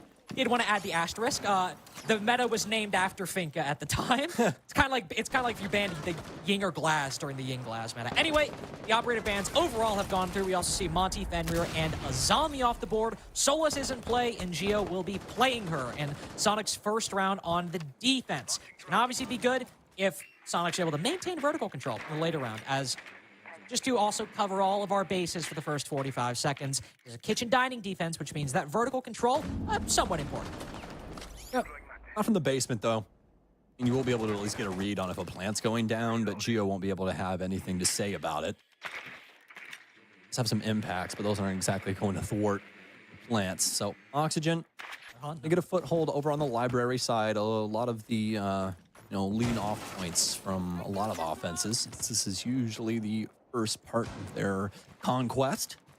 And so far, so good for Auction. They've established a good amount of headway on this portion of the map. Sonics haven't really tried to work their way in front of this just yet, just trying to stay true to their nature, try and keep this strategy, especially for the basement setup, going.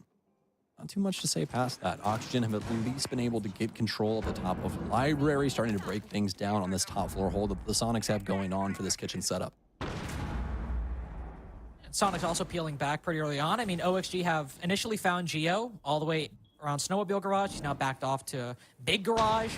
OXG surrounding this hold at the top floor. Now Yaga starts pushing up the piano hallway. I like this pace from OXG. They also spot Ambi, and he's killed on the cutoff. Really good clear so far. Not only having Yaga push in, make Ambi uncomfortable, they force the rotate, but Adam fights back. Talk about standout players, by the way. Adam obviously had a great debut on Wildcard and on SQ, even when things have been bad. Adam still has plenty of great individual moments throughout this stage so far. Can him and Merc hold down to the top floor? Well, Adam certainly can. Merc not hitting the shots today, unfortunately. Goes down to the 3v3, and Adam finished off by Dream. So it might have been a huge play from the Wamai up top, but it's still SQ down in the dumps and down 2v3. They got the top floor control. She'll be able to suss out any drones or any plant attempts, but the big issue is now for the Sonics is how do they try and stop this plant from happening? I mean, they don't really have any utility to try and get in that, in the path of this. Maybe some potential goo mines that could try and slow things down for a little while, but nothing like a nitro cell or a smoke to try and assist. The new jammer is going to jam things up for that breaching charge for a little bit until it is dispersed. Now, down to the last 10 seconds. Sonic's trying to make some headway back over towards the dining area. It's a trade, though. It's down to Rexon now as he's rotated on over to the bar space. Dream is going to attempt the plant on 0-0 timer. He's thrown himself inside of kitchen. This is going to go down successfully. Indeed it will. Rexon spot the player moving up west to main. No, Dream cuts him off. OXG with the first round. Characteristically, very slow, but I think one huge thing going OXG's way, a lot of their executes are typically, at least in 5v5s, and the opening picks need to happen on the flood into sight. That time, Sam, was that not one of the most excellent top floor clears we've seen this stage? It was perfect. It was picturesque for Oxygen as they took control of that. And, I think they did a really good job of being able to use that vertical in such minimal time as well to exploit some of the positioning from Sonics, make it more difficult for them to try and work their way back into the bomb site area. And although Sonics able to trade out at least one player on Oxygen as they try and make that entry, nothing really going the way of SQ past that. I love especially that Oxygen kind of retool that round at the tail end as well once they do get it down to that 1vx scenario for Sonics, right? Instead of going for that plant inside of dining that they were set up for, they knew that player was so far removed. They're like, all right, we're going to adjust things over inside of kitchen, make things a little bit more safer for us. So even in those dying moments, making sure that they do everything to the highest respect, to the highest level of professionalism. And if Gabe ends up foreshadowing things quite well, and whoever's able to start off strong, not only on the attack, but just specifically in these first 6 rounds, whoever gets the lead to start might end up taking it. OXG, 1 round in, making a compelling argument for what they can offer on their attacking side. I was going to mention this as well. One positive consequence of the Ash ban is Mira a little bit safer. There's Ash charges, a key counter to crack those Mira windows at a distance, and, well, the other counter, Twitch has just found one Black Mirror already. We've seen Twitch time and time again be a really solid option for the offense. And Gomez, he was so very close. Gio's knee, I think, absorbing that last shock and making it to where Barstock will prevail at least for a little while longer. Prevail a little longer. Also, no Maverick at the moment, OXG, and obviously, well, attacker repicks done, can't switch to it, so they want to take down that bar stock position or nullify it. They will need to take control of library, or the player there needs to get a bit over-aggressive. No Doc on the board either, so Merc, reading things correctly, will say, I'm not staying here for any longer than I have to. Go back off after 45 seconds, and there are still players on the top floor. Of course, Adam holding the mezzanine will be in a bit more difficult of a position now that that mirror window is opened up. But OXG still have to capitalize off of it, even if Gomez has done great work making that position a bit more difficult early on. I love that you touched on Adam earlier as well, because he's definitely been a standout player for me when it comes to the Sonics, especially on positions like what they have him playing on mezzanine. One of these ISO positions where you really need some solid gunfighting to try and win out some of these key moments. And be playing blue is going to be able to find Gomez as he tries to rotate down through Snowmobile Garage. Be able to find too much just yet, but now Yaga pushing himself forward. This plant going down. We do have Merc around the area. Can he get this kill? He will, but it's actually traded out favorably for the offense. That's traded out favorably, and Gio's able to find Dream down below, but that's a great read by OXG. They spot the Mira out of position. Or there was somebody playing stock before, and as Merc tries to rotate back, or Gio, but somebody out of position in stock. I believe it was the Jaeger, actually. They try to flood in, try to force the issue. They get a man advantage, and Gio with that kill down below might have just saved the round for Sonics, at least for the moment. Prolonged, maybe, and conclusion going OXG's way, because now they've had to reset. Now they've had to pause. And Newer's going for the 1v1, the lurk up fireplace stairs, as Diaz is trapped inside of library right now. 2 different players looking at his position. Newers will try to alleviate this, try to get Diaz out of dodge, and it might just work. Merc down inside of the site, but I believe it was the stock player, so Gio's still up above. Ambi now rotated down below, but the opportunity escapes Gio. Man advantage still in the favor of OXG. Gio now down on the floor. Ambi flicks as the Nomad drops down the hatch. Beams Gomez as he walks through the door. 1 pump for the... No, not for Newers, unfortunately. Switch to the shotgun. I almost got overwhelmed by the play right there and the potential for how ridiculous it could be. But OXG, they clean it out, as they should, given how that round began. Yeah, if Ambi sweeps 3 under the rug with Castles loadout, what do you even say about that? Yeah, I'd have blown my top for sure. That'd have been insane. But instead, what we get is a very solid Oxygen round with the ability to adapt inside of the mid round. You know, they come to blows and everything grinds to a halt. We have some solid exchanging of map control, especially downstairs where we see Gomez try and boil things over for that push up towards blue. But Sonics instead trying to retake that area and then working their way up through fireplace, at least for Geo's sake. For Oxygen, though, keeping things pretty kosher, I'd say, especially for their top floor position where we end up seeing that player inside of Library. Just keep things close to the chest. Doesn't want to try and overswing. Sonic's kind of giving up the goods when it comes down to positioning as well with some of the pre-firing we see go on that top floor. And not only that, but Oxygen also more than capable of finding some of those, you know, moments where Sonics are peeling back to the site, getting those big kills to really open things up for them. So a great display of calculative nature out of Oxygen, just not really overplaying things, not willing to try and, you know, bet it all in those initial moments of the round, instead leaning into what was available to them later on and finding some good success in that. I think you also can't undervalue how losing that mirror window for Adam will cost them, not able to get as aggressive on the mezzanine position. Big find for OXG early on. They can find something similar here. Maybe it'll make things good. I mean, Merc running the Evil Eyes, for example. They're able to take a couple of those down on the wine side and then open up the breach, of course, later on. You could easily find yourself going for a wine execute or a plant through the red wall, the trench wall, whatever your call out is for that specific location. Actually, I thought it was a basement defense. What am I okay tonight? What is going on? It is late. It's late for you. It's only 8 p.m. here. It's prime time, baby. I'm sitting there and I'm trying to pre-fire a basement defense and it's mashed better than office. Anyway, point still stands though. I mean, if they are able to take out those Evil Eyes early on, sure, it might not come from wine, it might come from solar side. They still could very well get a good execute down, especially if they start with the solar window position. Now, Oxygen fully built up for this portion of the map. You can see Gomez all the way down in Big Garage. More than likely, they'll try and rotate things over to that balcony that we see played out for the bathroom side quite often. With a minute 40 seconds remaining here for Oxygen, so a lot of opportunity for them to try and look towards other things if they really wanted to, but you can see the positioning definitely kind of telling the tale so far, especially after Newers gets that big pick onto Ambi. Let's take a listen in here for Sonics and see how they want to try and deal with this Oxygen assault. Okay, I killed B guys. I'm in the basement. In this wall. One more repel. Holding bathroom. Where's the guy in repel big? Give me now. There's one in the basement. Repel then solar. Repel then solar. Cliff past the door. Yeah, one There's two solar. One slant, two solar. I was wall hopping. But she has breach. Just watch they're gonna try to go through that for plant right away. In bathroom. Right. Okay. Big window one. One on big window. Adam has bathroom. Pedals in the master wall, probably holding from. Big, two solar. I have this guy's push through, hold up. Yeah, but she's in a good spot here, just wait. No man ran up. One big window, one cross. Nice try. I shot. Bit unfortunate that right as we tossed that listen in, SQ basically collapsed on the defensive side, but that's the pain of it sometimes. And I think honestly is kind of emblematic of how this game has gone overall. It has just looked very strong for OXG. We see the start right there. Newers able to repel in the solar window. Sam, he gets a kill on the guy bathroom. They're able to, they stall out a little bit, but they're still able to push the Maestro back, get the kill there as well. And then at that point, site's actually pretty free. Yeah, I think, you know, you kind of really just have to give a shout out to Oxygen's ability to suss out the positioning of Sonics or just kind of know it off base as to what they're going for, right?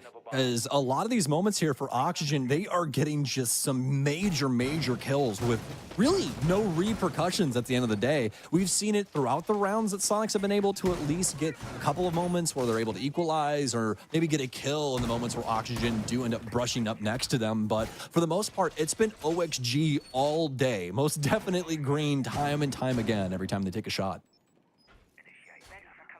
Gomez looking strong. Again, that round 2 kills to finish things off. Newers having a good day. Really, the only person who's not showing at the moment is Yaga. I believe he is the lowest rated player on OXG, but still north of a 1.0 rating, and everyone else has been putting in so much work he doesn't really need to. And the attacks from OXG, some of the best we've seen this stage so far. I mentioned how they can often go in with 5v5s with only 30 seconds or 20 seconds left. Here, they're getting advantages. They're converting them in good time. They're executing decently early before the end of the round. Everything is looking quite nice for OXG on this attacking half.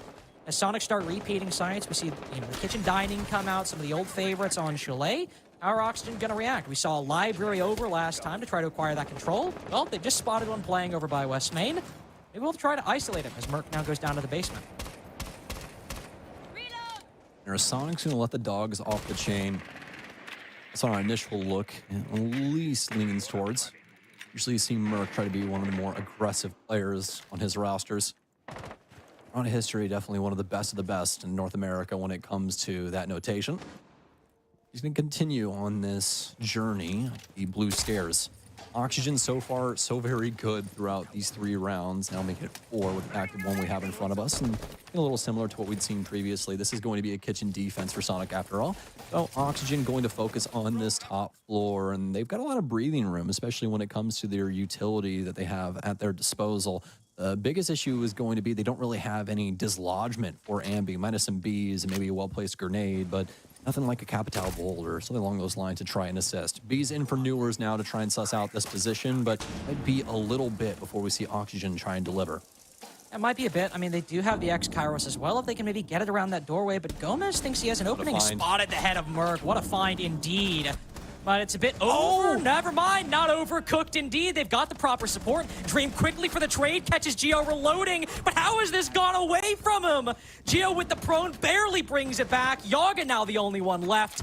Gio with a clean double. Ambi for a third for SQ overall.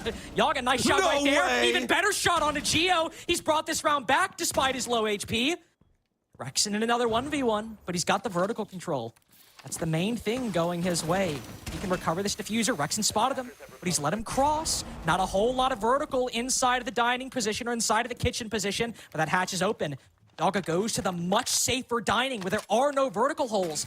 And is there any intel? Drone goes out to call out Rexon's position. If he goes for the drop or the rotation down, indeed he will. It is shot. Rexon's got to fall. He's got the intel. He's got the information. Does he have the shots? Does he have the kill? Spots him. Drops down. Yaga, does he fall down the hatch? Was it intentional? Who's to say? He doesn't have flashbangs to knock him off. He'll rotate up West Main instead. No way. Rexon taps the defuse, tries to stick it, spots him, and downs him on the reaggress. Incredibly close 1v1 and a beautiful show from Yaga. Richie holds on to get SQ there first. Rexon has to be sweating bullets on that. You can see kind of the Harry Houdini moment there for him, too, as he's like, where the hell did he go? Is he prone behind the table? I don't know. And finally finds him over inside of West Main. But what a round there for both of these teams, honestly. Oxygen being able to carve things out from the bomb site and eventually being able to find a home for that case. But it was really just the retaliation that we saw out of Yogg at the end of the day. You said it yourself, Yogg not exactly having his number called up all too often given the circumstances of how many talented players surround him on Oxygen now, especially when it comes to the kill department, right? But in that moment right there, Yogg still so gifted when it comes to this game. And even dropping down the hatch, I mean, obviously, like, very smart play to try to catch Rexon off guard in that, because he knows you're behind the table. He's fired the shots at you. But when he drops down that hatch, I'm like, is it a tense moment? Did he mean to do that? Did he accidentally step a bit too far backwards? But it makes sense. You go for the flank up West Main. Rexon knows you're behind the table. As you said, the Harry Houdini moment. Rexon's left guessing. Yaga gets the reposition, and when his number's called up, it doesn't end up working, but still almost brings a round back. That OXG could have won had he just landed a couple more shots. But I think we also have to put some praise on a Geo, because Gomez and Dream both find a crazy opening, and if that gunfight goes Dream's way instead of Geo's, that could be another chance for OXG to go up 4-0, but it doesn't happen. Geo holds on, Ambi as well getting involved, and SQ, not a comeback just yet. They've at least started it. The potential for one. Yeah, that Dream moment, man. He was dream chasing, and those dreams became nightmares, like, so very quickly. Just, a little bit of a miscalculation when it came to that recoil. And not only that, but a little bit of a miscalculation when it came to the aggression that Gio was going to show. I think he played that out so beautifully right there in this corner. That's a wild thing about Siege. Sometimes it's some areas that you wouldn't exactly think would be as problematic. Merc, no Claymore? No Claymore. And that's a free Newers. Yeah, a bit of an unfortunate situation there. Normally, we do see a Claymore in that doorway. No play on this entire offense, though, and he's also going to get Dream on the double back, because that's just Merc, man. He knows more than likely somebody's going to be on that trench door to try and cut him off when that moment happens. I will say, even in games where SQ really struggled, even the game yesterday, Merc oftentimes not only good for one, but good for two in certain situations, and in that particular case, you talked about no Claymore on the lineup. I was going to say, sometimes we might see a Claymore over there when you know, the site smashed to rid of an office, and you're gonna be on Solar Repel for a long time. But Newers, in this case, thinks he's okay. Merc proves him that he should have been more careful. Dream on the cutoff, not only dying, but we also lose all of those Bs for the Grim. So if you want to clear this library position, the shield, mezzanine, anywhere, well, if Yaga's hitting stinkers today, maybe it won't matter. Yeah, had a few bricks today, but that definitely all net. What a shot. Gomez? Gomez for 3. Oh, well, it's a brick.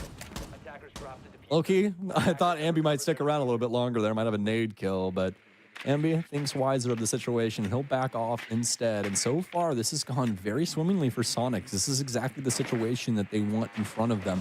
They've gotten 2 big kills onto 2 pretty solid members of OXG.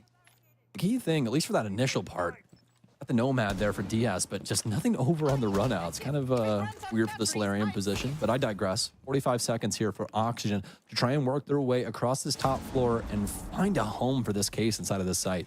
Well, Gomez getting aggressive down the stairs. I think reading that OXG, they've stalled out a lot. They've lost a lot of time, lost a lot of...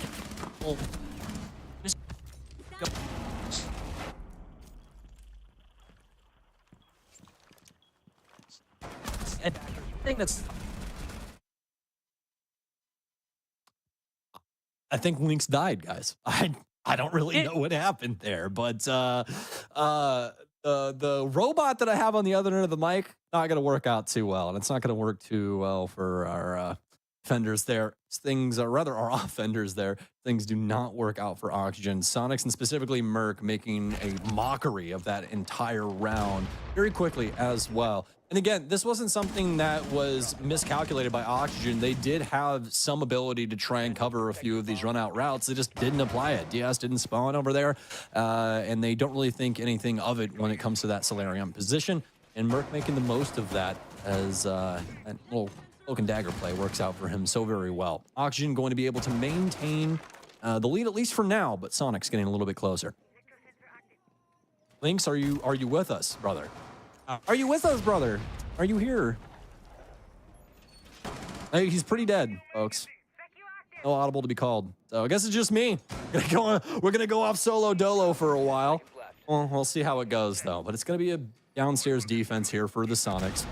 They brought the Maestro along to play, something we've seen worked in time and time again from a few respective squads, and something that I really like, especially when it comes to sites like this. You need a lot of coverage, and those Evil Eyes, especially now that he has 3 of them, do a pretty bang-up job of that. Oxygen, though, are going to have a few operators that could potentially be pretty problematic for the Sonics.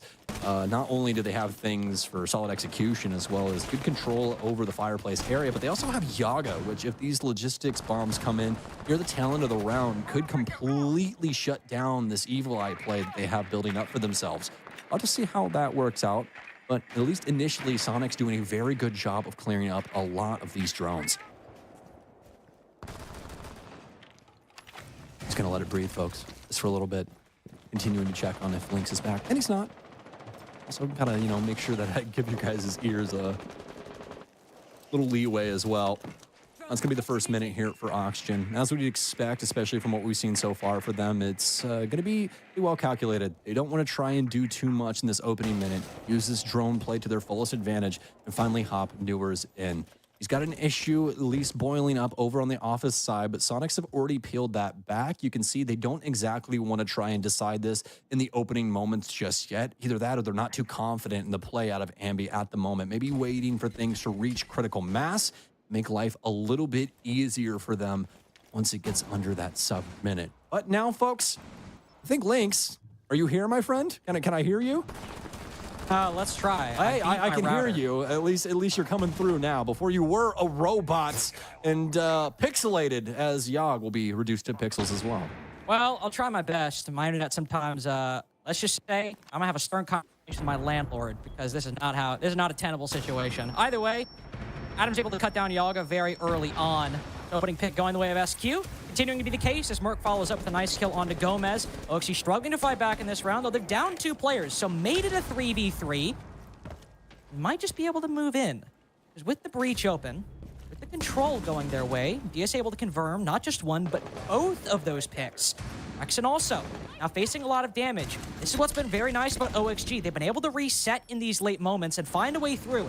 Even if last round didn't go their way, might be able to have a way through here, but with the Vulcan pack detonating on the main stairs, now it's looking a little more difficult because the main stairs push is cut off from the rest of the attack. The defense has time to regroup, to consolidate either in blue, any position they want to stop this push. Dream is still on the main breach with the diffuser as well. OXG have to end this round somewhere in Snowmobile. A rotation is not an option, and there's one more Vulcan. The vertical goes SQ's way, or sorry, goes OXG's way, but how are they gonna end this? How are they gonna get these final picks, let alone get this diffuser down? Gio's able to rotate up, but Diaz cuts him off. Ambi has to stop this. He only gets one, and he's cut off by Newers on the second.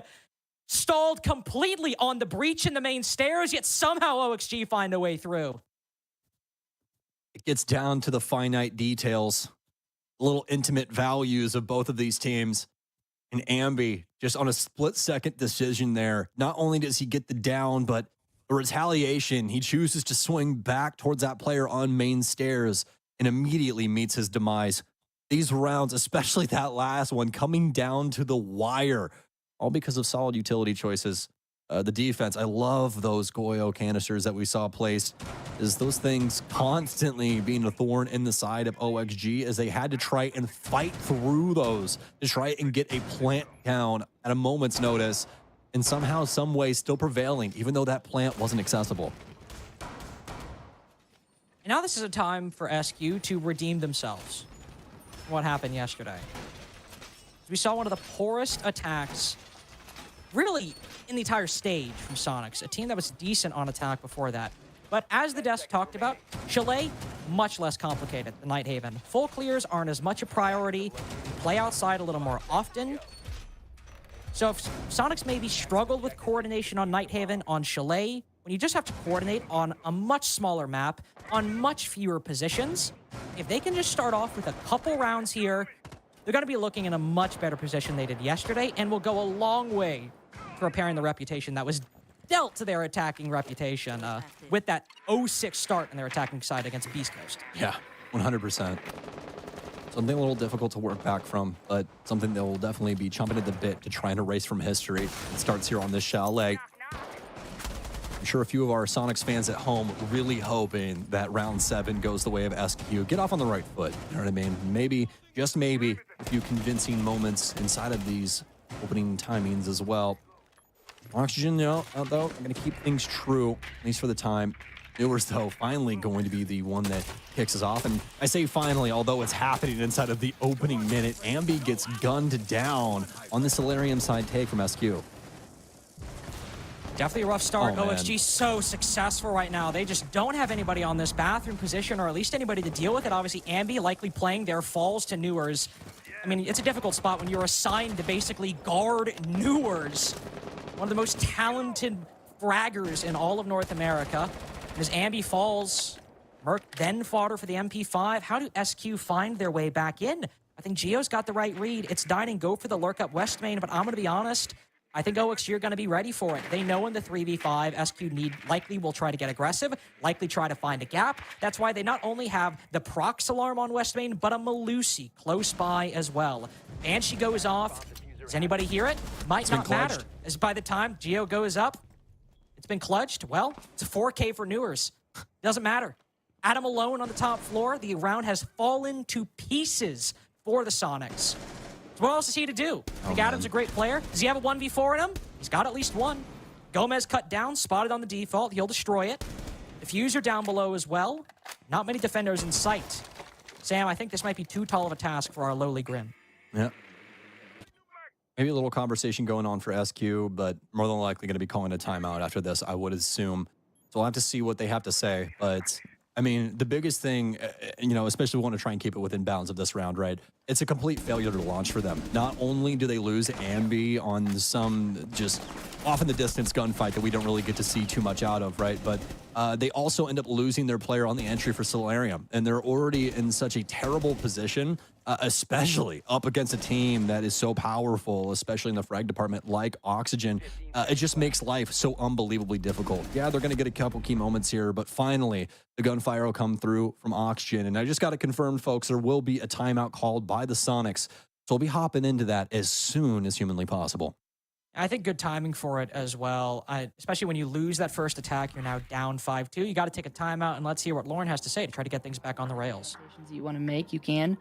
You guys need to talk about so far, like what you guys struggled attacking. Is it very utility based? Do we need to bring Brava? Do we need to bring more clear? Talk about what we need to actually get into the map, because it felt like the second that we started attacking and we actually got in our spots, we were already down 2 men. So it is okay to slow down. Let's see what they do. I'm pretty sure they're doing 3 roamers and only 1 or 2 sight. Let's just do the normal clear, and then we'll drone. Count the numbers. If there's only 2 or 1 in sight, just hit the guy in sight, and we'll just literally all send it at him, and we'll leave like 1 lurker. I think that would work. We'll see what we do here. Anyone have anything else? Play your lives. There are a lot of rounds that we have thrown away because we overpeak. Do not overpeak. Play your lives and play together. I think specifically, not sure exactly what happened on the gunfight with Ambi in the overpeaking position, but I do have to think that given that they likely knew Newers was in bathroom, I'm assuming Ambi was on the bathroom window because we didn't see anybody there when Merc was rappelling in. And if they had nobody bathroom window, that'd honestly be such a big oversight that it's almost, it'd be very weird if SQ didn't have that. Yeah. So I'm assuming Ambi was bathroom window, loses the fight with Newers. Just playing it a bit more safe there, just holding a bit more of a passive angle, force the Wamai to maybe run out on you. Exactly. And then we don't have Merc die in that same position, Sam. Then we have a bit of a different situation. So I'm not sure if she was specifically talking about Ambi. Since we didn't see the gunfight, I'm just kind of I'm putting together my own puzzle, trying to figure out what happened, and I think that might have been some of the examples she was talking about. No, most definitely. And honestly, I think it kind of extends even past that to some of the things that she saw on defense as well. I think Sonics have just been adopting a few angles and getting punished by Oxygen on these swings. And, we've been constantly talking about Newers inside of this game, but it's so very true, ladies and gents. Newers, when it comes to gunfights, especially when he is the swinger and not the swingy, he is one of the best in the business. And Sonics are constantly putting him in these power positions where he's able to take control of an entire round. And that's something that they're going to try and mitigate. I think it's a really, really good call by them. I especially like what we heard out of Gio as well, already talking about what he wanted to try and go for on this next round, the things that they should be looking for inside this opening minute and a half. So let's try and calculate this, folks. Let's follow along with Gio's game plan here. He wanted to see what was going on inside of the bomb site and count how many heads they have. That's usually what you look to do when it comes down to this. But so far, not so good, as Ambi once again putting his head where it doesn't belong, and he gets gunned down for it. And just continuing with what Gio set up, we wanted to see them maybe hit the side of the numbers, were only 1 or 2 there. And it's true, there are only 1 or 2 actually on the site. But if you notice, there's a player on blue who's already fallen back. There's already somebody kind of close around the dining hatch. That's Diaz. And it's a 4v5. Even if they maybe wanted to go for that quick play, OXG were in close positions to immediately rotate back. And then once Ambi falls, you can't really flood the site unless OXG are slow to react, slow to rotate, or if there's only one guy that you truly can power, overcome, and then get the diffuser down. Now that call can't really happen. Now Sonics have to go for a bit more of a normal clear. And with OXG playing this very smart and completely falling back, what openings do they have? None. And that's the point. Oxygen want to remove every piece of value that Sonics have to offer. Oh my God. Although that M590 might not be as powerful as it once was, that is a insane amount of damage to Merc, and something that, even for Merc, is going to force him onto his back foot. A huge moment there from Dream. He doesn't get the kill, but it's definitely going to be something to consider going into the later portions of this round. The Sonics really only have control over Fireplace Hall, and they really haven't done too much work with that space either. That's what we see Gio start to do, though, use that skeleton key. I was just thinking to myself, okay, 4v5, you've got the dining hatch control, you've got fireplace control, you need to see this vertical. It's the only thing that really could swing things in SQ's favor without just relying on getting a couple picks as you push into the site. That could still happen. Dream's been found, but Adam on the backside taking up Merc's position. Shot low by the shotgun, finished off by it as well. Merc recovering from that earlier wound, still on 1 HP. How are SQ gonna go in? And honestly, they're not. If OXG don't give up anything, if they don't give SQ any opportunities, it's in all likelihood this diffuser's not going down. That blue angle still opened up. Merc now cut short. Rexon trying to find his way in, praying that this Thorn gets aggressive. Gomez swings, but no kill goes his way. Gio finds one. Despite sprinting through the smoke, Newers on the quick reaction is able to make this a 4v1. And Gio stuck outside of Wine on 1 HP. This round is not going his way in 10,000 iterations. 6-2 for OXG match point, and it looks like that 5-0 stands strong. Yeah, this failure to launch once again coming to bear for the Sonics, as it's very early on into the round. The entire timeout, at least from Goddess's perspective, was talking about how they were going to try and set up, what they should be talking about, and the fact that they should not be trying to look for these opening gunfights that have been punishing them time and time again. Now, I'm not saying that Ambi was looking for a gunfight, but what I am saying is that he was in a position of exploitation, and he got punished for it immediately. And that sets precedent for the remainder of the round. Sonics never get that back. There is never a moment of value in the remainder of that round for them. They're immediately punished by that. And then they have Merc get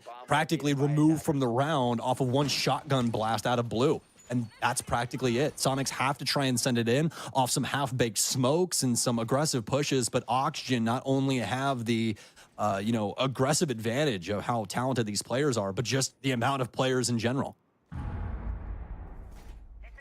And at this point, OXG up 6-2. Obviously, not calling it just yet. Sonics could very well make the comeback, but Desk has talked about they've had an easy record so far. They've had the easiest opponents, Loesch, Beast Coast, and then obviously didn't play on the third play day, but then LG, wild card.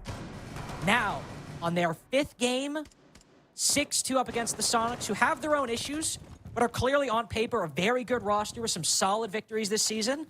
I think we can start to say the hype should be believed about this OXG roster. The defenses have looked good. They've looked intelligent. The attacks obviously look very good as well. Obviously, it's just a best of one. Could just be at, not exactly representative of the overall game plan, Sam, but the 5 best of ones we've seen from OXG, it's another one where I'm liking what I'm seeing. Yeah, I have to agree with you wholeheartedly. I think that we just needed a better sample. You know, the sample size was already getting to be pretty bountiful, but now we've got them taking it to a team that has some incredible talent and some, incredible staffing behind it as well. So from top to bottom for Oxygen, a very proud moment, more than likely for them. And I've been loving what we're seeing with this roster. I'm sorry, Fox. I love you to death, but Oxygen, they're looking so darn good with this retooled kit. And, well, at least there, Geo gonna end up taking down Yogg, and hey, a big moment. You bring up Fox, dude, and stuff just starts to fall apart for Oxygen. It's just like a bad omen or something. I don't know what happened. I gotta stop talking. I'm like, let's dedicate a moment. 6-2, really good performance from OXG so far, and then the round just completely collapses, just completely falls apart at the seams. Just a classic caster moment, unfortunately, but also a good showing from SQ. Geo finds a gunfight. The rest of SQ do as well. 5v2, Vert established. And this is one of those 2v5s I don't think OXG have a way out of. And right as we decide to praise OXG, it's a good round from SQ on the attacking side, because how do OXG come back from this? They can't go up the stairwells. There's too many players watching these rotations at this point. SQ have time to reset. Sure, Merc goes away. It's not happening. It's not happening. Gomez, okay, hold on, it's a 2v2. DS now downed. Gomez in the 1v2, but he's on 1 HP. This player's on the hatch, knows somebody's going to be stocked. Not necessarily a guarantee, but he can count on it, and Ambi certainly does. 6-3 now. OXG still in the lead, but Sonics, right as we get to praising Oxygen, tell us they're still in the fight. Wow. Well, crazy stat coming out of Mr. Calibre Jacoby, our host of the NAL. If OXG win this, Carter, it will be the first time a team has ever in the history of the NAL started a stage 5-0. That is unprecedented. Has that really never happened before? We have been doing this for a long damn time, ladies and gents. Let me tell you. This for 4 years. That's never happened? Nope. Not once. And we've had some wild teams. Some very talented rosters have crossed the deck of the NAL. And yet, it's going to be Oxygen that have the ability to do this right here, right now. And they have 3 attempts at doing it inside of regulation up against a star-studded Sonics roster. I mean, the NAL's always been typically pretty competitive amongst that top 4 or 5. OXG able to beat DZ, DZ able to beat Sonic, Sonic's able to beat SSG, almost like rock, paper, scissors, depending on the stage.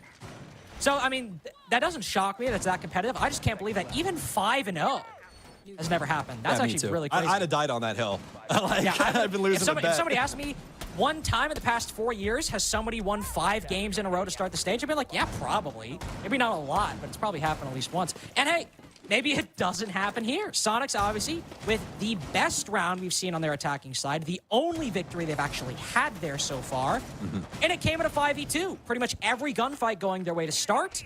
And what a deployable shield right here, by the way. Yeah. I'm sure this has happened before, but I've not seen the office balcony deployable shield. And you got to open your third eye my more there, my friends, is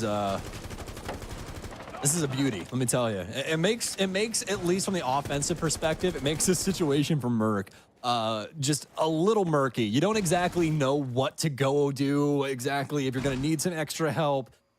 Just one of those things you don't exactly expect out of the defense, but could definitely be something that is very beneficial to them. So now for the Sonics, looking to try and make sure that Auction cannot be the first team to cross that 5-0 start at the beginning of an NAL stage. DS offsite, downstairs in stock, finds not just one, but 2 drones. Also finds himself the first recipient of any damage inside of round 10. There's nobody actually cutting him off. Nobody really stopping him at the moment. So what are we really to do? DS will just play his life. That's the call made. Merc also put to very low HP. DS betting, at least, either on the Sonics missed drone or just looking to deny some more intel. Look at the bullets going over his head. It seems like he's been spotted, and yeah, he is. Rexon with the follow-up. Beautiful intel cleared. DS even laughing about that. Good mentality on OXG, but pretty easy opening pick for the Sonics.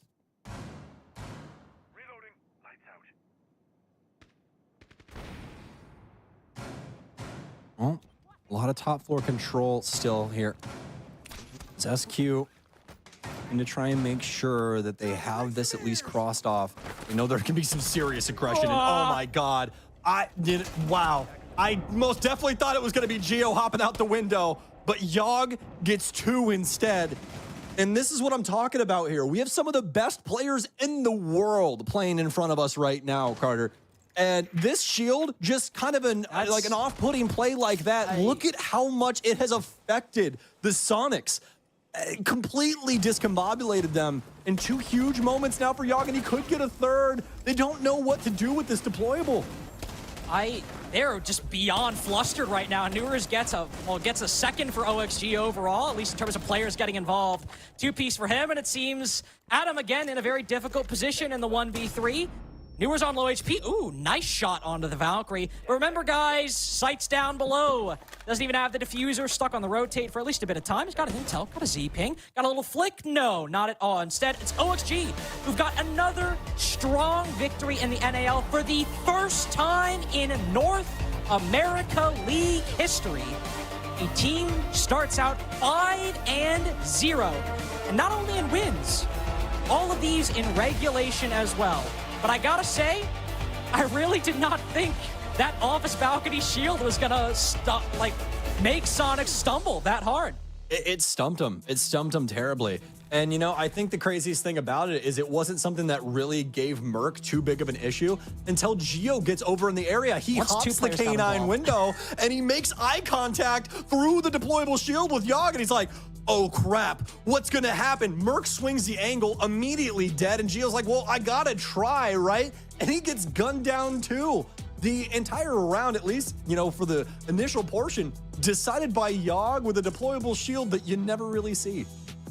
Yeah, and I mean, maybe even if we're really trying to read into it, maybe Geo is like trying to bait the swing. Maybe they don't have enough utility to use the shield, so they go for the trade. I'm not entirely sure. I just really did not expect Yogg to not survive there that long, not only get 1 kill, get 2 kills, but also for OXG, we gotta say it, this team is real. 5-0, 7-3 against SQ, a really strong win, and the momentum will continue as they are done playing this weekend. But that's to find out next week, and also to find out, as I'm sure the desk is going to be very excited to tell you all, the OXG hype is believable. We'll see you then.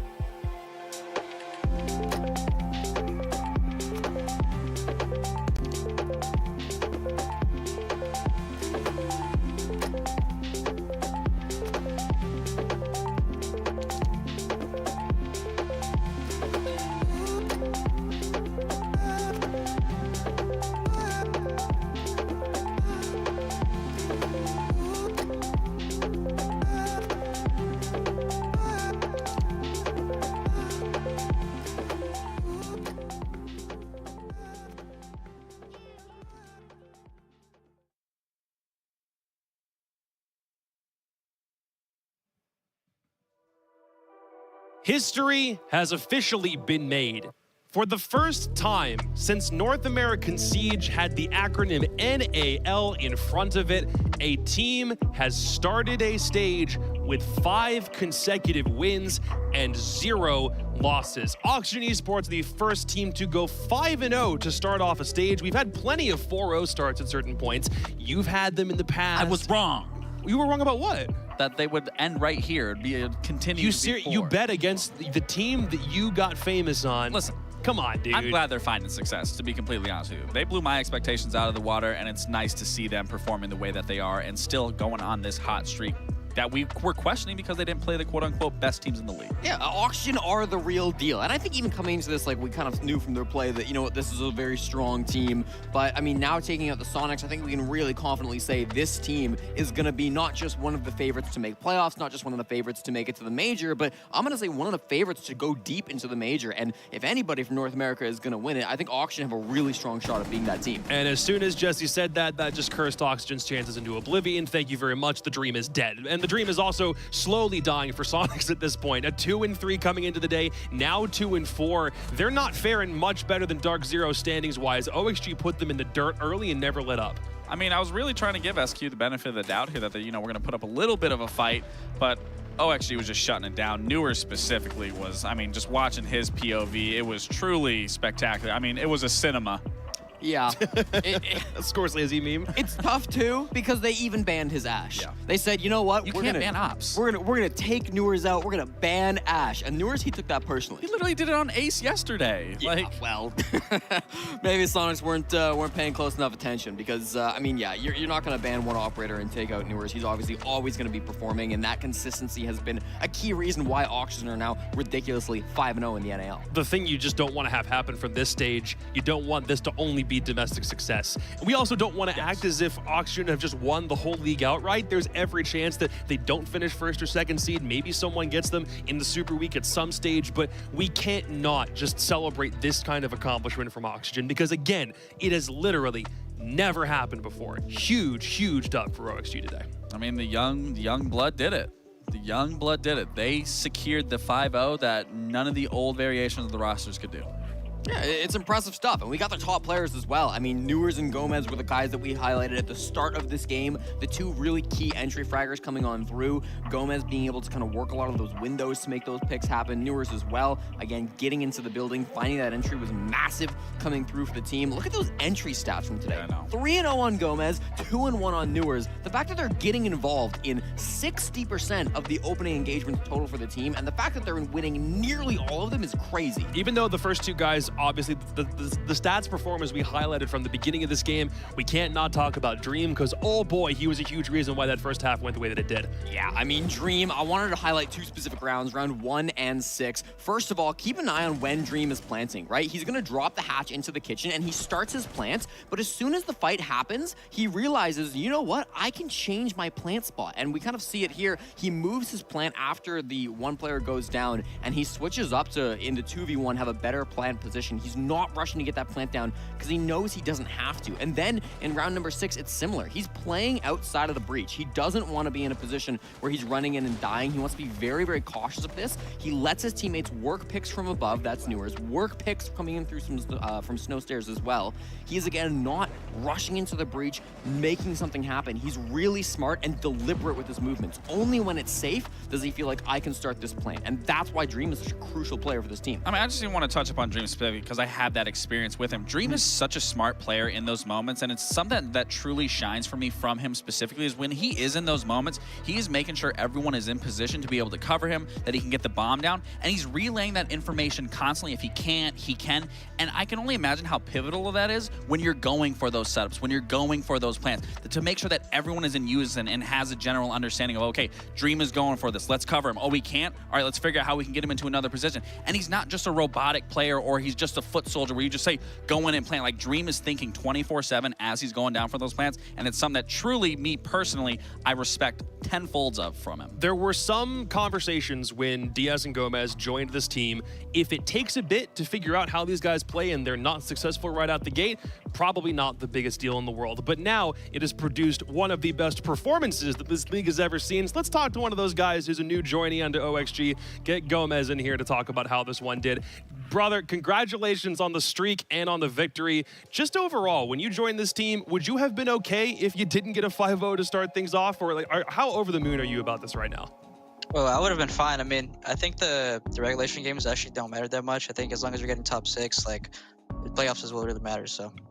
Totally fair, dude. I mean, that's true. Yeah, you're not wrong at all. And, you know, coming through to this stage so far, regardless of how much the games may matter, you've been playing fantastic. Your entries have been so strong so far, and obviously it takes great aim to be a good entry player. Everybody knows that. But what are the other aspects that are helping you perform to this level in terms of other things that you're doing in the server to try to get those opening picks, and as well as other things your teammates are doing to help you enable in this role? Well, I think the most important thing is like knowing when to be aggressive and knowing when to be passive, because that's like, you can't be throwing rounds just because like you want to get a kill, or like sometimes the round, when it starts, it's already over. So you just got to be really good at picking those aggressive points. I have a big question for you. Obviously, coming from that M80 roster, having that history already with Yaga, what is it like now being on OXG, and like what's just the atmosphere like from a player perspective, then even from a coaching perspective? I think the vibes on this team are the best vibes I've ever been on. So I think that just translates to our play. The vibes on this team, like the staff, everyone, they're just so cool. They know how to talk to each other, treat each other very well. So that just translates to game day. Is Redeem still balding? Well, he is.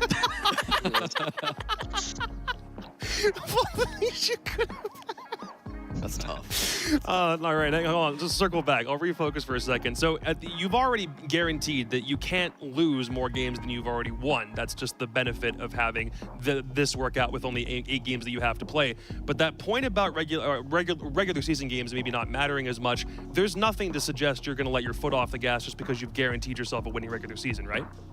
Oh, no, I mean, we're in a very good position right now, so we're aiming to get that top 2 to get a bye. So yeah, we're just gotta keep working hard and not get complacent, because a lot of new teams, they start well and they start getting complacent and they start losing, but we're not gonna do that. We're gonna keep grinding every day. Well, history has been made today, dude. Again, congratulations. We will see you for the Super Week come next week. All right, dude? Take care. Thank you. Appreciate you guys. That is exactly what you want to hear. You're ahead by a mile compared to everybody else. 15 points through your first 5 games. You cannot have a losing stage at this point unless you bomb out in playoffs. But they're not going to just take that line down, say, take the free win and go. They're going to keep pushing. I honestly genuinely love that response. Like, that is a true competitor right there. He doesn't care what place he's in, because he knows that regardless if they get first here, sure, you get a bye, like you still have to continue to qualify for that event, and just because you get first here doesn't mean that you're guaranteed that. And I think maybe some of the things you'd be worried about in a situation like this is like, okay, great, you start off really strong, but then as he said, maybe you let your foot off the gas, or maybe you just like the vibes get worn out, right? If you're always putting 100% in, you start to lose motivation, you start to get tired, you start to burn yourself out a little bit. But if he's saying the vibes are the best they've ever been on any team he's played on, I think that's a great sign that, you know what, they're going to be able to keep this rolling easily. They're not going to burn out. They should be feeling very, very comfortable to continue to get these dubs. So yeah, I'm feeling really good for Oxygen right now. Especially if a Manchester berth is on the cards, which at this point, like you mentioned, they certainly seem to be NA's favorites right now. I wouldn't mind seeing that trio from XSET to M80 that went to all those lands that convinced us for a while they were actually probably going to take home, or at least go to a grand final for a major. I wouldn't mind seeing that happen with a team that seems like it's running on all cylinders like this. Oh, I mean, they're putting in the work to make that statement and to make that claim that they're going to be there, and I don't really see them letting their foot off the gas here, and I can see them easily qualify. I can see them being in the top 1, 2, no matter what, and then, I mean, I'll just say this right now. I see OXG making Manchester. Yeah. I'm saying that right Me now. too. Sure I would be very shocked. At this point, it doesn't seem like an outrageous statement anymore. 100%. OXG are doing a lot to prove the doubters wrong, and if anything, what can't convince you to be a fan and root for them for the rest of the stage, I guess that was it, unless you're a Sonics fan, in which case, good luck next time. We will see you guys next week. For us now, we only have one more game left. It's our final reschedule from Playday 1. It's Wildcard and Space Station and one barn burner to end the day.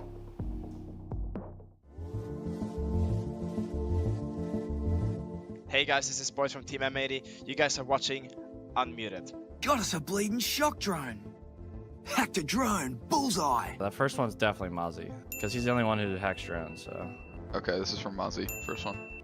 That's Mozzie, hacking a drone, right? That one's too easy. It's Mozzie. It's Mozzie. Nah, that's Mossy. First one is Mossy. This one's a runner. You go no further, bruv. Maybe Alibi? I know I've heard it, but I'm not sure. Like Clash or something? That's Clash. That's Clash. I love playing Clash. Clash. I've had my fair share of Clash. Clash, no. I thought I had that one. Safety is never the objective. Coffee and socks. They're the true lifesavers. What the heck?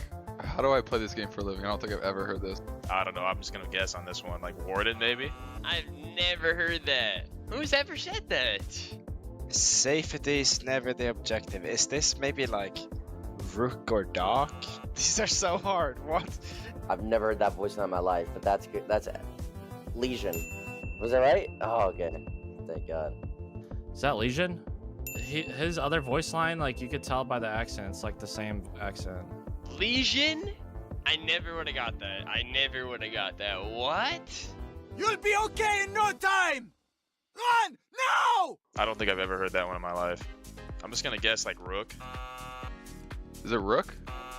Because he says you'll be okay. I'm assuming Doc, because he heals people. Doc. Yeah? Let's go, let's go. 2 for 4, that's better than Matt. That's way better than Matt. Oh, is it Doc?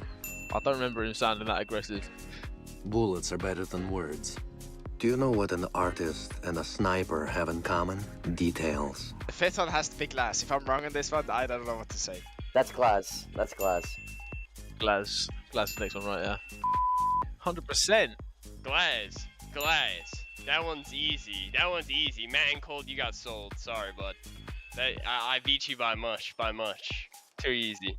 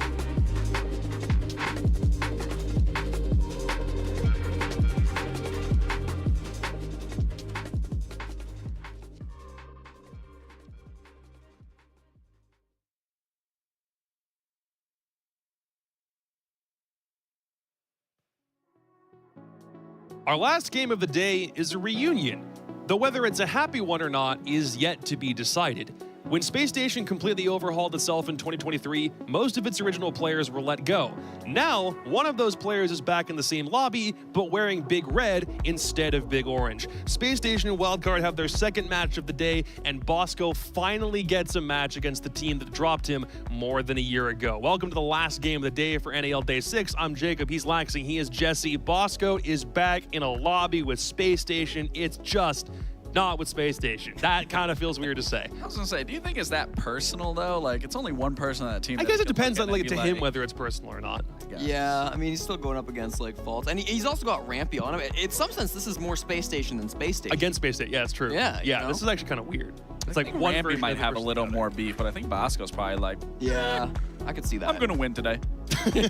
He also did say he had about a year to cool off too. This is what the standings currently suggest. By the way, if Wildcard were to get a full 3 points over Space Station in this game, 6 points on the day would jump them from a current 8th place standing all the way up above Beast Coast into 4th. Again, they've not played as many games as other teams in the league, but that would be a huge catch-up if they were to get both wins in one day.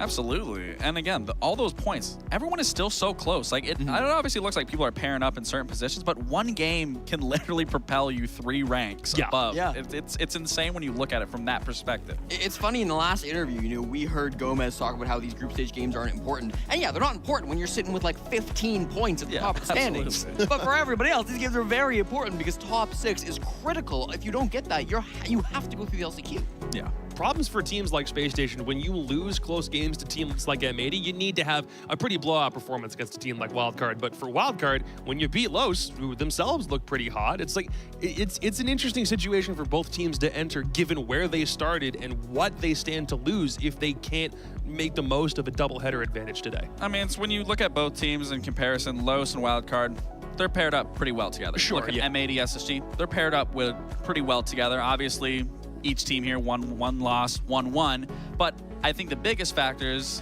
in terms of overall, like, who took the bigger loss, I think SSG took the bigger loss here. They definitely did, and I think for them, there's more things that we can identify and try to fix, because now they've suffered 2 losses so far this week. They're trying to make sure it's not a third. To go from 4-0 to 4-3 in the space of 48 hours would be a really tough reality to sit with. But that consulate game against M80 sucks to lose, especially the way that it went down. Yeah.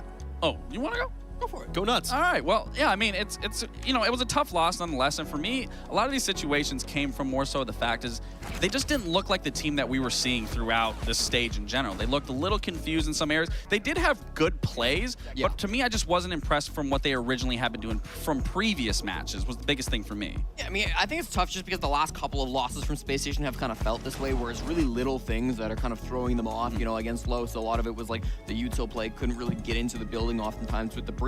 Then you play that last game, they're on Consulate against M80, and you know, there's some crazy Amaru stuff going on. There's a lot of little plays that you're getting caught off guard by, like little aggressive match things that are coming through. So I'm sure they're frustrating games for Space Station to lose, but on the other hand, I don't think they're like huge fundamental problems that we're seeing from Space Station. Sure. The same way that we are in, you know, some of the top teams who are struggling like Dark Zero, and even to an extent the Sonics. We tried to identify a couple things in the green room. If we were to say anything to Space Station, what could they fix to be better? There were a couple things we thought of. Maybe some utility player drones could be better. We're specifically hoping that Fultz can continue a reliability streak from years past and bring it onto this version of the team. There's a few things we thought of. We're just hoping it translates today. Yeah, and those are the important things, though. These are very simple things that can be switched. It's not like an entire team is just horrible and you're trying to figure out what you really need to fix. Like, if it's just a utility problem, it's a communication issue, it's just not using your gadget, Ashen, not using Jackal. Damn. But it's simple things like that. It's a lot easier to fix of going into the next game. It's just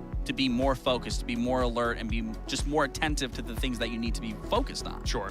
Yeah, and I think that, you know, we've seen some strengths from them. I think Faults has been pretty reliable so far, but it's just about keeping sure that that can stay up. Wildcard's a different story. They came in after a week break, decided to play Los on Oregon, and it worked out. We were a little questioning of that map pick, at least to start with, but we'll see how it translates in a doubleheader, because they haven't had to do doubleheader duties since stage 2 of last year. Yeah, I think for Wildcard, you know, this is a team that obviously struggled in the first week. It took a long time to get that W. I'm really hoping that we can see them play with confidence today, because they beat Los earlier in the day. They managed to get that big win on Oregon. Now for them to come back, they're going to be facing a much tougher opponent. So if you warm up on one team, that's great. You get that W, but you need to now make sure that that can continue on to a harder opponent against Space Station. We only had the 1 point for them, by the way. Don't throw 1v3s to Amaru. That was the only thing. That Amaru play was pretty important. And not to say, I mean, Rise played it beautifully nonetheless. I mean, he had some pretty nasty flicks there and played the shotgun to the best of his ability and obviously clutched it out. So it's a pretty key point to make, note of. I'm sure Meepy in the back will probably say more advanced things than we are, but if the core of it is wildcard, just need to make sure they don't throw huge kills, and that's basically easy enough. But they're playing Oregon for the second time today? Well, that means the exact same Amaru clutch could happen on Kids once again. So it is still possible. If Rampy's still playing in the basement and they see that opening, hey. That's not a good look on your face. Bosco said it best. Like, it's Oregon. There's nothing that Los could have done that was going to surprise them. They knew what they needed to do, and they obviously countered Los or just played their game in that. But now you're playing the map again, and again, there's not really anything that you can change, but SSG is going to have that information of what you did so they can counterplay specifically on attacks and how to redirect an attack if it's not going a certain direction, or just key figure, where certain people are on the map to be able to move around, like you were saying, what Los did with Rampy.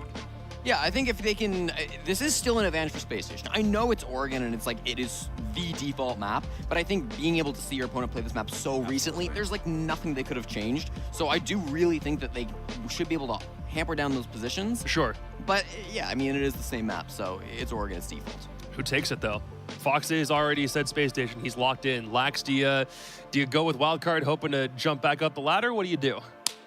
I mean, you already see the W there, You're doing the same bit from earlier. Just gonna have to go with wild card. I see a visor on that SSG screen. It ain't doing nothing for me. It looks like a little analog stick, little controller. That's literally what they tried doing with the logo. That is what it is. That's the point. Oh, and I'm playing the game here, and I see most a dub observant right analyst there. I've ever worked with. No, that's a sideways B for the better team. Space Station Gaming, taking the. We're stretching reality so hard right now. I'm oh going my god. Better team momentum. Cool. Does the visor in Space Station stand for better? Hey, Carter, do me a favor. Can you take the Space Station shirt off so you don't curse them into oblivion this time? Thanks. Have fun casting. Well, I'm not wearing anything under it, so I don't know if we want to. I don't know if that's how we want to end the night. I don't know if that'd be good for my career personally. I will say, Oh. you can't have your shirt off on Twitch now. Now, would Blast appreciate that on their broadcast, Carter? I don't know. That's the thing. I don't know about all of you. I like being employed, so I will keep my shirt on. But I have my own hypothesis. You know what I think the B in SSG stands for? What? I think it stands for blowout. Because going back to Oregon after wildcard, to be fair, looked solid earlier, especially their attacks, looking much improved from when we saw them last. But going against Los, very different team on Oregon than I imagine SSG will be. And SSG also, at least in our minds, being a bit stronger of a team than Los is, despite Los beating SSG 7-5 yesterday. We don't need to talk about that. I think this is a bit of a gamble, and I think wildcard, I don't think their run continues here, at least today. I think it is somewhat of a gamble. And, I think it's honestly, I think there's good notes for each team, honestly, coming to Oregon. Wildcard obviously showed us earlier that they're more than capable of playing this map. But as Bosco said himself, it's Oregon at the end of the day. Basically, everybody knows how to play this map, or, at least the parameters at which you're supposed to go about it. Now, the thing is, for Space Station, they've had a few complicated days here. Today has not been the greatest, at least to start. A max regulation game up against M80, obviously losing 7-5, given the max regulation part of that. And now bringing things down up against Wildcard here on Oregon. The thing that I really like about this, especially with Iconic being at the helm and being the one calling, is that we can go back to exactly what I said earlier. It's Oregon. Everybody knows how to do this. This is going to be some common ground where potentially SSG and Iconic are going to be able to mesh extremely well and find a really good stride to get them off this losing streak. It's also a map that, at least historically, is pretty solid for SSG. I believe they're 2-0 on it at SI. I think they only played it, I think, once at Atlanta. Also won it, if I do recall correctly. That is stretching a bit further back than my, recall in the moment. But SSG, of course, might have a good record on Oregon. As you said, it's Oregon as well. A lot of teams probably at one period of time have had a good and a bad record on this map because it doesn't change a whole lot It could be in your pool one day, and then all of a sudden you lose it a few times in a row, and it's not your next. Yeah, But Oregon's like vanilla ice cream, right? Yeah, Like, exactly. You know what you're gonna get. If you like vanilla, you like it. If you don't, you don't. Maybe you go through a vanilla phase, maybe you don't. Either way, at least to start, the big concern I have for Wildcard is they were able to counter Los earlier. And specifically, Los's ability to win a lot of really key fights in the late round. Which, to be fair, a lot of SSG's rounds, they are able to bring back from a 4v5. They aren't great on the opening duels this stage. So I think there are some parallels here. My rhoticism came back.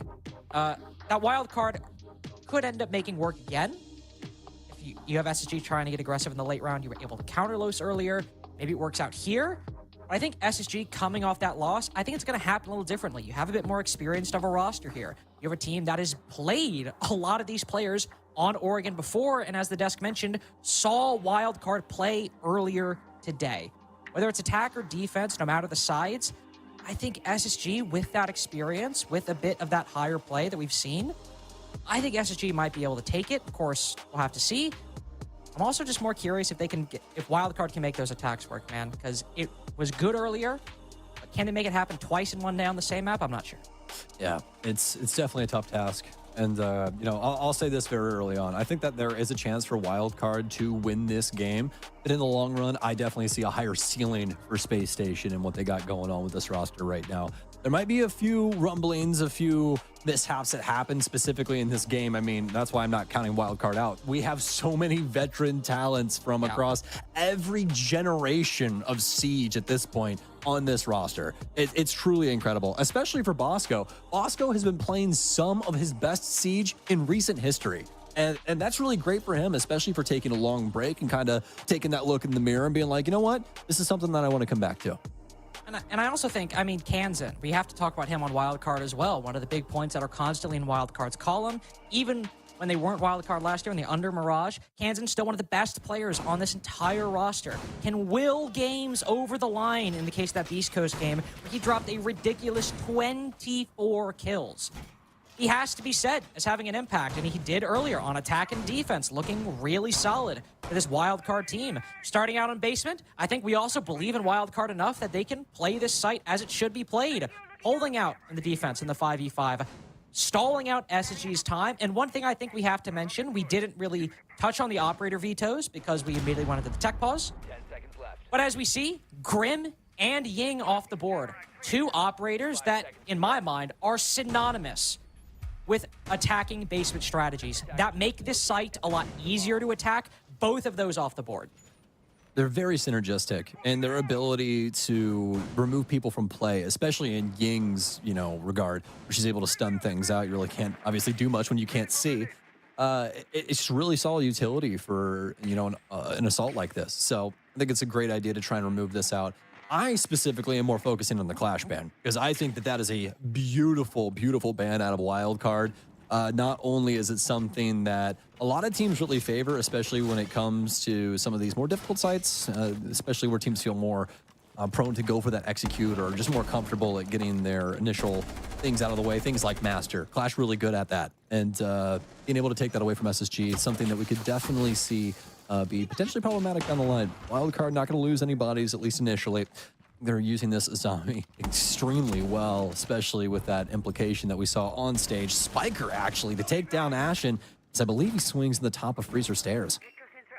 Is that a top freeze? We saw Spiker in security earlier as well.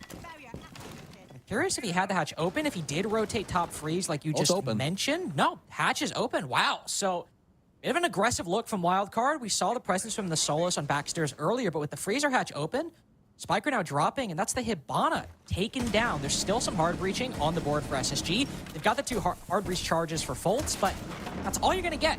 And obviously, he should be able to get them no problem. Also, a bit of an interesting note, Sam. The only other secondary utility, 6 smoke grenades. I have not seen that many smokes in a while, if I have ever.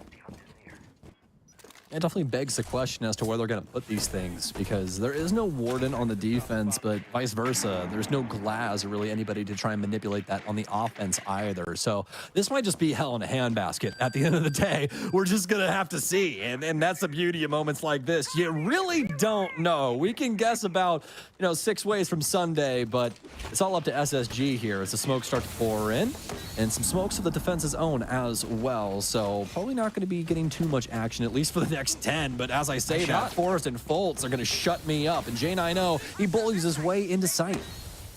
Yeah, makes his way on in. Doesn't have the diffuser. He's instead just creating space for Forrest. But with the pistol, he's able to find one. No cut down by Bosco. The smoke running as wildly as he can. He actually puts Foltz down to 1 HP. This is winnable for Kansan. He's made his way through Freezer. SSG opening the bomb site wide open. But now a bit exposed. Impact goes out. Takes Forrest off the diffuser, but Kansan's found the timing. He's found his way in. He's got the flick on the Foltz and the backstab on the Forrest. Brings the first round on defense back. And you wanted the second highest rated player in the NAL to show up? Well, there's your first round for wildcard. Incredible stuff out of Kansan.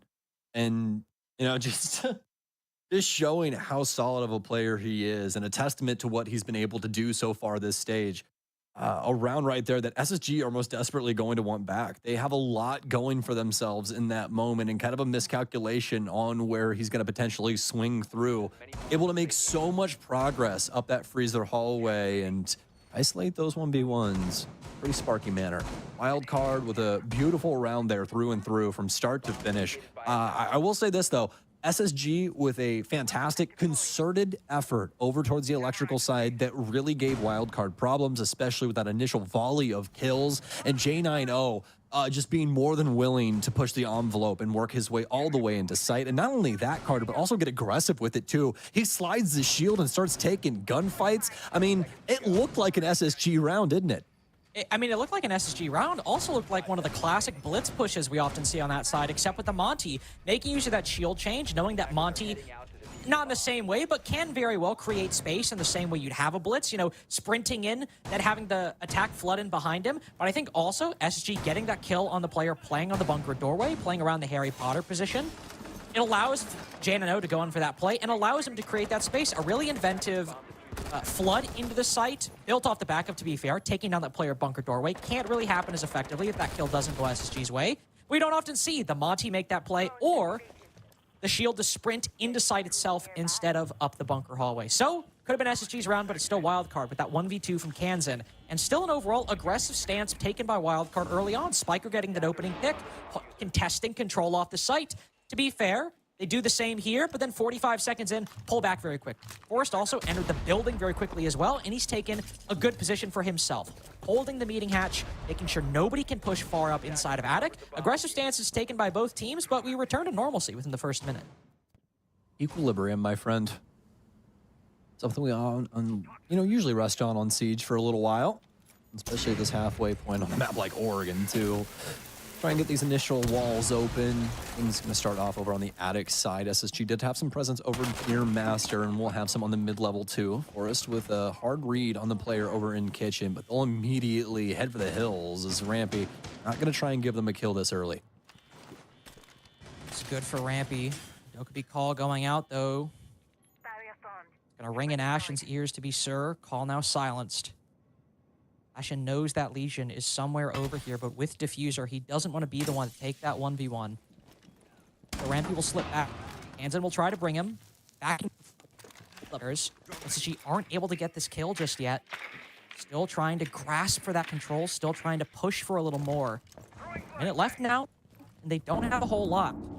Progress over on the attic side. We've seen J9O try to open that wall. Forrest now with the skeleton key below can maybe make something happen, but again, it's Wildcard with the first pick, but Iconic with the second. The Wildcard maintained the advantage. Though Iconic with a nice kill of his own.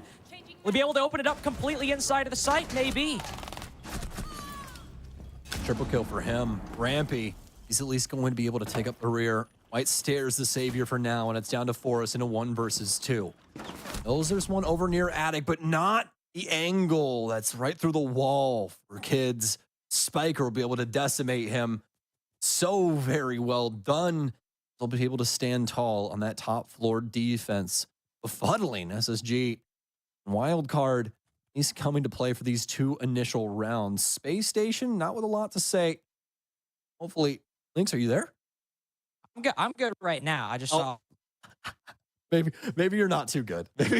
Maybe you're not too good.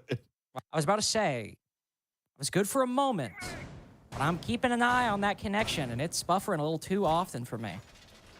You know what's funny, Sam? Quick aside. I was having this issue earlier, and I'm like, you know what? I'm gonna replace the Ethernet cable. I'm gonna replace the coax cable.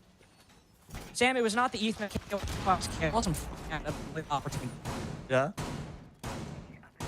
I could tell. Yeah. No, for sure. It's gonna sound strange, but I do believe you. You know. You believe me? It's not working.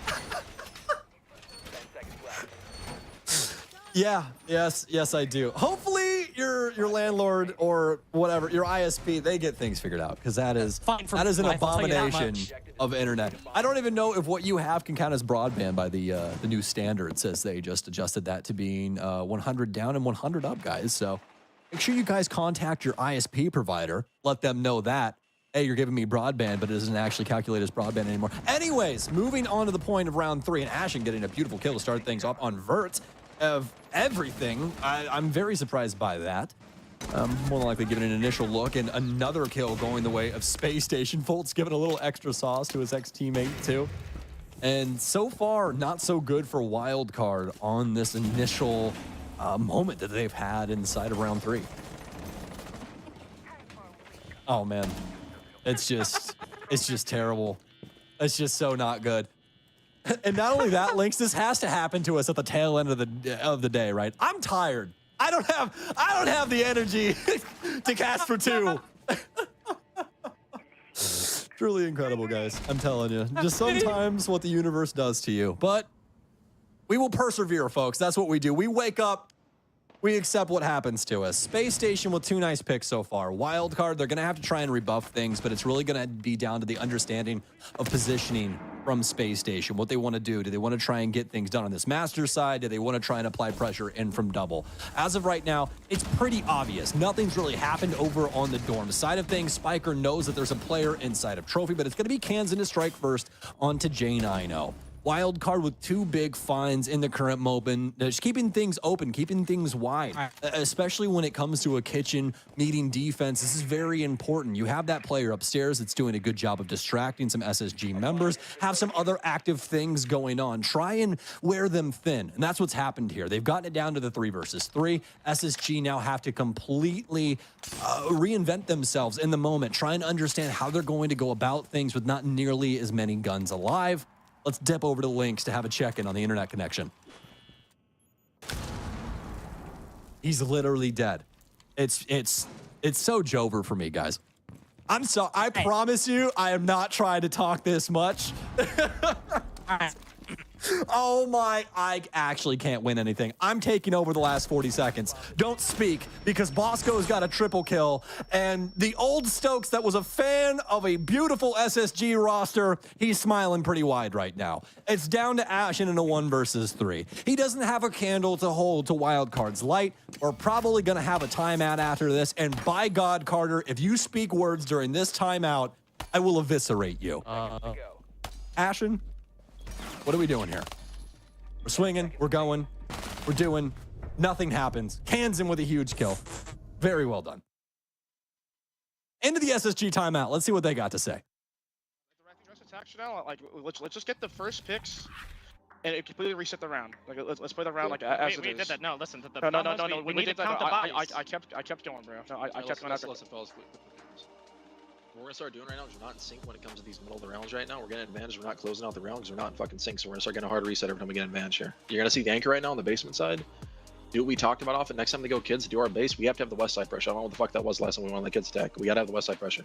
You do not need any piece for the tower, so all they're doing is jamming, right? It's gonna be the same shit again when we wreck kids. Get the west side pressure when the guy flows in the dining side off the meeting side pressure. Kill him. It's that simple, okay? And then after that, we can go into our base, displace kids side, and go through that clear. We need to work displace in all these rounds right now. When they go back to meeting, quite literally just do our clear, do what we talked about doing. Liam, we're not going to go for splits outside, we're going to go straight for top floor on that, and just work across the top of the map. For the anchor, just do what we talked about in prep. It's that simple, fellas. You got to do a detach right here. We got to stay on the same page related to these rounds. We're spazzing out right now. You got to calm it down a bit. Keep the comms low. I think a great call there from Space Station is Lynx. Are you there? Oh, you should be more than scared. It's already happened. It's already infected you, son. This is just unfortunate. But hey, you know what, folks? That's home broadcast sometimes. That's what happens. So it is what it is. We will once again persevere. We will get through this. So, but getting back to the point, SSG's timeout there. Very well done. The main thing that I want to call out here is how chaotic things were when we initially got into that timeout and what Call Out did to immediately hush everybody up.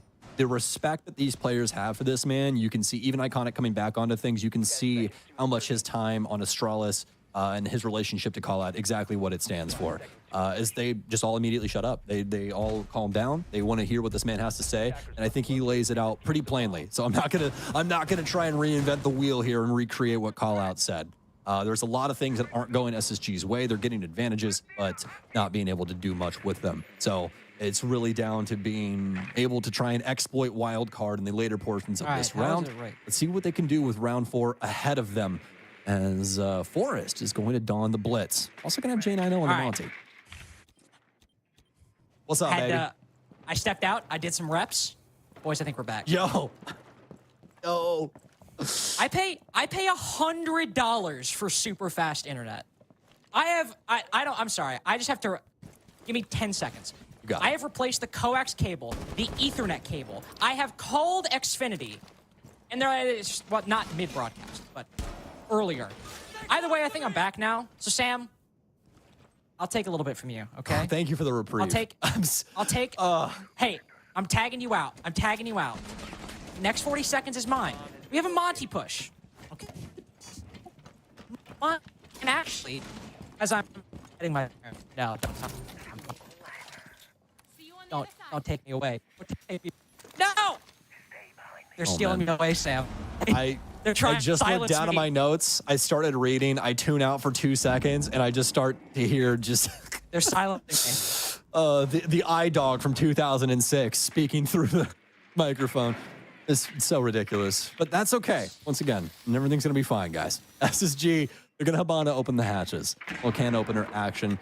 So far, so good when it comes to the drone play. Haven't been confronted, by wildcard like we were in previous rounds where we had Spiker on that more aggressive angle over inside of security. So all things going swimmingly, at least for the SSG camp for now. They still have a lot of these X-Kairos for Ashen's sake. He's going to continue to apply those to try and make some angles for the Boiler side. These smokes will start to come into play too for the defense. SSG with a few things still to read out. Not a lot of drone work can be done, and obviously no extra utility in that regard, especially with Iconic's utility now burned. Wildcard will be able to exchange. What a moment there for Vertical. I don't even know how he's able to get that to go off. ×2, and Wildcard, oh my goodness. They take the round away from Space Station, and this is just unprecedented. This is not what I expected as we loaded into this map. Yes, it is defense for WC, but man, what a time to be alive for the Red. Sam, I've just gone away. They're trying to kidnap me. No, they're taking me again. I think you're patching in. I think the grapevine's working. Am I? Yeah. Okay. I want to talk slowly. Really slow. Basement defense. SSG flood. We saw the game earlier. Wildcard can hold the site if you flood in and don't clear them. Without ops, like Grim or Ying, SSG this is beautiful. Are struggling. Shut up. Are struggling to dislodge the wildcard anchors. Have I done it? You sound like the average American trying to explain something to somebody that doesn't speak English. Was it intelligible? It was indeed, and you still are. So you could have technically picked up the pace a little bit, but honestly, I think your delivery was picture perfect. Carter, of all the times that we've casted, this might be the time that I call back on most to my grandchildren. Sam, what if I did play-by-play that way? I would literally die. That is what would happen. Well, to start, it's Dorm Sam. Okay? I've actually just noticed how poor the kill count is for SSG. It is not good, buddy. Wow. Ashen and Jane, I know the two heartbeats of this team when it comes to the frag department, are not here right now. Please leave a message after the beep. I'm the answering machine. I'm the robot. I'm not going to laugh.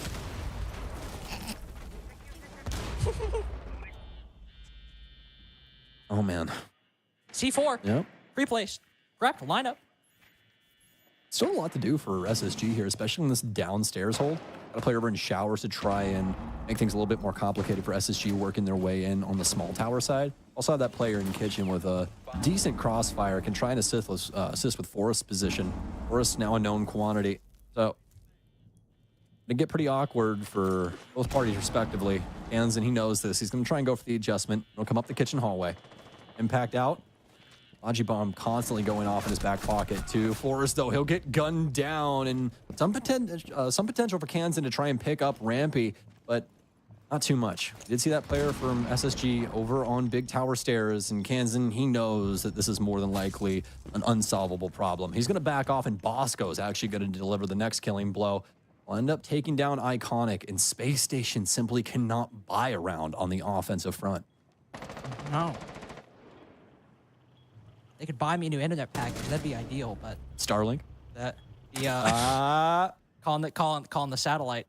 3v3, I actually noticed. So, in a very ironic twist of fate, whenever I start talking, that's when the connection worsens. I think I have a stable line, so let me deliver you an important message live to you. It's a 3v3. It's 3v3.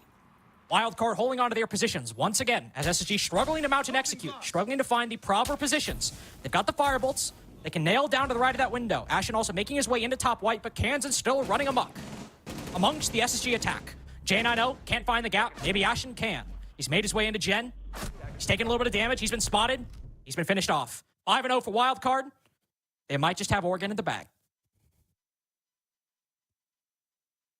I love that transcontinental accent that you worked in there. That's pretty well done. All you needed was the carbon microphone, and you're in your bag.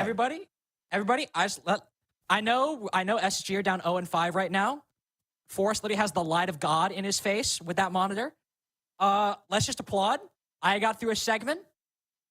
Maintained connection the whole time, baby. I have never been more back. I better see Pog Champs all over the Twitch chat. If I don't...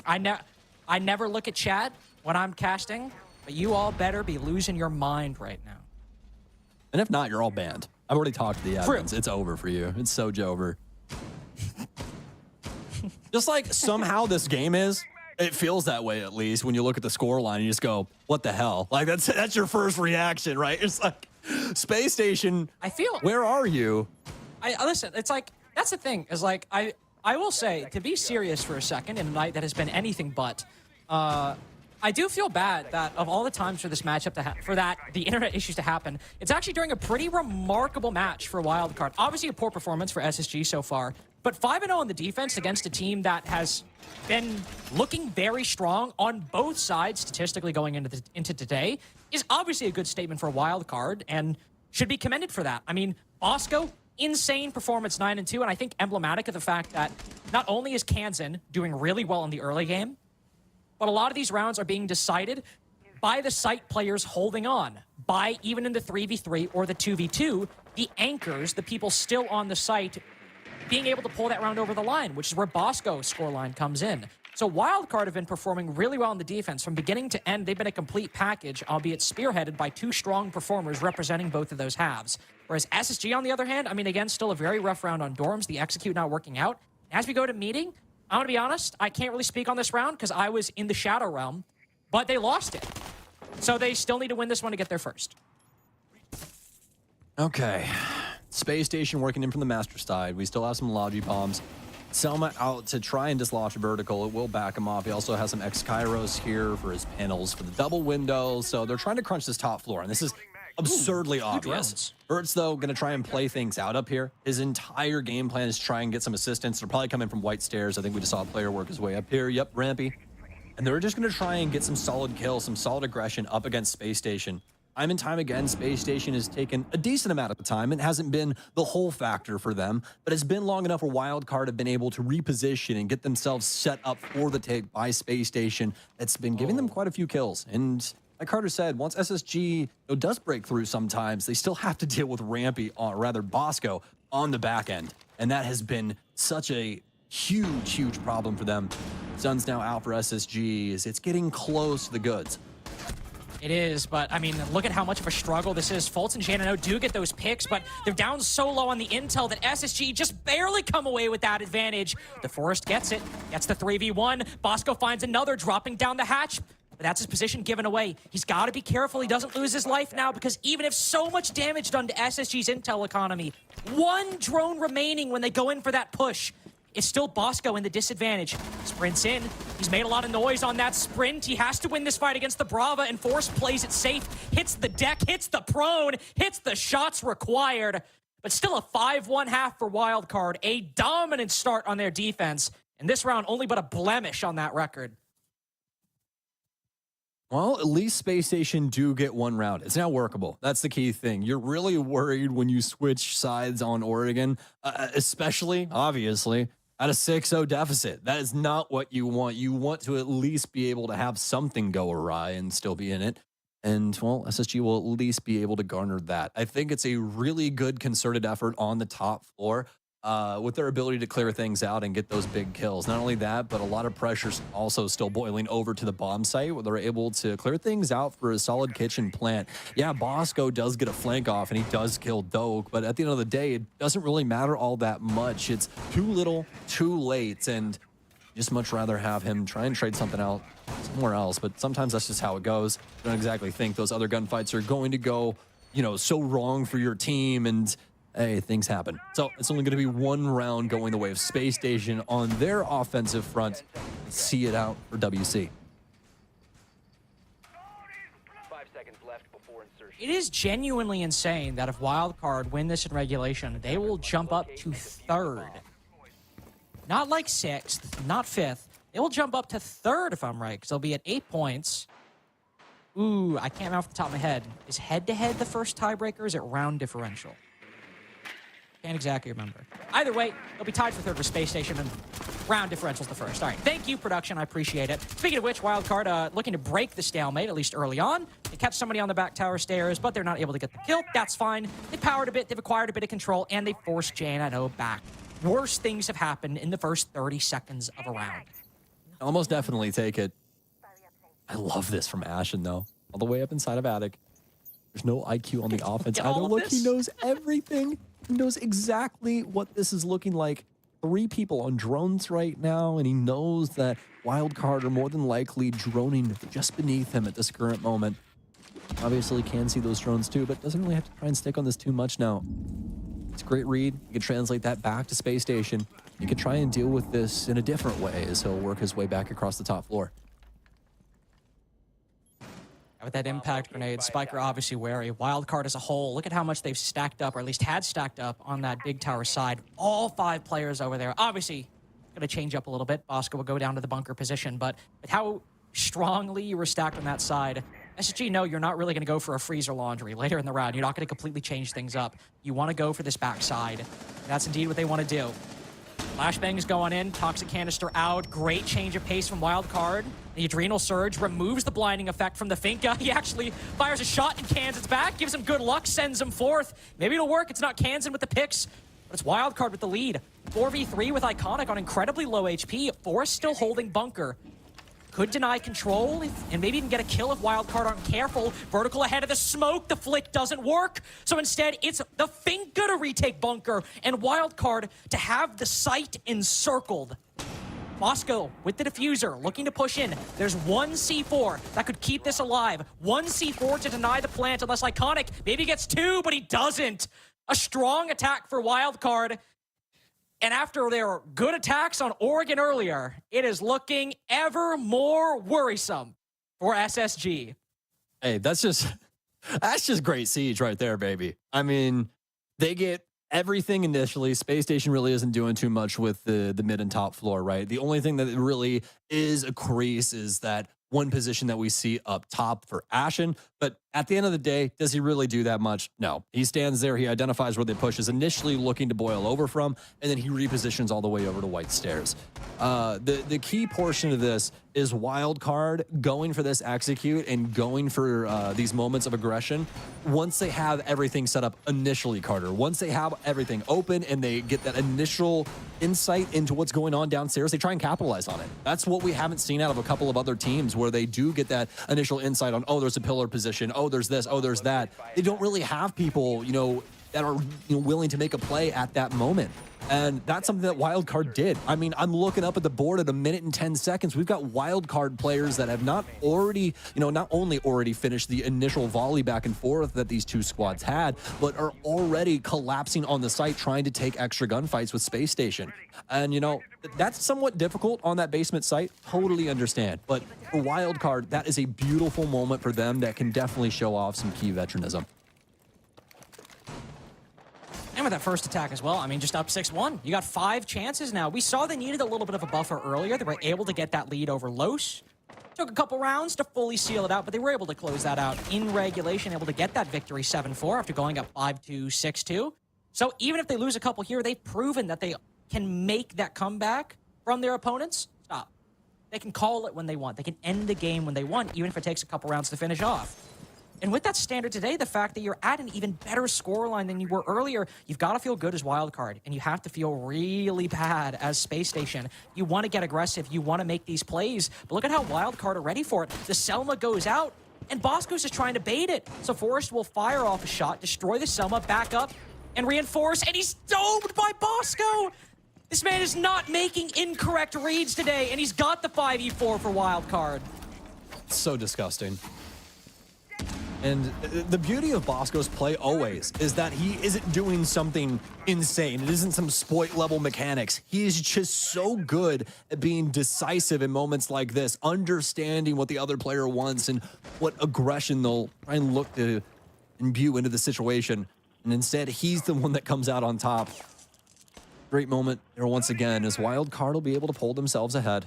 Holtz is going to try and rebuff this scenario, but oh my, he's immediately gunned down by Kansan and Nitro Cell out by Iconic. He's murdered, and as you said, unless Ashen's got something in the bag, which he does not, it's all Wildcard all day. And 2 SSG members on Wildcard are going to be pretty happy about that. And Sam, I figured out the cause of my internet woes. You know what it was? What was it? They were trying to stop you from seeing the truth. They were trying to stop you from seeing what this Wildcard roster could accomplish. 7-1 against Space Station. An even better win than they got against Los on the same map. Earlier in the day, a ridiculous performance from a team that, honestly, after those first games, Sam, I think a lot of us were writing off, and now writing off unfairly. Yeah, you want to know something crazy? I'm looking over here to my monitor, and I'm looking at the main stats sheet on Liquipedia. Do you want to know what Wildcard just jumped to? 3rd place. They jumped to 3rd place, my friend, from 8th. They currently have 5 points. If you win a game, guys, that's 3 points. They're tied with Space Station, right? But then we go to round count, and Space Station had +4. Uh-oh. Uh-oh. Wildcard, by the way, just for the stat heads out there, -3 before this game started. So Wildcard jumping the entire field today to end up in 3rd place in the NAL. And I mean, obviously, that was a bit of a silly You can't write a better script, man. It's crazy. You can't. And obviously, a bit of a silly last game, considering the fact that I literally wasn't present for half of it because of Xfinity trying to stop the public from seeing the truth. But overall, as Sam and I are done for the day, a very strange day of the NAL. Big teams losing. Rookie teams ascendant. We got the desk to break all of those implications down for next week's play days.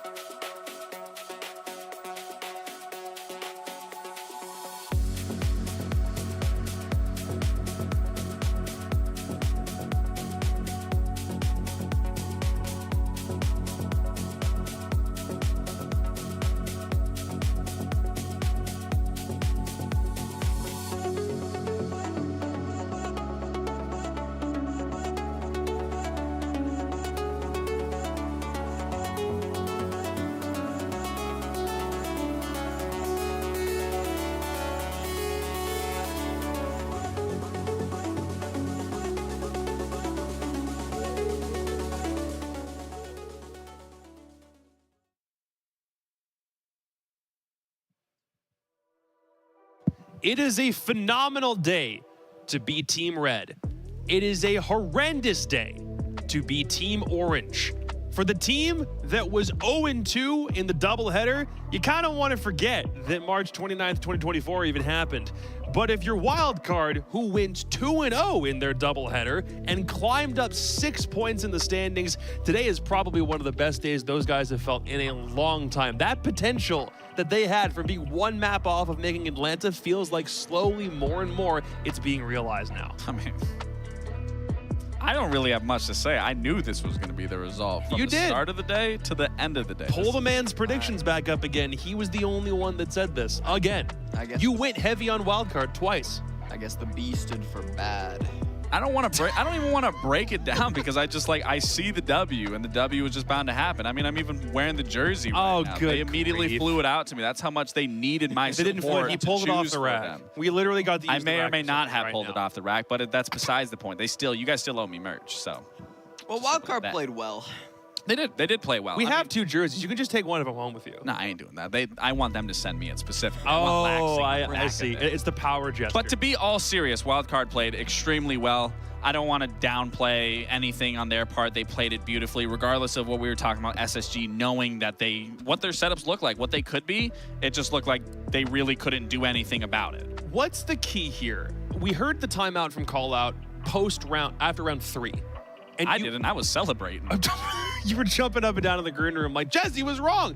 But we also mentioned in the green room, every time Cams cut back to Space Station when they lost a round, it's like there was almost no reaction, like their hearts weren't in this game. I knew for a fact, even watching back in games and just through experience, when you see the player cams and no one is just in it and it's kind of just like a whatever, it's chalked at that point. And this performance speaks in itself. I got a question. Sure. No. Where's the crank?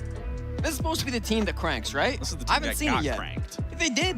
Like, I mean, this is the team that I feel like is struggling with so much of the parts of Siege that aren't just taking initiative, going in and getting those fights. I feel like previous weeks in Space Station, we saw them going in, taking that initiative, making sure they were in control in those rounds. Yet earlier today, and then yesterday, and then in this game as well, it feels like they're stumbling to get to that point. They're stumbling to be in the spot where they're confident and going in and taking those fights. It's always the pre-stuff to those moments where they're just falling apart. They're not able to get that the walls open or the roams cleared or whatever it is.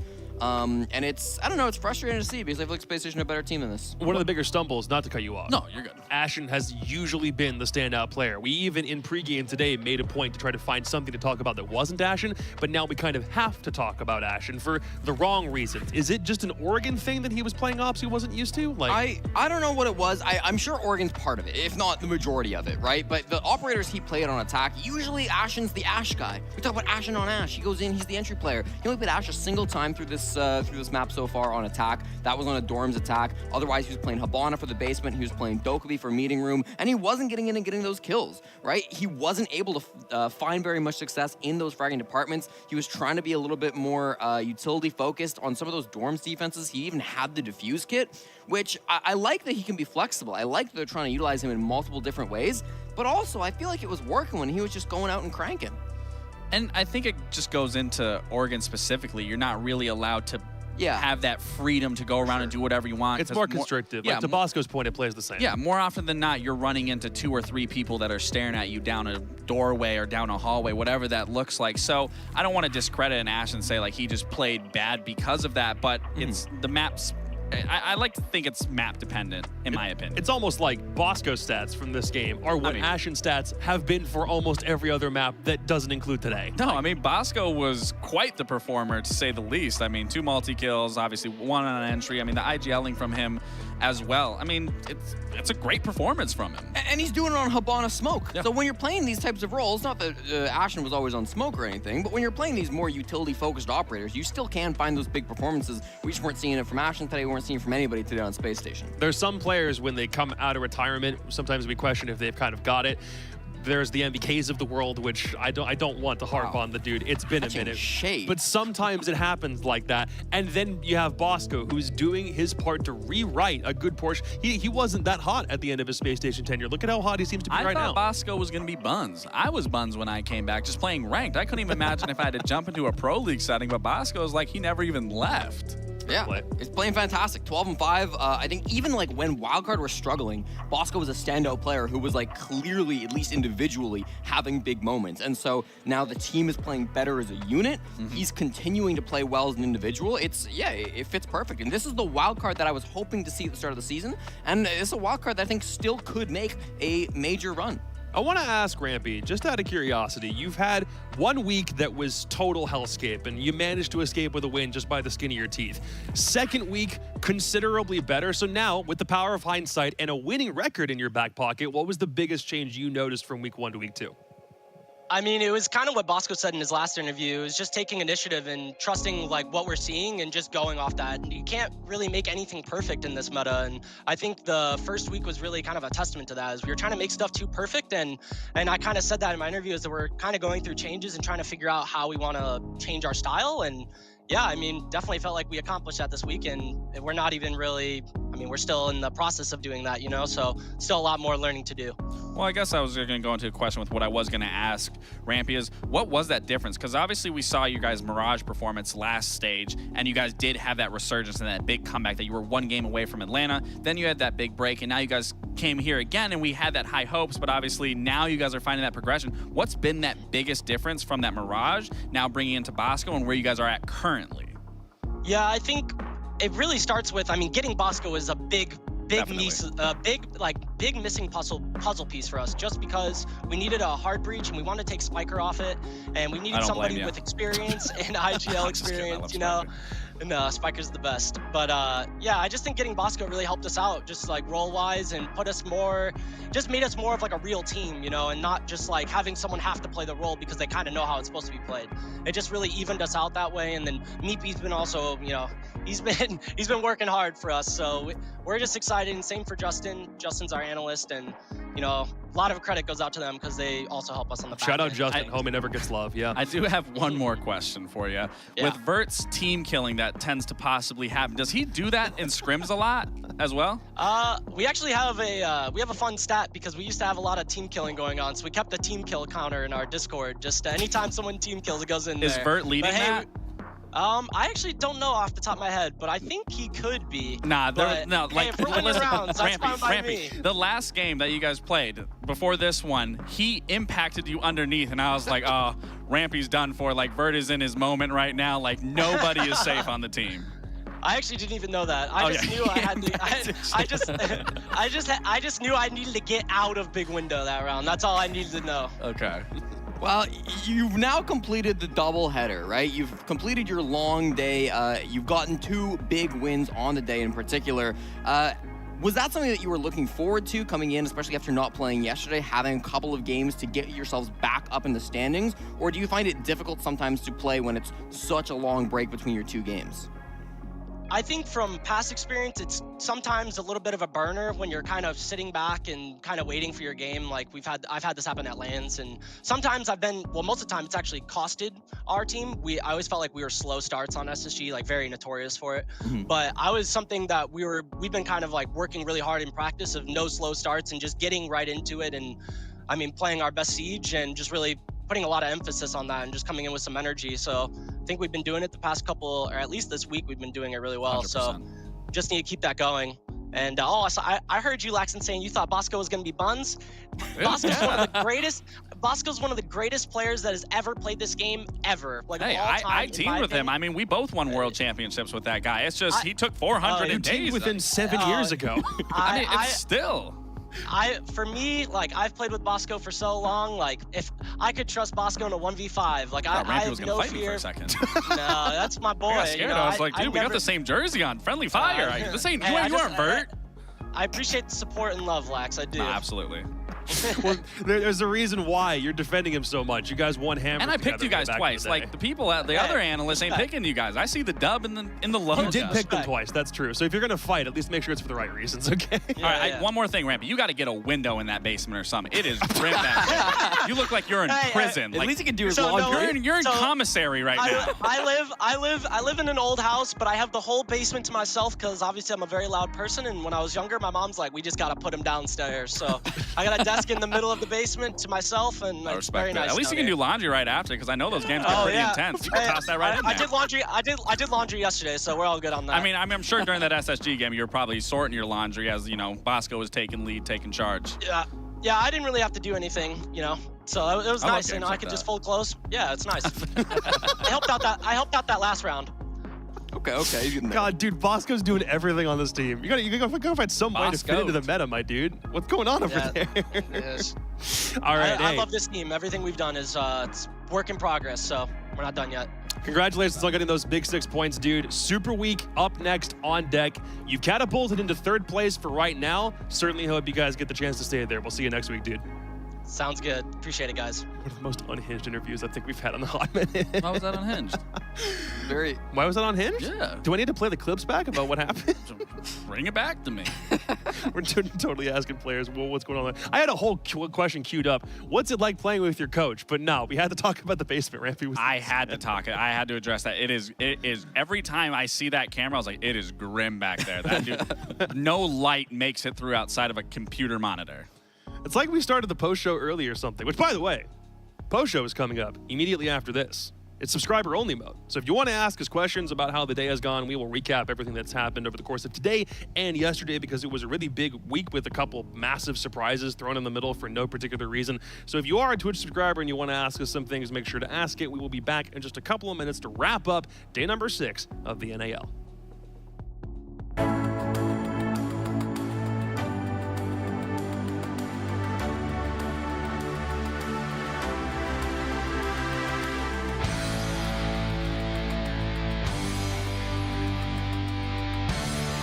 Cameraman be the hero now. He'll need to be.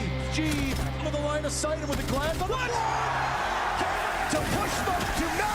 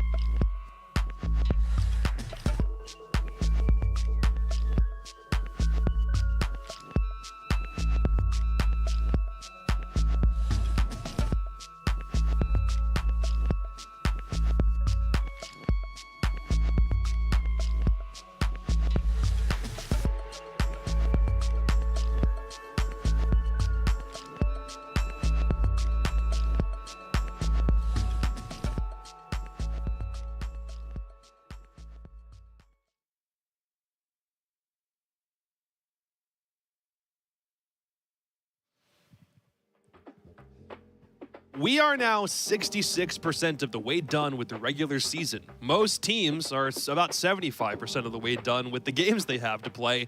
And we are now 100% done with play days with 5 games or 5 best of ones in them, if nothing else. Which means when we hit the Super Week next week, it's 4 best of ones for every single game. We are smooth sailing. So we've done most of the hard work at this point. Welcome to the NAL Post Show for day 6. And, that's the only intro I really had time to come up with. Bro, I'm chilling. We're big chilling. I got nothing else to say. I need something better from you. I'm a little disappointed. That was a little lackluster, in my opinion. Bro, it's post-show. You want me to do better than this? that? This is still show. This is still work. Games are done. Now it's nothing but good vibes. I'm big tired, bro. Bad vibes. I'm about to sleep real good tonight. You've been hostile today, Glaxing. I can't lie. What were you about to call me? Like, that was like... I was about to say Gabe, but then I thought, you know what? That's too formal. Yeah, we ain't friends. Yeah. These guys hate each other behind it. You have to understand how much they're yelling at each other in the back. It's unfortunate scenes. Wildcard get 2 dubs. They get 6 points and hurdle themselves up the standings. I'm so mad at Wildcard. Why? Because week one, no. Why week would you? No, one, I don't care. No. I don't Listen, care. You can't ask me why and then not answer. Week one, I'm predicting Wildcard to pop off, right? I'm like, this is my team to make the major. I'm predicting to win like all of these games. They lose them all. They can't win a match to save That's their because lives. you don't have And then my luck. I finally show up to Philadelphia. I finally get on the broadcast, and I'm like, okay, I've seen Wildcard play. I don't think then they've you lost been doing faith in very them. well. You lost And faith so I predict them to lose 2 matches, Right. Los and Lost faith. SSG. And there's literally And 2... that's when they step up. There's literally 2 W's on when the they screen step that up. fell into 2 W's. I'm kind of curious what Jesse's prediction percentage was pre-Philadelphia and what it was post. It's definitely better post-Philadelphia. Because, like, being able to see the maps and, like, make Definitely. It does adaptations, make a it matters so much. So, like, I don't blame Technically, you Fox guys for having were able a to do terrible that day. before, 'cause we And do like know. realistically, Jonah was really picking mine. Like no one knows that behind the scenes. No, and I he was just- 100% No, reading I mean, the like, DMs for listen, you. listen, chat. I didn't pick those. Jonah picked them for me. It was kind of a little skit that we were 100% doing. debunked. We didn't I was admit it here to- with Jonah. We Laxton didn't was admit not. it. We didn't admit it to the community. Nope. Jonah picked mine. So like my percentage doesn't really count. Like it's kind of like right now I'm just, I'm being realistic. 100% hogwash from the Honorable Gabe Murales. Here's standings after we've done 6 games, which is really important. Wildcard not only get up to 8 points from 2 today, they also win the tiebreaker over Space Station by beating Space Station, which puts them in 3rd when they were at the bottom of the standings when today started. This still is not impressive to me because there are so many Really? teams that are still so close. Yeah. There are, I mean, really, 6th to 8th, literally 3rd place to 8th place is 2 points. Literally, one That's person an overtime one win. person can win and they immediately excel into 2nd place. You don't think them jumping Yeah. dead last today? They were literally in 9th, and now they've jumped up 6 spots. No, I think it's impressive that they got 6 points, but when you actually look at the standing itself, Yeah. it's like I just want to make sure everyone the guys is, get like, credit. You also picked them. I know. I know why I Twice. picked them. And you're saying it's not impressive? Absolutely. Yeah, I mean, they it's should just be so close performing. right now. Listen, I'll say this. I picked Wildcard because they should be performing this well. This is what should be expected because we saw the end of their season last stage. Yeah. And they had a huge resurgence from their performance. They were 1 game off of Atlanta. And then they came here and they have Bosco the GOAT as they claimed, and they started out horrible. So this is the performance that I've expected to see, and I want to continue to see. And if they don't make Manchester, well, you're bad. I'm gonna tell you. He said it. We said the B word out loud. Bad? Space Station were bad, though, today. Space Station. That's what the Space B Station's stands for in their visor. Space Station. I can't That believe stands for nobody's ever... buns. Nobody's ever what? Yeah, nobody's ever seen the B in the Space Station logo before. No one's It's ever looking at it that sideways. way. I don't think it's a But- B. I'm pretty sure Well, it's just a little game. Everybody on Space Station also tweeted the standby to get some GIF right after the game was over, like right after the interview. I love they do things together. Even if they aren't doing things to win games, SSG is the most in sync team I've ever seen. Like True. They will work out together, they will strat together, they will go on like meal plans together. Like it's ridiculous the extent that Those are they 3 things you don't do. yeah they are. Jeez. I So- could never be on Space Station Gaming. To that That's the main point, reason. My Kind of bigger my than Fallout. shut up, guy. I'm talking. My room at the Atlanta Major was right next to their. So chill. Yes, what, Jacob. What are we doing right now? Doesn't feel so chill. Never mind. I'm gonna just ditch my story. We're going to schedule. This is for day 7. which is also the first day of our 3-day Super Week starting next week. This is Wednesday. We come in a day early next week to make sure that this works out. We don't have any double headers. We no longer have any games that are reschedules from day one, which means all of these are brand new, and it's only we got short days from here on out, dudes. Dude, I'm gonna pick Wildcard, and they're gonna lose to Luminosity Gaming. I'm telling you how it's gonna go right now. This is what's gonna be happening. They're so mad right now. They didn't even play. I am they didn't defend mad. themselves. Can you tell your story, though? I am genuinely curious. Yeah, I want to know what's going on with Space Station. You actually want to hear the story? Yeah. Absolutely. My hotel room in Atlanta was right next to their practice room, and I, through the wall, heard everything they would chant, everything they would scream at one another. Like, not all of it is stuff that you should repeat on a show. It's gamer lingo. We just kind of let some of that slide. It's just like, they were loud as crap, dude. It was so loud. Are you talking about Space Station? SSG specifically, yeah. Yeah, I mean... Which to your point, yes, they are all in sync, but they're absolute animals at the same time. That's that team in a nutshell. Nah, but there's still a roster that I've never seen that sort of team chemistry and like team bonding. Like that is truly a brotherhood. Even with with Rec, didn't see that? No, it's completely different atmosphere. Like SSG isn't funny. Rec is funny. Wow. Talented and Tell them how you really feel. I mean, I truthfully, I kind of been a little envious of how like SSG like has that formula because they also work out together, and that's something that I like to do. Whereas like the Rec guys didn't like to work out. You were like the only one working out more often than not. I mean, even you know, it's tough by myself. You know, I'm sitting there and just want to hit a PR, but don't have any friends, don't have anyone to don't have any me. friends. Oh, Gotta look. You know, it's grim when I'm in the gym looking around for someone like, hey, can you spot me real quick? It's awkward. Whereas like if I was in an SSG atmosphere, it's like, oh, Ash, come, why don't spot me at LAN? Why don't you go work out with SSG anyways? It's intimidating. I get that. How surprised are you by Wildcards and Bosco's performance today? You would say not surprised. Which one of you was like really riding Bosco? No, I knew this was going to happen. I didn't know Bosco was going to perform as well as he did, so that like definitely caught me off guard. I thought it was going to be a team effort or Kansan specifically.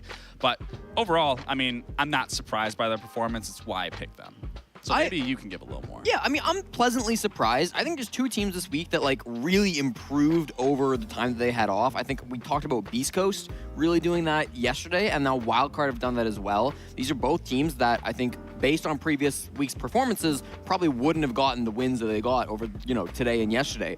But they, in those days they had off, were able to work on themselves, study those losses, improve as a team, improve as individuals, and then come out and get really successful W's. And it makes me very happy to see that improvement happening so quickly inside the early stages of the league, because now instead of having two teams that are kind of lagging around at the bottom and maybe probably not going to have a major run, now we've got even more teams inside of North America who are in great positions to fight for that major, to go to an international event and represent North America on the biggest stage, which is good because we need more teams to be doing that.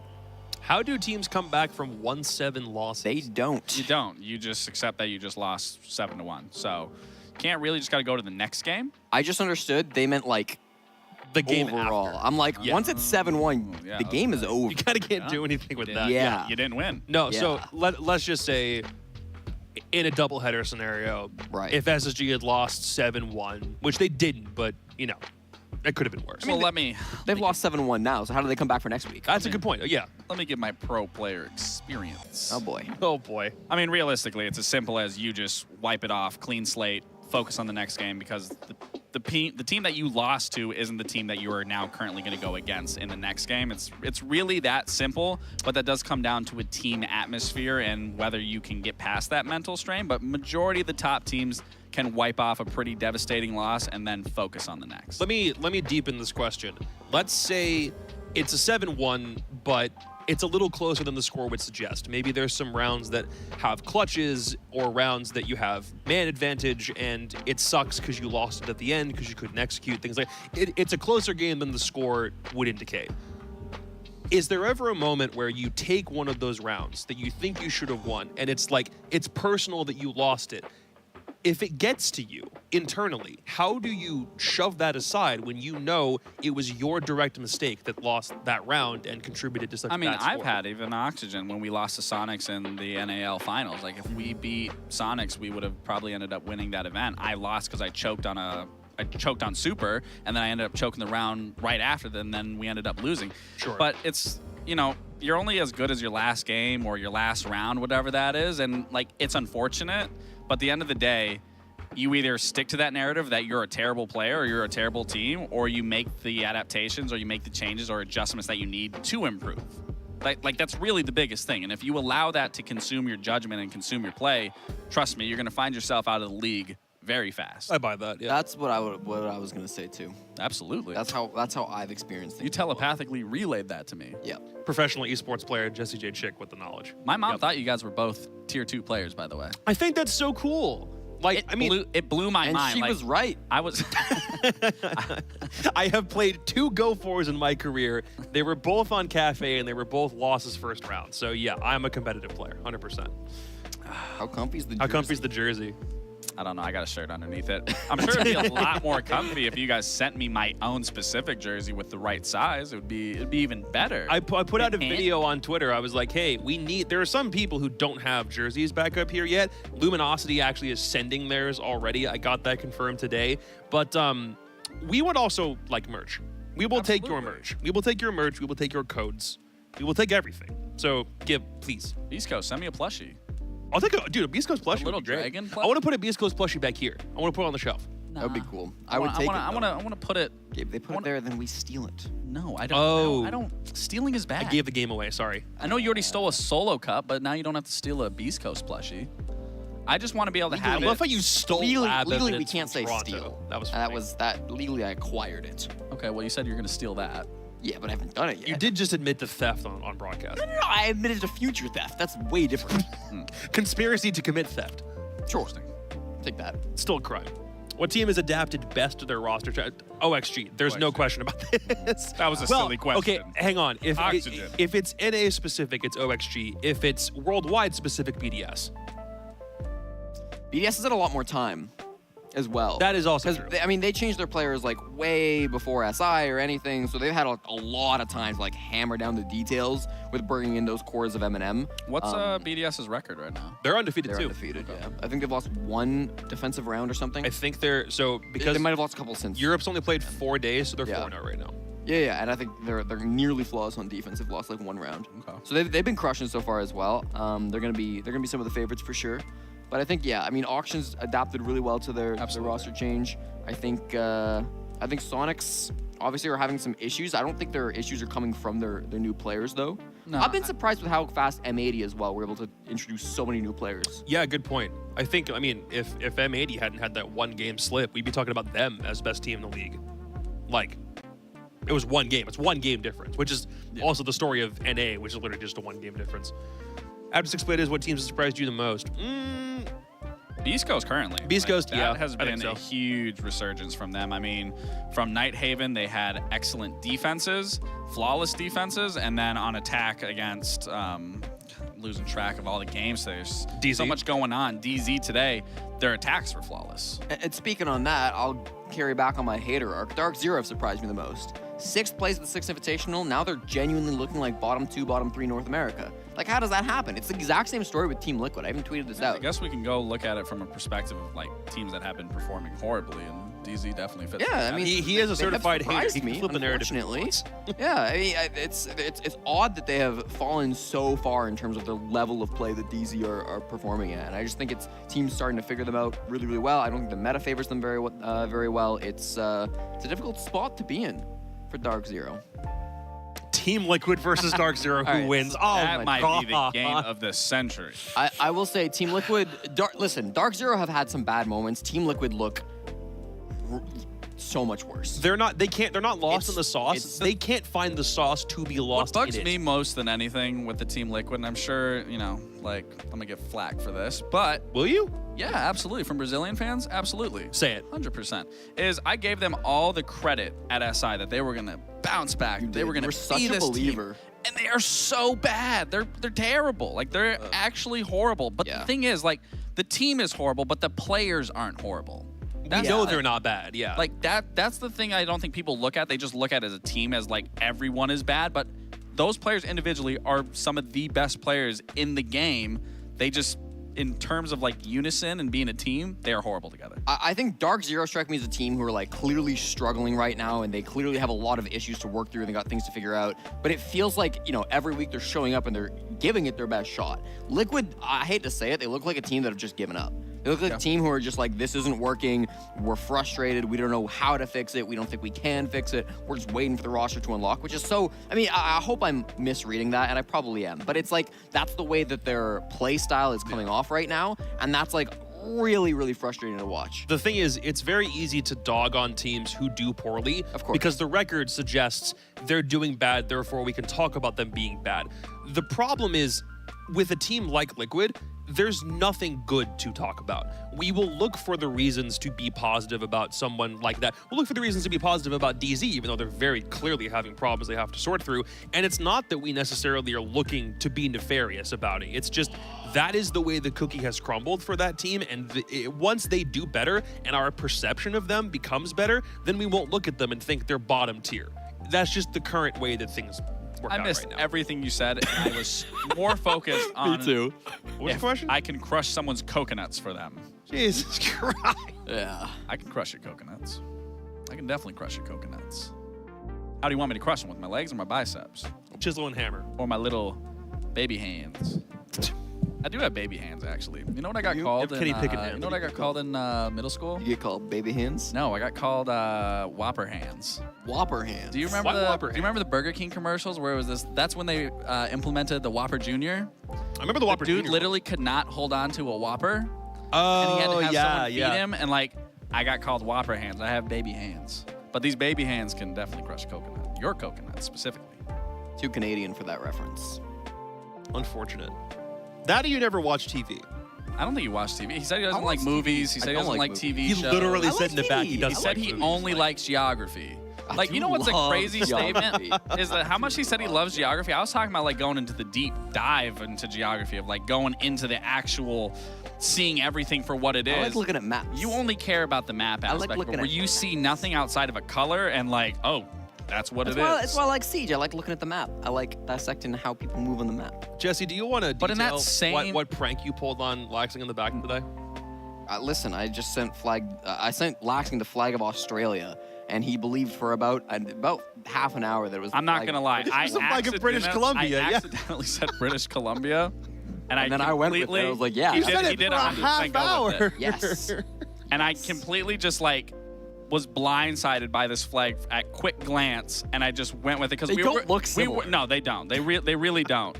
And the fact was, we were originally talking about Canadian provinces, so it kind of just was like this quick glance, and I didn't really look at it that well, and then I kept going with it. What do you think is on the flag of British Columbia? I'm pretty sure there is blue. I'm pretty sure there's a stripe that kind of makes a cross, and then like a sun that comes up. Okay, you know, yeah, that's that not a quick bad. glance- Is he really close? I mean, like there are stripes and there's a big sun. That's like the main. Yeah, thing. well, the So bottom fact half, that you the get bottom that- half is the sun, right? The top half is the sun. Is it, oh, I thought. And it was then the bottom. bottom is like waves. Oh, okay. Well, yeah, Which I are don't know. like I looked at it at quick glance, and then like That's- once he that's- said it was Australia, I was like, wait a second. And then I went back and looked at it. I was like, God, that's tough. The That's thing, tough. the problem that I have with this is that an analyst on the North American League is just full up admitting he doesn't understand one of the countries that he's doing analysis for. We never hear about him too much, anyways. I mean, I don't think it's the flag of British Columbia is one that you need to know that well. to be fair, I analyze don't know Rainbow half Six of the Siege. American state flag. There might so be I'm a not new one to operator talk. coming from British Columbia. Who knows? I think Frost is from British Columbia. I thought Deimos was. Nope. Is Damus Canadian? Nope. Yeah, he is. Nope. What does that mean? Yeah, he is. Nope. I have no idea where we're doing. Yes. That is it. We are all done with the post show. Thank you very much for joining us on day 6. As a reminder, next week is 3 straight days of Rainbow Six competition. Wednesday, Thursday, Friday, 4 best of ones apiece on the day. We get through Super Week, then we get to playoffs to decide which North American teams will go to the major in Manchester. For all of us here in Philadelphia, have a good night.